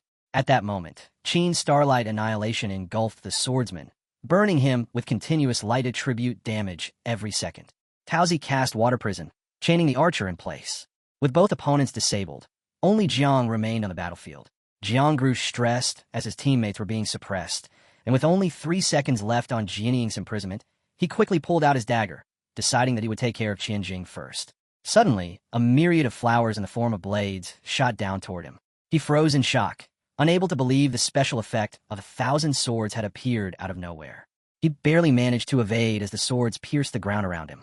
Confusion struck him. Jianying was still imprisoned, so how could she activate her skills? Even so, he had no choice but to push forward. The remaining time was only 1 second, and he needed to land a decisive blow. Just then, one of the swords clipped his leg, leaving a deep wound. Enraged, Jiang cursed at Jianying, furious that she had been so confident in guaranteeing foolproof results. Yet this was what she had delivered. At that exact moment, the imprisonment timer ticked to 0. While the battle raged on, our hero was leisurely sitting with his aunt, unfazed by the chaos. He observed calmly that Jiang had miscalculated. Since Jianying had never used a skill, she had triggered her weapon's special effects instead. His aunt smiled gently and reassured him not to worry about Jianying, then offered him a glass of juice she had made with his favorite fruits. Meanwhile, Meng scowled at the fight from afar, irritated at what he considered garbage combat. He muttered about the ridiculousness of such a dogfight. Suddenly, the pink chain shattered, and Jianying was free. A rush of air surged around her as she raised her twin swords onto her shoulders, her presence striking fear straight down Zhang's spine. Desperate, he cloaked his body with mana and unleashed Shadow Strike, replicating himself into 16 doppelgangers. They swarmed Jianying from all directions, performing a high-speed cross-slash meant to overwhelm her defenses. But Jianying stood firm, declaring it a futile effort. The dummies of Jiang launched their assault, but Jianying raised her frigid water sword. The ice elemental magic slowed the enemy's speed and froze him in place. In a split second, Jiang was encased in an ice block as Jianying looked down on him with calm resolve. At that moment, Taozi slammed another player with her sword, unleashing a barrage of water needles that pierced through with brutal force. The strike drove the enemy backward, pinning him against the wall behind. The audience was left in shock, marveling at how overwhelmingly strong Jianying and her companions were. What stunned them even more was the fact that Luo Fan had yet to move an inch. Jiang, furious at being immobilized, turned his gaze toward Meng and demanded if he still wasn't going to act. Meng, however, continued to watch in silence, sitting calmly and calculating the moment to intervene. His patience thinned as he gritted his teeth, furious that he might be forced to step in because of his foolish companions. Our hero chuckled, remarking that Meng couldn't sit still anymore. But before he could rise, Jiang shoved aside his own allies, gripping his sword tightly as he barked for them to get out of his way. At the same time, our hero finally stood up. His aunt handed him something, telling him to eat, but he shook his head and replied that after the assessment was over, he would go buy groceries with her, and they would all share a good meal together that night. She looked at him fondly, reminding him that she had never once failed to feed him well. He laughed and reassured her, saying that tonight would be a victorious feast. The crowd erupted in excitement as they noticed Lu Fan finally standing. They whispered eagerly, wondering if he was about to make his move at last. Many were thankful, for they had been waiting all this time to witness his true power. They recalled that the last time Lu had fought against this pavilion, he had utterly terrified the entire crowd. The wave of praise for Lu only deepened Meng's rage. He clenched his fists, his fury boiling over, and declared that the arrogant dragon Tamer needed to be crushed. He stepped forward with intent, charging straight toward Lu Fan. But before he could reach him, Jianying intercepted the attack, her twin swords flashing as she declared through action alone that Meng would have to get through her first. She unleashed a devastating combination of 3 magic effects in an instant. The frigid water sword struck first, channeling ice elemental damage. The blood-breaking sword followed, piercing through defenses. Then came the army breaker great sword, bringing raw physical destruction. But to everyone's shock, Meng blocked the entire assault with nothing but his bare arm. He brushed it aside, declaring that he had no interest in her, and with a simple motion, her blades were deflected. Yet, Jianying refused to relent. She unleashed 2 more attacks, this time summoning the Harp of Flame Seed, an epic-quality weapon capable of releasing a Harma burst attack attribute. To this, she added the Myriad Flower Sword, striking with dazzling precision. But just before the attack could land, Jiang intercepted, reminding her that she must not forget her true opponent. Meng, sensing movement on the battlefield, immediately shifted into a defensive stance as Taozi charged in, slamming her sword toward his face. He blocked effortlessly, holding his ground. Watching this, Jianying grew frustrated, muttering that Meng was truly irritating. Qin prepared to offer her assistance, but was told there was no need. Meng had one goal, to draw Lu into the fight. Meng then acknowledged aloud that all of Lu's girls had fought well enough. If this had been a real battle of life and death, Fong Pavilion would already have been annihilated. On the other side, Taozi was being pushed to her absolute limits, punished harshly for her bold words. And then it happened. A golden arrow streaked through the air, flying directly at Meng's face. He barely managed to evade it. These were no ordinary arrows. They were the Nether Serpent magical arrows, fired at last by Lu Fan himself. Meng ordered his players to fall back, warning them that he would not be responsible for any friendly fire. The crowd erupted into chants, speculating that Lu might be about to summon a dragon. Some insisted that even if he did, the victory would not feel very honorable, while others believed Meng still stood a chance and might not lose. Suddenly, Meng leapt high into the air and challenged Lu Fan to watch closely, declaring himself a warrior who had walked out of battles against beast types. As he struck down, our hero calmly shifted aside, effortlessly dodging the attack. Meng then began preparing a fire spell infused with dragon aura. He tore through the sky, conjuring a massive blaze, and slashed it forward. Lu countered, and Meng braced himself by thrusting his sword forward, narrowly avoiding serious damage. Even so, the impact rattled him as the fire clashed against his weapon. Frustrated, Meng roared at Lu, demanding why a dragon tamer was not summoning his dragon pets. As Lu landed gracefully, he answered that if Meng truly wanted to see a dragon, he would first have to manage to hurt him. The words only enraged Meng further. Energy surged and crackled around him, and in an instant, his body warped into that of a wolf beast. His roar thundered across the battlefield, so fierce that even his own companions flinched in shock, horrified by what they were witnessing. Jiang cried out in excitement, shouting that Meng was about to take down Lu. Jiang exclaimed that Brother Meng had finally unleashed his werewolf form. Our hero quietly observed him, recognizing that this transformation was that of a berserk werewolf swordsman, a bloodline ability that allowed Meng to enter or exit the werewolf state at will. Although this form drastically boosted his physical and defensive power by up to 750%, the increase in final damage was a mere 1%. In his werewolf state, Meng howled with fury, declaring that he would tear our hero into shreds.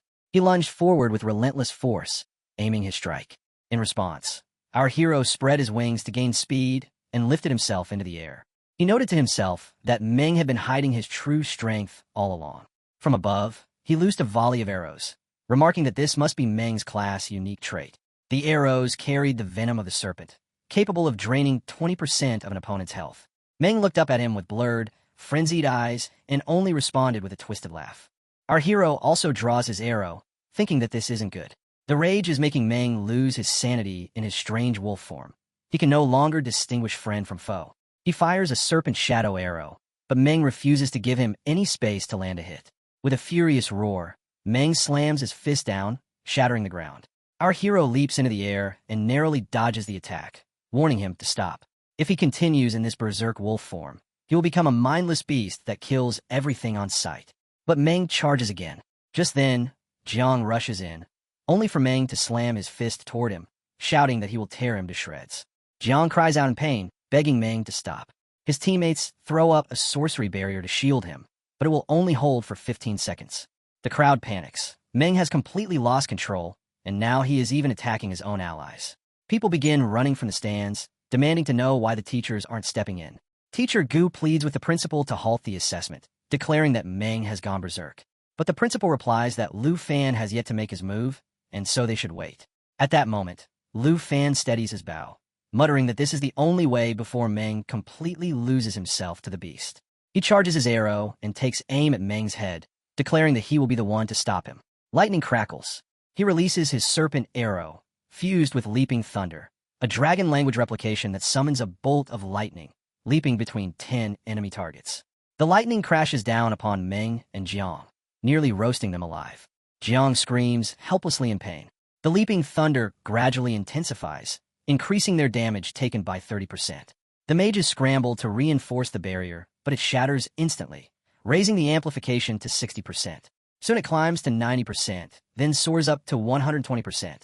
The audience panics and begins evacuating, fearing the lightning could spread and hit the crowd. The principal now grows worried, fearing both combatants have gone too far. He yells at Lu, demanding to know what he is trying to do. But Lu calmly replies that there's no need to panic. He isn't aiming for their lives. After the lightning storm nearly cooks them completely, he lowers his bow and remarks that they'll only be spending a few days in the hospital. Meng collapses, his werewolf form scorched and his stamina depleted. The audience gasps in shock. Lu defeated them all with just a single skill. They declare him the undisputed #1, proving once again that he is worth watching. Teacher Gu announces that the final assessment is over. The winners are Lu Fan and his team. His girls rush to him, awestruck, praising that he still holds the #1 rank. His aunt cheerfully insists they return home to prepare the victory feast. But instead of celebrating, Lu walks straight ahead. His aunt calls after him, only to see Xiao suddenly appear, his dragon manifesting in human form. The crowd erupts in surprise, recognizing her as the black dragon from before, though her human form looks different. Many whisper that the dragon girl is adorable and they want to hug her. Meanwhile, Meng staggers back to his feet in human form, glaring at Lu. He demands to know if this girl is his dragon, and accuses him of abusing his advantage. He says this is no battlefield, and asks if there was truly any need to go so far. But Xiao raises her hand, activating the Fountain of Life. Warm light spreads over the arena, continuously healing all friendly targets. Meng freezes in shock. Lu had healed them. Lu turns away and remarks coldly that in the future, Meng should not play chess with terrible players. Staying with Feng's pavilion would only drag him down. Meng clenches his fist, trembling with humiliation. He refuses to accept the defeat. He cannot comprehend how a mere student could overpower him. Falling to his knees, he shouts that he has fought savage beasts every day, trained relentlessly, and even holds the record as the fastest in the blood-clad army to ever reach Third Order. How could someone like Lu Fan defeat him so easily? Jiang, too, seethes with frustration. Meng roars that it isn't fair, that it's too unfair. But Lu sighs and answers calmly. He says he understands why they think that way. Everyone assumes he simply got lucky and soared to the top by relying on his dragon. But in truth, he saw opportunities and worked tirelessly, raising each of his dragons with devotion, constantly facing stronger challenges. His efforts are no less than theirs. Taozi jumps in, confirming that they don't understand. She reveals that Lu Fan has even earned military honors on the northern borderlands and carries a golden emblem from the Griffin Legions. She adds that he has already been recognized by one of the 3 elders of Dragon Country. If he wished, he could command the entire blood-clad army himself. Meng and Jiang are both stunned. A golden emblem from the Griffin Legion? How could that be possible for someone who has only been enrolled for a year? The crowd erupts, murmuring in disbelief. They recall that one of the 3 elders is also the nation's battle supervisor, which means this national trial was far from ordinary. The revelation sparks a huge stir across the Taichi nation. Many speculate that the chaos in Taichi might now be tied to Lu Fan himself. It seems very likely.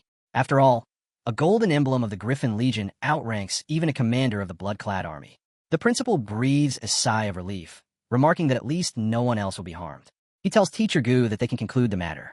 Lu assures them that he will not abuse his power or interfere with others' paths. He simply advises them to work hard, so their strength matches the positions they aspire to. His companions cheer joyfully, eager to return for the feast. Meng remains silent, humiliated. One of Zhang's teammates tries to help him up, but Meng refuses, rising on his own. Staring bitterly at his emblem, he laughs at himself. He realizes that it is his own strength that does not match his position. That night, after the victory feast at Dragon Capital Academy, the scene shifts to our hero. He climbs the stairs, sighing in contentment that his aunt's cooking is, as always, perfect. He feels completely satisfied. He muses that once she studies the scroll gifted by Senior Sister, her cooking will become even more delicious and grant stronger buffs. Entering his room, however, he's caught off guard. Jiang is lying on his bed, fast asleep, dressed loosely in a revealing outfit. Lu quietly closes the door, puzzled. He wonders why she is on his bed and dressed like that. Shaking his head, he mutters that he must be hallucinating. Perhaps he ate too many mushrooms earlier, Or maybe, for once, his aunt's cooking really went wrong. However, our boy gathered his courage and quietly opened the door again. This time, Jian stirred awake and asked what he was doing. He countered with a question of his own, wondering why she was in his bedroom. She walked toward him and apologized, admitting that she had entered without permission. After a pause, she confessed that the truth was she had been waiting for him. She began to explain that after he finished eating, she had wanted to continue, but her voice trailed off until she finally admitted that she wished to spend time with him. Ahio's face turned red as he stammered and asked what exactly she meant. Jian quickly clarified that she only wanted to talk about the holiday break. She had heard from elder sister Han that Lu would be leaving the dragon capital when the break began. Ahio nodded, confirming that it was true. The break would last 4 months, and they were returning to Jianhai City. Quinn and Taozi would also be coming along since it was their hometown. With an innocent expression, Jian asked whether she could go with him. Ahio was surprised at first, but then he laughed, realizing that this was what she had been so nervous about. He assured her she could come, though he wondered aloud why she wished to. Her smile faded as she shared her story. She explained that her family had once been among the most prominent in the border city of Yanbei province, but when the beast tide came, the entire city was destroyed. Her family had sent her away to the dragon capital while they stayed behind to defend their home, fighting until the very last moment. None of them survived. She told him it had happened only 2 months before she enrolled. Once she had been the top sorcerer of Yanbei province, but now she had no home to return to and no family left. Ahio placed his hand gently on her shoulder, offering comfort. She admitted that she knew it might seem an imposition. She could always remain in the dragon capital during the break to grind levels or train, but she felt lost with no one to rely on. Ahio spoke her name and told her firmly that no one was destined to be alone. He promised that they would return to Jianhai City together and that from now on, it would also be her home. Her eyes lit up with happiness, glowing with relief and gratitude. She smiled brightly and thanked Lu Fan. Meanwhile, deep within the forest on the border of the Tiaki Nation, the ground suddenly erupted and split apart. From the chasm rose 2 enormous skeletal claws. A demonic figure emerged, its form twisted like a tree, declaring its purpose to destroy the dragon Tamer. At the same time, an urgent warning spread through the city. News broke that the Tiaki Nation had been struck by a massive snow tide attack. All flights were suspended, and passengers were instructed to proceed to the service desk to adjust their tickets. His aunt turned to him with unease and asked if the Tiaki Nation had incurred the wrath of both heaven and man. He remained silent, convinced that the Takianishan were suppressing the truth. What on earth had happened? The Lu family had seized power after the Jin family's downfall, and thankfully his wanted status had been nullified. Yet he wondered whether the mysterious figures mentioned by his senior sister, those rumored to be backing the Tiaki Nation, would make their move. His aunt dismissed the thought, saying it was none of their concern. They had been away from Jianhai City for too long, and it was time to return and show Lu around their new home. Arhio agreed and reminded himself that worrying would serve no purpose. The proper thing now was to enjoy the holiday. But far away in Tianshou City, disaster was already unfolding. The skeletal dragons had descended, reducing the city to ruin. The Lu family head, trembling, declared that he had brought forth the person the skeletal dragon had demanded. Begging for mercy, he pleaded to be spared, yet inwardly admitted that the one sent from above had abandoned them. If they failed to satisfy the beast that day, the Lu family was finished.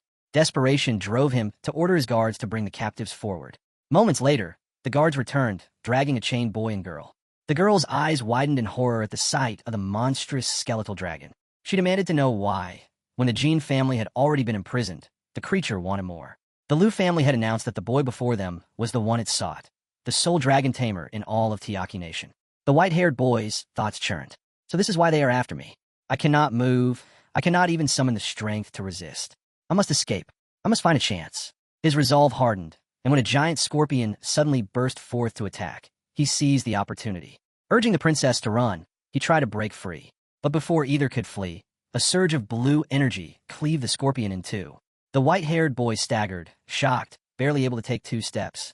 The girl was left frozen, unable to comprehend what had happened. The guards and the Lu family head were thrown into chaos. The skeletal dragon lowered its skull and sneered that the fallen beast was nothing more than a subdragon, unworthy of a name. This boy, it declared, was not the one it sought. Rage ignited within it as it bellowed that if the Lu family could not deliver the person it wanted, then they were useless. Flames poured forth as the ground shattered. The family head was seized by the skull, his fate sealed, while survivors scrambled to retreat amidst the ruins. The white-haired boy clung to life, and the chained girl cried out, begging him to save her as sculpted dragons pounced upon her. Desperation filled her voice as she called his name, Chun, but he could only stand in bitterness, thinking that though they were both dragon tamers, only he had been reduced to such a wretched state. In his final despairing thought, he cursed the heavens and wondered if it was Lu Fan once. The scene kicks off with the bone god yelling at the princess, and she gives him a sharp glare. At the same time, Chun is screaming with all his might, struggling against the violent energy around him. The bone god locks eyes with him and asks if he knows who he's looking for. Chun, shaking but standing his ground, replies that it must be Lu Fan, a student from Dragon City Academy, who's probably either at school or home by now. The bone god nods, clearly pleased, and tells Chun to take him to Lu Fan. His laughter rings out creepily as Chun collapses, pleading for mercy but feeling trapped. The bone god, with eyes that blaze like red lightning, gives Chun an ultimatum. If he pledges loyalty, he'll gain the power of the ancient gods, but if he refuses, he'll end up like the lizard that was just crushed. Filled with fear and anger, Chun shouts that he's in and wants whatever power he needs to take out his enemy. The god laughs heartily, clearly enjoying the resentment bubbling in Chen's heart, and calls it good. With a wave, the air shakes, and a crystal ball pops up right in front of Chun. He's torn between laughing and crying, stunned by what he sees as a bone sphere spiraling around him, sending out energy in all directions. The god stands there, all-powerful and intimidating, while the screen lights up, showing Chen's level skyrocketing to 110. The bone god announces that this is the power of the ancient gods and reveals Chen's new title, God Bone, slave level 110, and dragon tamer at stage 4. He declares that Chun is now his slave, tied to his will, and says he'll chill in Chen's pet space until Lu Fan is found. If Chun messes up, the god warns, ending him will be super easy. Chun, now looking totally different, kneels and thanks God for this chance at a second life, promising to help him find Lu Fan without a second thought. Meanwhile, nearby, the prince is feeling a mix of dread and fear. He realizes that Chun, who used to be under his thumb, is now backed by the ancient god. He remembers how he used to boss Chun around, but now the situation is flipped and his life feels at risk. The bone god vanishes with a laugh, but Chun clenches his fists, thinking that from now on, he's the strongest being around. No one would dare look down on him anymore. Then, the Lord steps up, demanding to know what deal Chun made with the ancient god and why the beast tide suddenly calmed down. Chun stays cool, saying he promised to help the god achieve its goals, and they've formed a binding contract. The Lord is stunned, realizing that the Tai Chi state has been saved, but also understanding the threat Chun poses. He warns that since the ancient god once nearly wiped out the kingdom and now lives in Chun, he can't let him leave. Chun turns around, looking down on him, and asks if a guy like him really thinks he can get in his way. With blue energy sparking around him, he rushes forward, declaring that it's time to settle their old scores. The Lord looks on in shock and asks what Chun is up to, but before he can do anything, this red energy appears out of nowhere, and a voice starts mocking Chun for being so full of himself. A masked guy steps out and says he's from the Tan family and serves Lord Lu. Everyone in the hall is stunned as the screen reveals him to be Dan, a level 105 shadow hunter from the Tan family. The Lord starts trembling, realizing he's just been a puppet all along and that the Tan family, thought to be gone for a century, is still around and they're pretty powerful and dangerous. Dan tells Chun that it's time to face the truth and tries to sweeten the deal. If Chun agrees to join the Tan family and let them dig into the ancient god's powers, he could snag the throne of the Tai Chi kingdom. But when Chun turned him down, Dan's attitude shifts, and he warns that Chun will regret passing up his offer. Furious, he throws out a chain of red energy, insisting that Chun's power is meant for the Tan family. Chun quickly dodges the attack and strikes back just as fast. In the blink of an eye, Dan gets hit from behind by Chun's move, the power of the Godbone Dragon Spear coming through. Blood spills from Dan's body as he stares in shock, his last words trembling with disbelief. The Lord yells that it's crazy for a kid to take down a warrior over level 100 with just one hit. The princess, still hiding, gasps in fear. Chun lifts his weapon with pride and mocks the Tan family, asking how they can call themselves powerful when they're taken out so easily. For the first time, he truly feels the rush of real strength. The Lord falls into despair, mumbling that it's all over since the Tan family's champion is dead. Chen's gaze sharpens as he turns to Lord Lu, reminding him of the pain he suffered while being locked up and tortured, saying he's going to offer him up to the ancient gods now. The Lord, shaking, begs him, saying it was never his choice but the orders of the Tan family, insisting he was just their mouthpiece. But Chun doesn't listen, stepping forward with a glowing, clawed hand filled with divine energy. The screen lights up, showing the Godbone Dragon Claw activating, transforming his arms into some seriously fierce weapons made of bone and dragon, their power only limited by his own strength. In the castle city, The desperate lord starts to break down, his voice shaky as he begs for his life. He tells Chun that if it weren't for him showing up, they wouldn't have gotten this kind of power, and because of that, he's pleading to be spared, promising to behave if he gets to live. But Chun stands firm. With a quick flick of his claw, he dodges and strikes, ending the lord's life in one smooth move. Immediately, the lord's followers erupt in panic, shouting in heartbreak that their master is gone. Chun stares at the scene, his eyes wide and unreadable. Suddenly, he stops behind a girl who's trembling and collapses to the ground. She leans forward, her voice shaky as she pleads for mercy, calling out Chin's name over and over, admitting she was wrong and raising her arms in surrender. But Chin doesn't say anything. Instead, he spreads his wings and takes off into the sky, leaving her behind to watch him fly away in silence. The scene switches to Jianghai City in the afternoon, where Uncle Go warmly welcomes Lu Fan. He says it's been a while and compliments Lu Fan on his rising success, mentioning that he never misses any of his matches. With a hearty laugh, Uncle Go brags about how he used to crush his opponents, even making some of them lose their cool, and he's in awe of the dragons, those epic creatures that could be collected in huge numbers. Lu Fan stays composed and polite, thanking his uncle for the nice words. A glowing screen pops up, showing Uncle Go as a level 29 warrior and the chief steward of the Queen family. Lu Fan smiles, remembering how Uncle Go led the team during his first Secret Realm clear, and he's really glad to see a familiar face again. Miss Han, seeing the moment was right, turned to Jinying and said not to worry, suggesting they move in together at Jiangshan Garden, the fancy place that used to belong to Xiao Fan, even though they never actually lived there. Xiao Tao let out a soft sigh, missing her parents and wondering if they still thought about their sweet little cotton-padded jacket. Xiao Qiu tried to lighten the mood, excitedly talking about throwing a Manhan banquet as a welcome party and encouraging everyone to keep their spirits up. Out of nowhere, the latest scoop hit. The Beast Tide crisis in Taichi country was officially over. Lord Lu had reportedly died bravely during the battle, giving his life to protect the people. Xiao Tao was shocked, complaining that it was such a letdown since she thought the beast might wreck the whole country. Miss Han chimed in, saying the rulers of Taichi seemed to change all the time, making it feel cursed. Our boy went quiet for a moment, half joking that maybe he's the one who brought the curse. He thought about how if a beast tide could really wipe out a country, even Taichi might not stand chance. But then he remembered what his senior had told him about a hidden 5th-level expert lurking around there. The scene shifts to the Qin family villa, where a car pulls up and Uncle Ji, with a hint of respect, announces that they're back home. Xiao Qiu, caught off guard, sees her dad and Uncle Tao waiting outside and can't help but rush over, overflowing with excitement. Xiao Tao follows right behind, diving into her dad's arms and saying how much she's missed him. He gives her a warm hug, clearly amazed at how much she's changed in just 6 months, hardly recognizing her. Flushing, she tells him not to tease her. Suddenly, a screen lights up, showing Qin Shanhe as a level 57 combat class knight. Qin greets Lu Fan and Miss Han with a friendly smile, saying sorry for the hassle of arranging a special ride for them.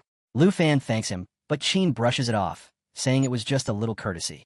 Qin introduces Uncle Tao Shan, Taozi's dad, saying he's the richest guy in Jianghai City because he basically owns all the properties and resources. Tao Shan just laughs it off, being all modest and claiming it's just a small business. He gives Lu Fan a warm handshake, saying he's impressed with his talent. Taozi jumps in, pointing out that her dad is insisting Lu Fan has really helped her out, making her stronger and all. Qin finds it amusing that Lu Fan even managed to guide Xiao Qiu to level 40. Tao Shan chimes in, praising Lu Fan again for helping Taozi unlock a hidden class, and both dads are all about showing their appreciation to him. Lu Fan, being his usual humble self, brushes off the compliments and says that they should all support each other. Taozi can't help but jump in, saying her hidden class was all her hard work, and then teasing Lu Fan, telling him not to get the wrong idea about her always singing his praises to her dad. She only throws in a few casual comments. The mood gets a lot more relaxed when Taozi's brother jokes about how she's way too worried about Lu Fan's reputation and tells him to watch his manners in the future. Taozi quickly hushes her family, feeling a bit embarrassed, while Qin suggests it's getting late and they should all get some rest after the long trip. He brings up the idea of throwing a welcome dinner tomorrow, and Tao Shan insists that Lu Fan has to be there so they can show him their gratitude. Lu Fan agrees to come, promising he won't miss it. As the night wraps up, Qin asks Uncle Good to take them back to Jiangshan Garden, and he happily agrees. Taozi waves goodbye, and Xiao Qiu thanked her dad for being so thoughtful about her friends. Lu Fan quietly apologizes to Jianying for bringing her in so late, but she reassures him it's all good since she's still getting settled. Miss Han promises to give her a tour in a few days, and Uncle Go adds with a smile that Qin's men have been keeping Jiangshan Garden in tip-top shape every week, so it's ready for them whenever they want to move in. Lu Fan is impressed by all the care that's been taken and says he wants to thank Qin personally at the dinner. The next morning at the New City Star Hotel, Lu Fan is deep in his thoughts, kicking himself for how casually he agreed to the plans from yesterday. Meanwhile, Uncle Tao and Uncle Qin are in a heated debate, each convinced that Lu Fan is the perfect match for their daughter. Uncle Tao insists that Taozi's bubbly personality is just what Lu Fan needs, while Uncle Qin argues that Xiao Qiu, being both beautiful and smart, would be a much better fit. Lu Fan feels totally stuck in the middle, confused about how everything turned into a marriage discussion. Uncle Tao keeps pushing, saying that Taozi's cheerful vibe shows how genuine she is, while Uncle Qin reminds everyone that Xiao Qiu has liked Lu Fan for ages, and since they were childhood sweethearts, their marriage feels like fate. Embarrassed by her dad's comments, Xiao Qiu hides her face and begs him to stop. Then a flashy screen pops up again, announcing the competition between the two girls, calling Taozi the bright daughter of a tycoon and labeling Xiao Qiu as the sweet, gentle childhood friend of Jianghai City's richest guy. Uncle Tao points out that it's still a mystery which son-in-law Lu Fan will end up being, telling Old Qin not to get his hopes up. Old Qin gets really mad and insists that when the wedding happens, Uncle Tao had better remember what he said and show up, even if he's grumpy about it. Lu Fan quickly jumps in, asking both uncles to chill before they start a full-blown argument. Sitting at the same table, Miss Han notes that Lu Fan seems super happy, while Jianying puts her ball on the table and wipes her face, catching the annoyed glares of both uncles. Then, a screen pops up, revealing that the third unknown contestant is none other than the mysterious and elegant beauty who's living with Jiang and Lu Fan, someone who could be a serious competitor. Uncle Tao quietly thinks there are more contenders than he expected, so he suggests calling a temporary truce, admitting there's still a lot to sort out. After the lively banquet wraps up, the scene moves to Jiangshan Garden, where Ms. Han asks Lu Fan to slow down, curious about why he's in such a hurry. Lu Fan explains that he's feeling uneasy because of some comments made by the two guys earlier. Jianying teases him, suggesting he might actually be happy about it, but Lu Fan brushes that off and insists they change the subject. Just then, he hears a familiar voice saying it's been a while. To his surprise, he sees Dean Bai and Teacher Lee right in front of him. Teacher Lee chuckles and says they were worried he might forget them, while the dean gives Lu Fan a nod, calling him the top student at number 3 middle school and saying he'd never forget his roots. Lu Fan couldn't believe it when the dean and Teacher Lee showed up at his place. His aunt was quick to welcome them into the living room. After some friendly chit-chat, they got to the point. They wanted him to come back to his old school and give a speech at the upcoming transfer ceremony. The dean thought it would be inspiring for the younger students to hear from alumni who have done well, especially heroes from the Dragon Country. Although Lu Fan saw it as them wanting to show off, he remembered their kindness and agreed to do it, but with a little condition. He mentioned that he was aiming to hit level 60 and unlock his third job in the next 2 months, so he needed the speech to be short. Teacher Lee was impressed, pointing out that most graduates stick around level 30, and he never thought Lu Fan would aim so high in his first year. Lu Fan appreciated the compliment, but asked them to keep this under wraps since it was a private deal. The dean laughed and promised they wouldn't spill any secrets. Just before Lu Fan could explain more, Teacher Lee wrapped things up by saying they'd see him at the school in 3 days. The next morning, Lu Fan gets a call from Uncle Tao, and he's a bit surprised. Uncle Tao jumps right in, teasing him about keeping such a big deal under wraps, and saying he's being too formal. Still half asleep, Lu Fan is taken aback, but Uncle Tao quickly mentions that something's on the way for him before hanging up. Confused, Lu Fan is left wondering what exactly is coming. Not long after, he gets another call, this time from Uncle Qin. Uncle Qin explains that experience crystals are being sent over and reassures him that the Qin family has his back when it comes to leveling up. Lu Fan is blown away. Experience crystals are pretty pricey and don't really give much of a boost compared to clearing secret realms. A screen pops up showing that each high-quality crystal gives him 150 points of experience. It hits him that both Uncle Qin and Uncle Tao must have found out about his training goals, and they basically bought up all the crystals in town just to help him out. When the delivery guy shows up with 2 huge crates of crystals, Lu Fan can't believe his eyes. He thinks his old school must have had a lot of secrets. Even though both families have been really generous to him, especially since they want to set him up with their daughters, he feels like he can't just take such expensive gifts. So, to even things out, he quietly hands back their Bauhinia cards, pretending he bought the crystals himself. Over the next few days, he gets to work on eating the crystals while also taking people to Shadow Island to take care of the respawn monsters. Slowly but surely, he levels up to 53, and after finishing the last of what he had, he finally breaks into 54. He's happy with his progress, but wishes those huge crystals could have pushed him all the way to his goal.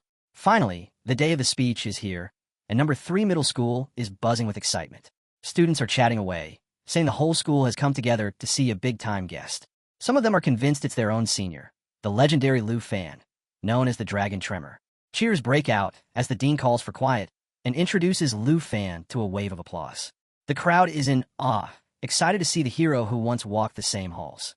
Meanwhile, way over in Jianghai City, Chen looks around at the streets and thinks that while it kind of looks like Gingju City, it's nowhere near as lively as Dragon City. Nearby, the Godbone wonders if Lu Fan is really going to show up, and Chen confidently says that wrecking the city will definitely bring Lu Fan out. The Godbone warns Chen that if he messes up, things are going to get ugly, but it also promises him some serious power if he plays his cards right. When asked how he feels about unleashing chaos in such a small city, Chen just shrugs it off, saying he couldn't care less because more deaths will just bring Lu Fan out quicker. The Godbone chuckles darkly, pleased with his reply, and kicks off their attack.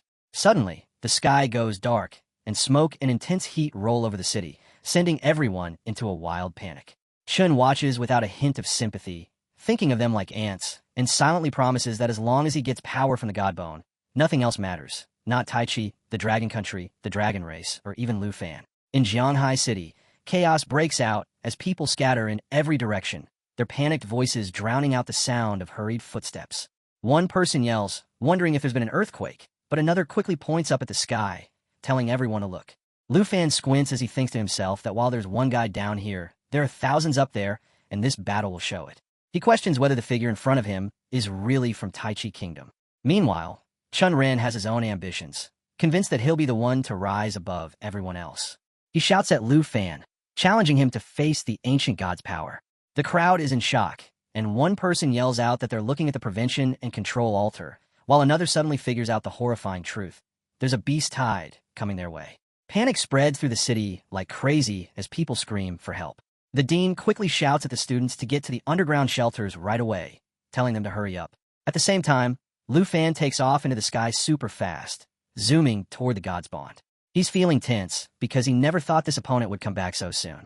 He starts to wonder if the city defenders are really about to face the ancient bone god's return. City defense forces jump into action, with one of them shouting that they need to stop the threat before it gets to the neighborhoods.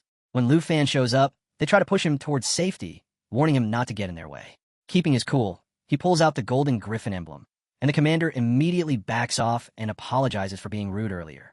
Lu Fan tells him to focus on getting people out and to make sure other teams stay scattered instead of grouping up, so they won't be easy targets.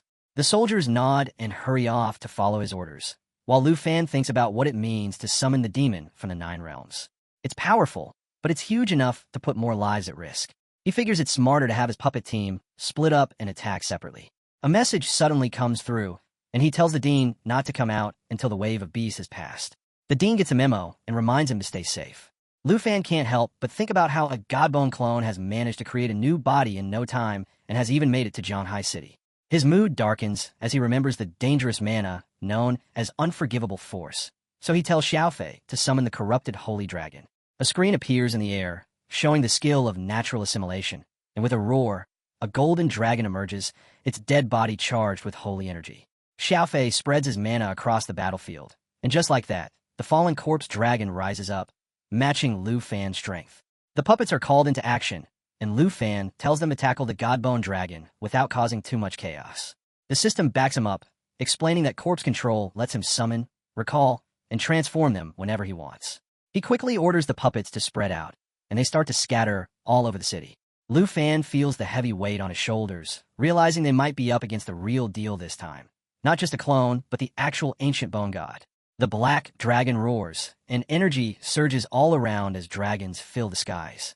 Still, Lu Fan stands firm, insisting that no matter what happens, Jianghai City can't fall today. He calls the dragons over and charges ahead, finding himself face-to-face with Chun again. Chun gives him a cold, amused look, acting like they're old buddies and saying it's been forever since their last encounter. In the background, the bone god watches them, and suddenly it clicks that the dragon tamer he's been searching for is right in front of him. Chun brags that he's taken down 4 cities to find Lu Fan, and now they finally meet. Lu Fan grips his sword tightly, his anger boiling over as he accuses Chun of unleashing the beast tide on Tai Chi and dragging it here to wipe out innocent people. He swings at Chun, but Chun easily blocks the attack, laughing and taunting that Lu Fan won't lose his mind until he's out of the picture. Their fight shakes the air, and Lu Fan lands a solid punch that sends Chun crashing down. But Chun gets back up, furious, claiming that the ancient bone god is here and that both Lu Fan and Jianhai City are destined to be buried together. The bone god roars in agreement, promising revenge and demanding payback 100 times over. Lu Fan's voice cuts through all the noise, reminding Chun that he's got the blood of dragon country running through his veins. No matter their differences, he shouldn't go around killing innocent people. Chun snaps back, asking if anyone back home ever treated him like a human being. He thinks back to when he was tossed aside as the weakest, laughed at by everyone, until the bone god's power lifted him up. He admits he hasn't forgotten any of the insults, especially the time Lu Fan wiped out the Jin family who'd once helped him. Anger fills his words as he reveals that he's dreamed every single day about taking Lu Fan down. Lu Fan's face tightens as he tells Chun he's making a huge mistake. He always meant to help Chun see the truth, but now he's worried Chun has fallen under the spell of that ancient god. Chun, full of anger, shoots back that Lu Fan is just being arrogant. He claims Lu Fan doesn't deserve the Dragon Tamer's power, and with a fierce shout, he launches his attack. Lu Fan quickly calls out to Xiaofei to activate the Dragon Domain Emerald Mirror. Suddenly, the sky lights up with energy as Xiaofei lets loose a wave of power, spreading the Dragon Domain out to 100 meters.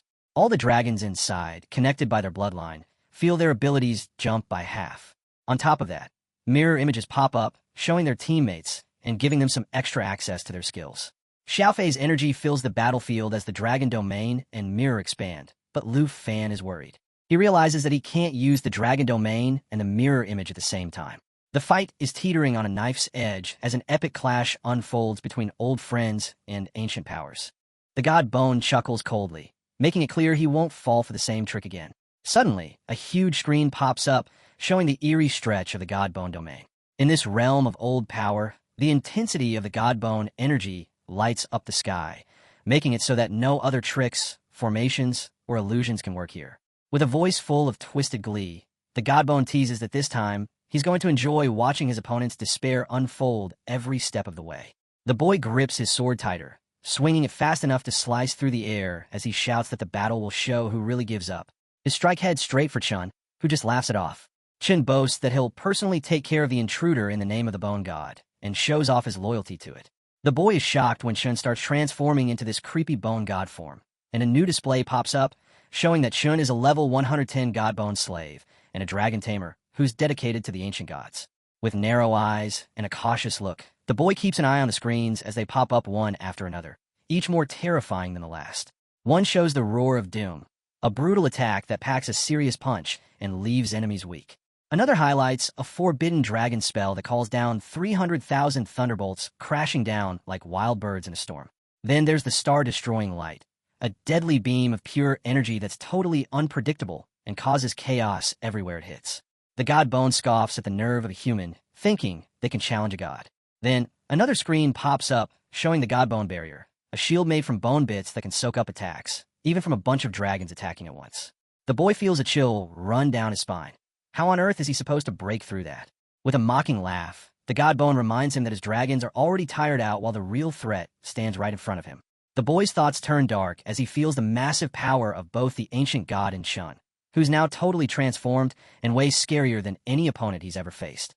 The god Bone is totally mocking him, saying that compared to the ancient gods, he's just a speck of dust. It boasts about revealing some insane level 100 god skills, powers that are way too much for the boy to handle.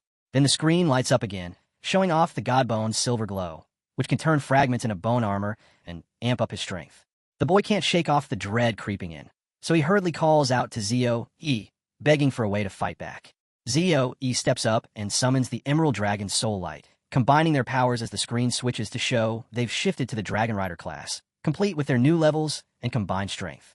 The god Bone is no joke, loading his voice with some serious bad vibes as he activates the Emerald Dragon bloodline, which doubles the power of dragon skills and makes every hit way stronger. Then another screen pops up, revealing Solo Shelter, a crazy buff that doubles up allies' stats and turns damage into layers of chi, setting up for a massive counterattack. The kid isn't backing down and just keeps pushing them to keep attacking the divine enemy. Screens flash by super fast, showing off abilities like Source of Heaven, Shadow Flash Territory, and Shadow Cry, each one more intense than the last. The battlefield shakes as the god Bone steps in, shouting that all this fighting is pointless. He grabs the dragon and throws it down hard. The boy yells for everyone to protect themselves and then jumps in with his sword, unleashing a powerful sky slash. Next to him, Xiaoji fires off some nasty poison attacks, like Underworld Poison Fog and Thousand Poisons Wind, which eat away at health over time. The God Bone sees their determination, but knows he has to go all out now. As the screen lights up with Dragon Gun, he channels a massive amount of power into one single strike, while the black dragon roars loudly, shaking the sky above. The boy makes a last-ditch move, yelling that now's his moment. Xiaoji charges in, turning into a poison dragon and calling on an underworld swamp, while also using Shadow Strike to rack up extra damage. The dragon lets out a huge roar as another screen lights up, showing the launch of Star Crush, a massive attack that tears up the ground below. The black dragon swoops down on Zo-E, and in response, the poison sea surge kicks in, spreading toxic vibes all over the swamp. Right then, the Bone Clan rolls in, their laughter ringing out as they greet the Godbone. All of a sudden, the sky lights up with green energy, and the black dragon morphs into a terrifying beast. The screen shows a wild storm of toxins and poison mines coming together, while heaven's punishment showers down like some sort of judgment. Thunder's favor glows fiercely in the boy's hands, and the god Bone growls in anger, vowing to crush every last one of these rebellious bugs with his power. The scene kicks off with the god Bone sending out a wave of purple energy across the battlefield, claiming he's going to take them all down. A glowing screen pops up, showing the words Blazing Godbone. It explains that this ancient god has fired up his Godbone body for 6 seconds, and anyone who touches him during this time is going to get hit with some serious damage. They calculate that damage by multiplying the number of nearby Godbone fragments by 1,200%. Another screen follows, revealing that there are currently 86,437 fragments scattered around. At that moment, Xiaoji is desperately fighting off the attack while soaking up the poison. A screen flashes, showing the blazing Godbone effect, and the total damage comes out to a whopping 207,488 points. Lu Fan is shocked and calls out Xiaoji's name. The god Bone just laughs, his voice dripping with cruelty, saying it's impressive strength, but he never thought he'd see that look on Lu Fan's face. The ancient god keeps taunting, asking if Lu Fan's heartbroken, and warns him that this is just the start. Lu Fan tightens his fists and cheers for Xiaoji, telling him he's done great and needs to head to the ground to team up with the puppets. The poison dragon grumbles defiantly, and another screen pops up, revealing his special bloodline ability. It says that whenever the poison dragon takes fatal damage, his body falls apart, and he comes back to life, completely immune to any negative effects. Plus, anyone who gets too close will get infected with poison. Lu Fan can't help but think how scary this ancient god is, powerful enough to take down dragons, but he's determined not to let him harm innocent people here. A screen shows the black dragon's energy levels. Lu Fan takes a deep breath and vows that even if he has to go solo, he won't back down. The black dragon lets out a huge roar, and flames shoot everywhere, taking over most of the battlefield. The god Bone's eyes blaze a furious red as he raises his claws at the dragons, vowing to wipe them out and turn them into nothing but trash. Another screen pops up, showing God-born Dragonclaw, explaining that he's transformed his arms into solid bone dragon claws, and how powerful they are depends on his strength. The golden dragon blasts out some radiant energy, but the city is getting wrecked in the process. In the midst of all this chaos, Xiaoqiu is urging his dad to get out, but the dad brushes him off, saying kids can't help in this mess. People are screaming and running through the streets, with some begging others not to leave them behind. Taozi quickly calls out to her dad and Uncle Qin, pointing out that all the creatures they're seeing are Lu Fan summons. Miss Han, looking worried, turns to Jianying and asks if she's really sure about what she saw. Jianying insists she's positive, explaining that the god bone from Taichi country is in the city, meaning Lu Fan is definitely battling it. Miss Han starts to panic, wondering what will happen if Lu Fan gets into trouble.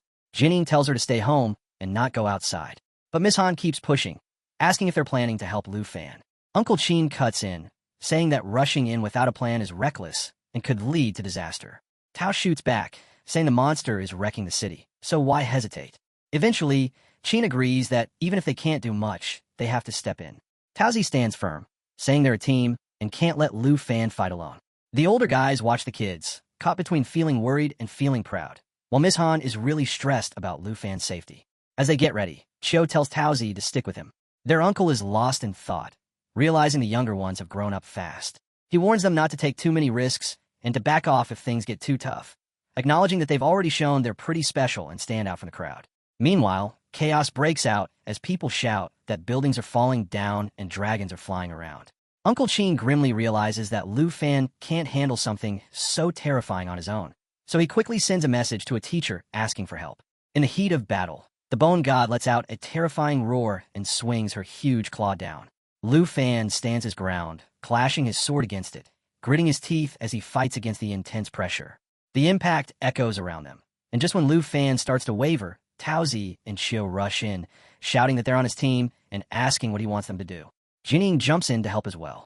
The bone god laughs, finding their courage amusing, and taunts them that they'll all end up buried together. Lu Fan clenches his teeth hard, getting ready as another screen pops up showing the god bone dragon claw transformation. The giant god raises his claws to strike again, but the black dragon and Xiaofei roar together, unleashing their combined energy. Another screen shows the Emberland dragon as the second switch, Eternal. Lu Fan yells at his teammates to stay back, warning them they could get crushed by the god bone. But the ancient god just smirks, saying he remembers their faces from before and calls them familiar slaves, then tells his minions to go ahead and take them out. Taozi shouts that there are way too many enemies and tells Xiaoqiu to get ready, while Jining stays calm and says she'll take care of her part of the fight. The bone god yells for his minions to follow his orders and end their lives. A screen pops up showing Will of the Fierce Dragon, Warrior, Current Sect, with 3 out of 5 filled. Just when the ancient god is about to attack, the golden dragon steps in and blocks the massive blow.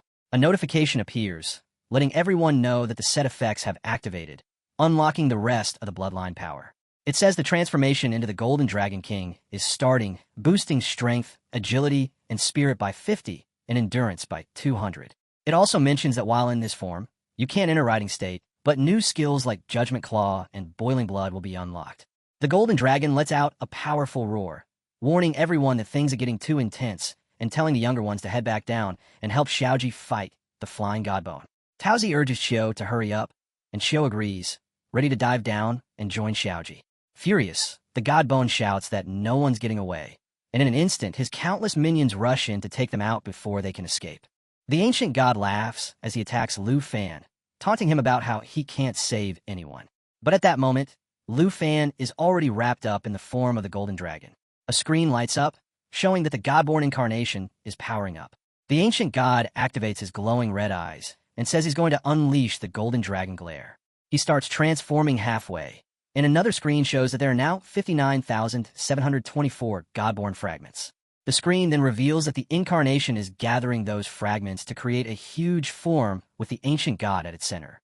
Each fragment adds to his power, deciding how destructive his future attacks will be.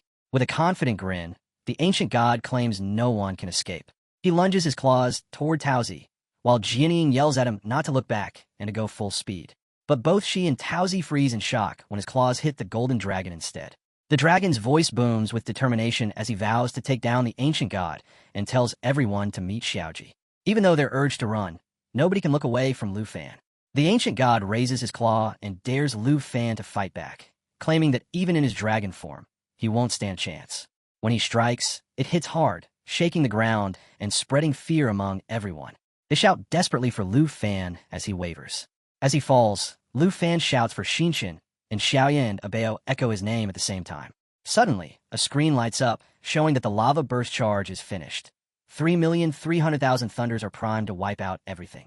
Then, another flash announces that 17 million stars of destruction are ready.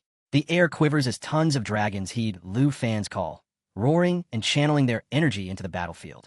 The next screen shows the lava burst flames exploding, creating a fiery pool of magma that pulls all enemies in deeper while dealing constant, intense damage.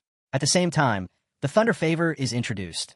Lu Fan has this bright yellow jade that boosts all his blue dragon skills by 100%. Plus, every time he casts a thunder spell, a barrier pops up that zaps any enemies who try to enter it. There's also a description of a super powerful, forbidden dragon language spell that calls down 3,300,000 bolts of lightning, wiping out everything in its path. Thanks to the Thunder Favor, this spell is even safe from thunder attacks and comes with Shadow March, which sends out wind blades that hit nearby enemies and take away all their protective buffs. And to top it off, there's Shadow Strike, which adds even more pain by doing extra damage equal to 20% of the original hit. Blue energy blasts into the sky with insane power as the screen shows the energy of 17 million stars. They come together to form this massive star core, which amps up until it gets hit or set off by a star dragon, causing crazy destruction. While this power storm rages on, Jining wonders if they actually pulled it off, and Uncle Chin quietly murmurs Lu Fan's name. Uncle Tao jumps in, reminding everyone to hang on tight. On the battlefield, Xiaofei and Lu Fan are still fighting hard against the ancient god. Lu Fan thanks Xiaofei, feeling like their latest attack should have really hurt the guy. But the ancient god just laughs it off, saying he's had enough. With a flick of his power, he sends out binding chains that spread all over the battlefield. A screen shows them as the Godborn chains, created from his divine power to freeze chosen targets for 60 seconds. Those caught in them can't move, fight, or use any skills, weapons, or passive abilities. The dragons fall under the weight of the chains, and the shadow seal is forcefully taken off. Even Xiaofei and Lu Fan are trapped.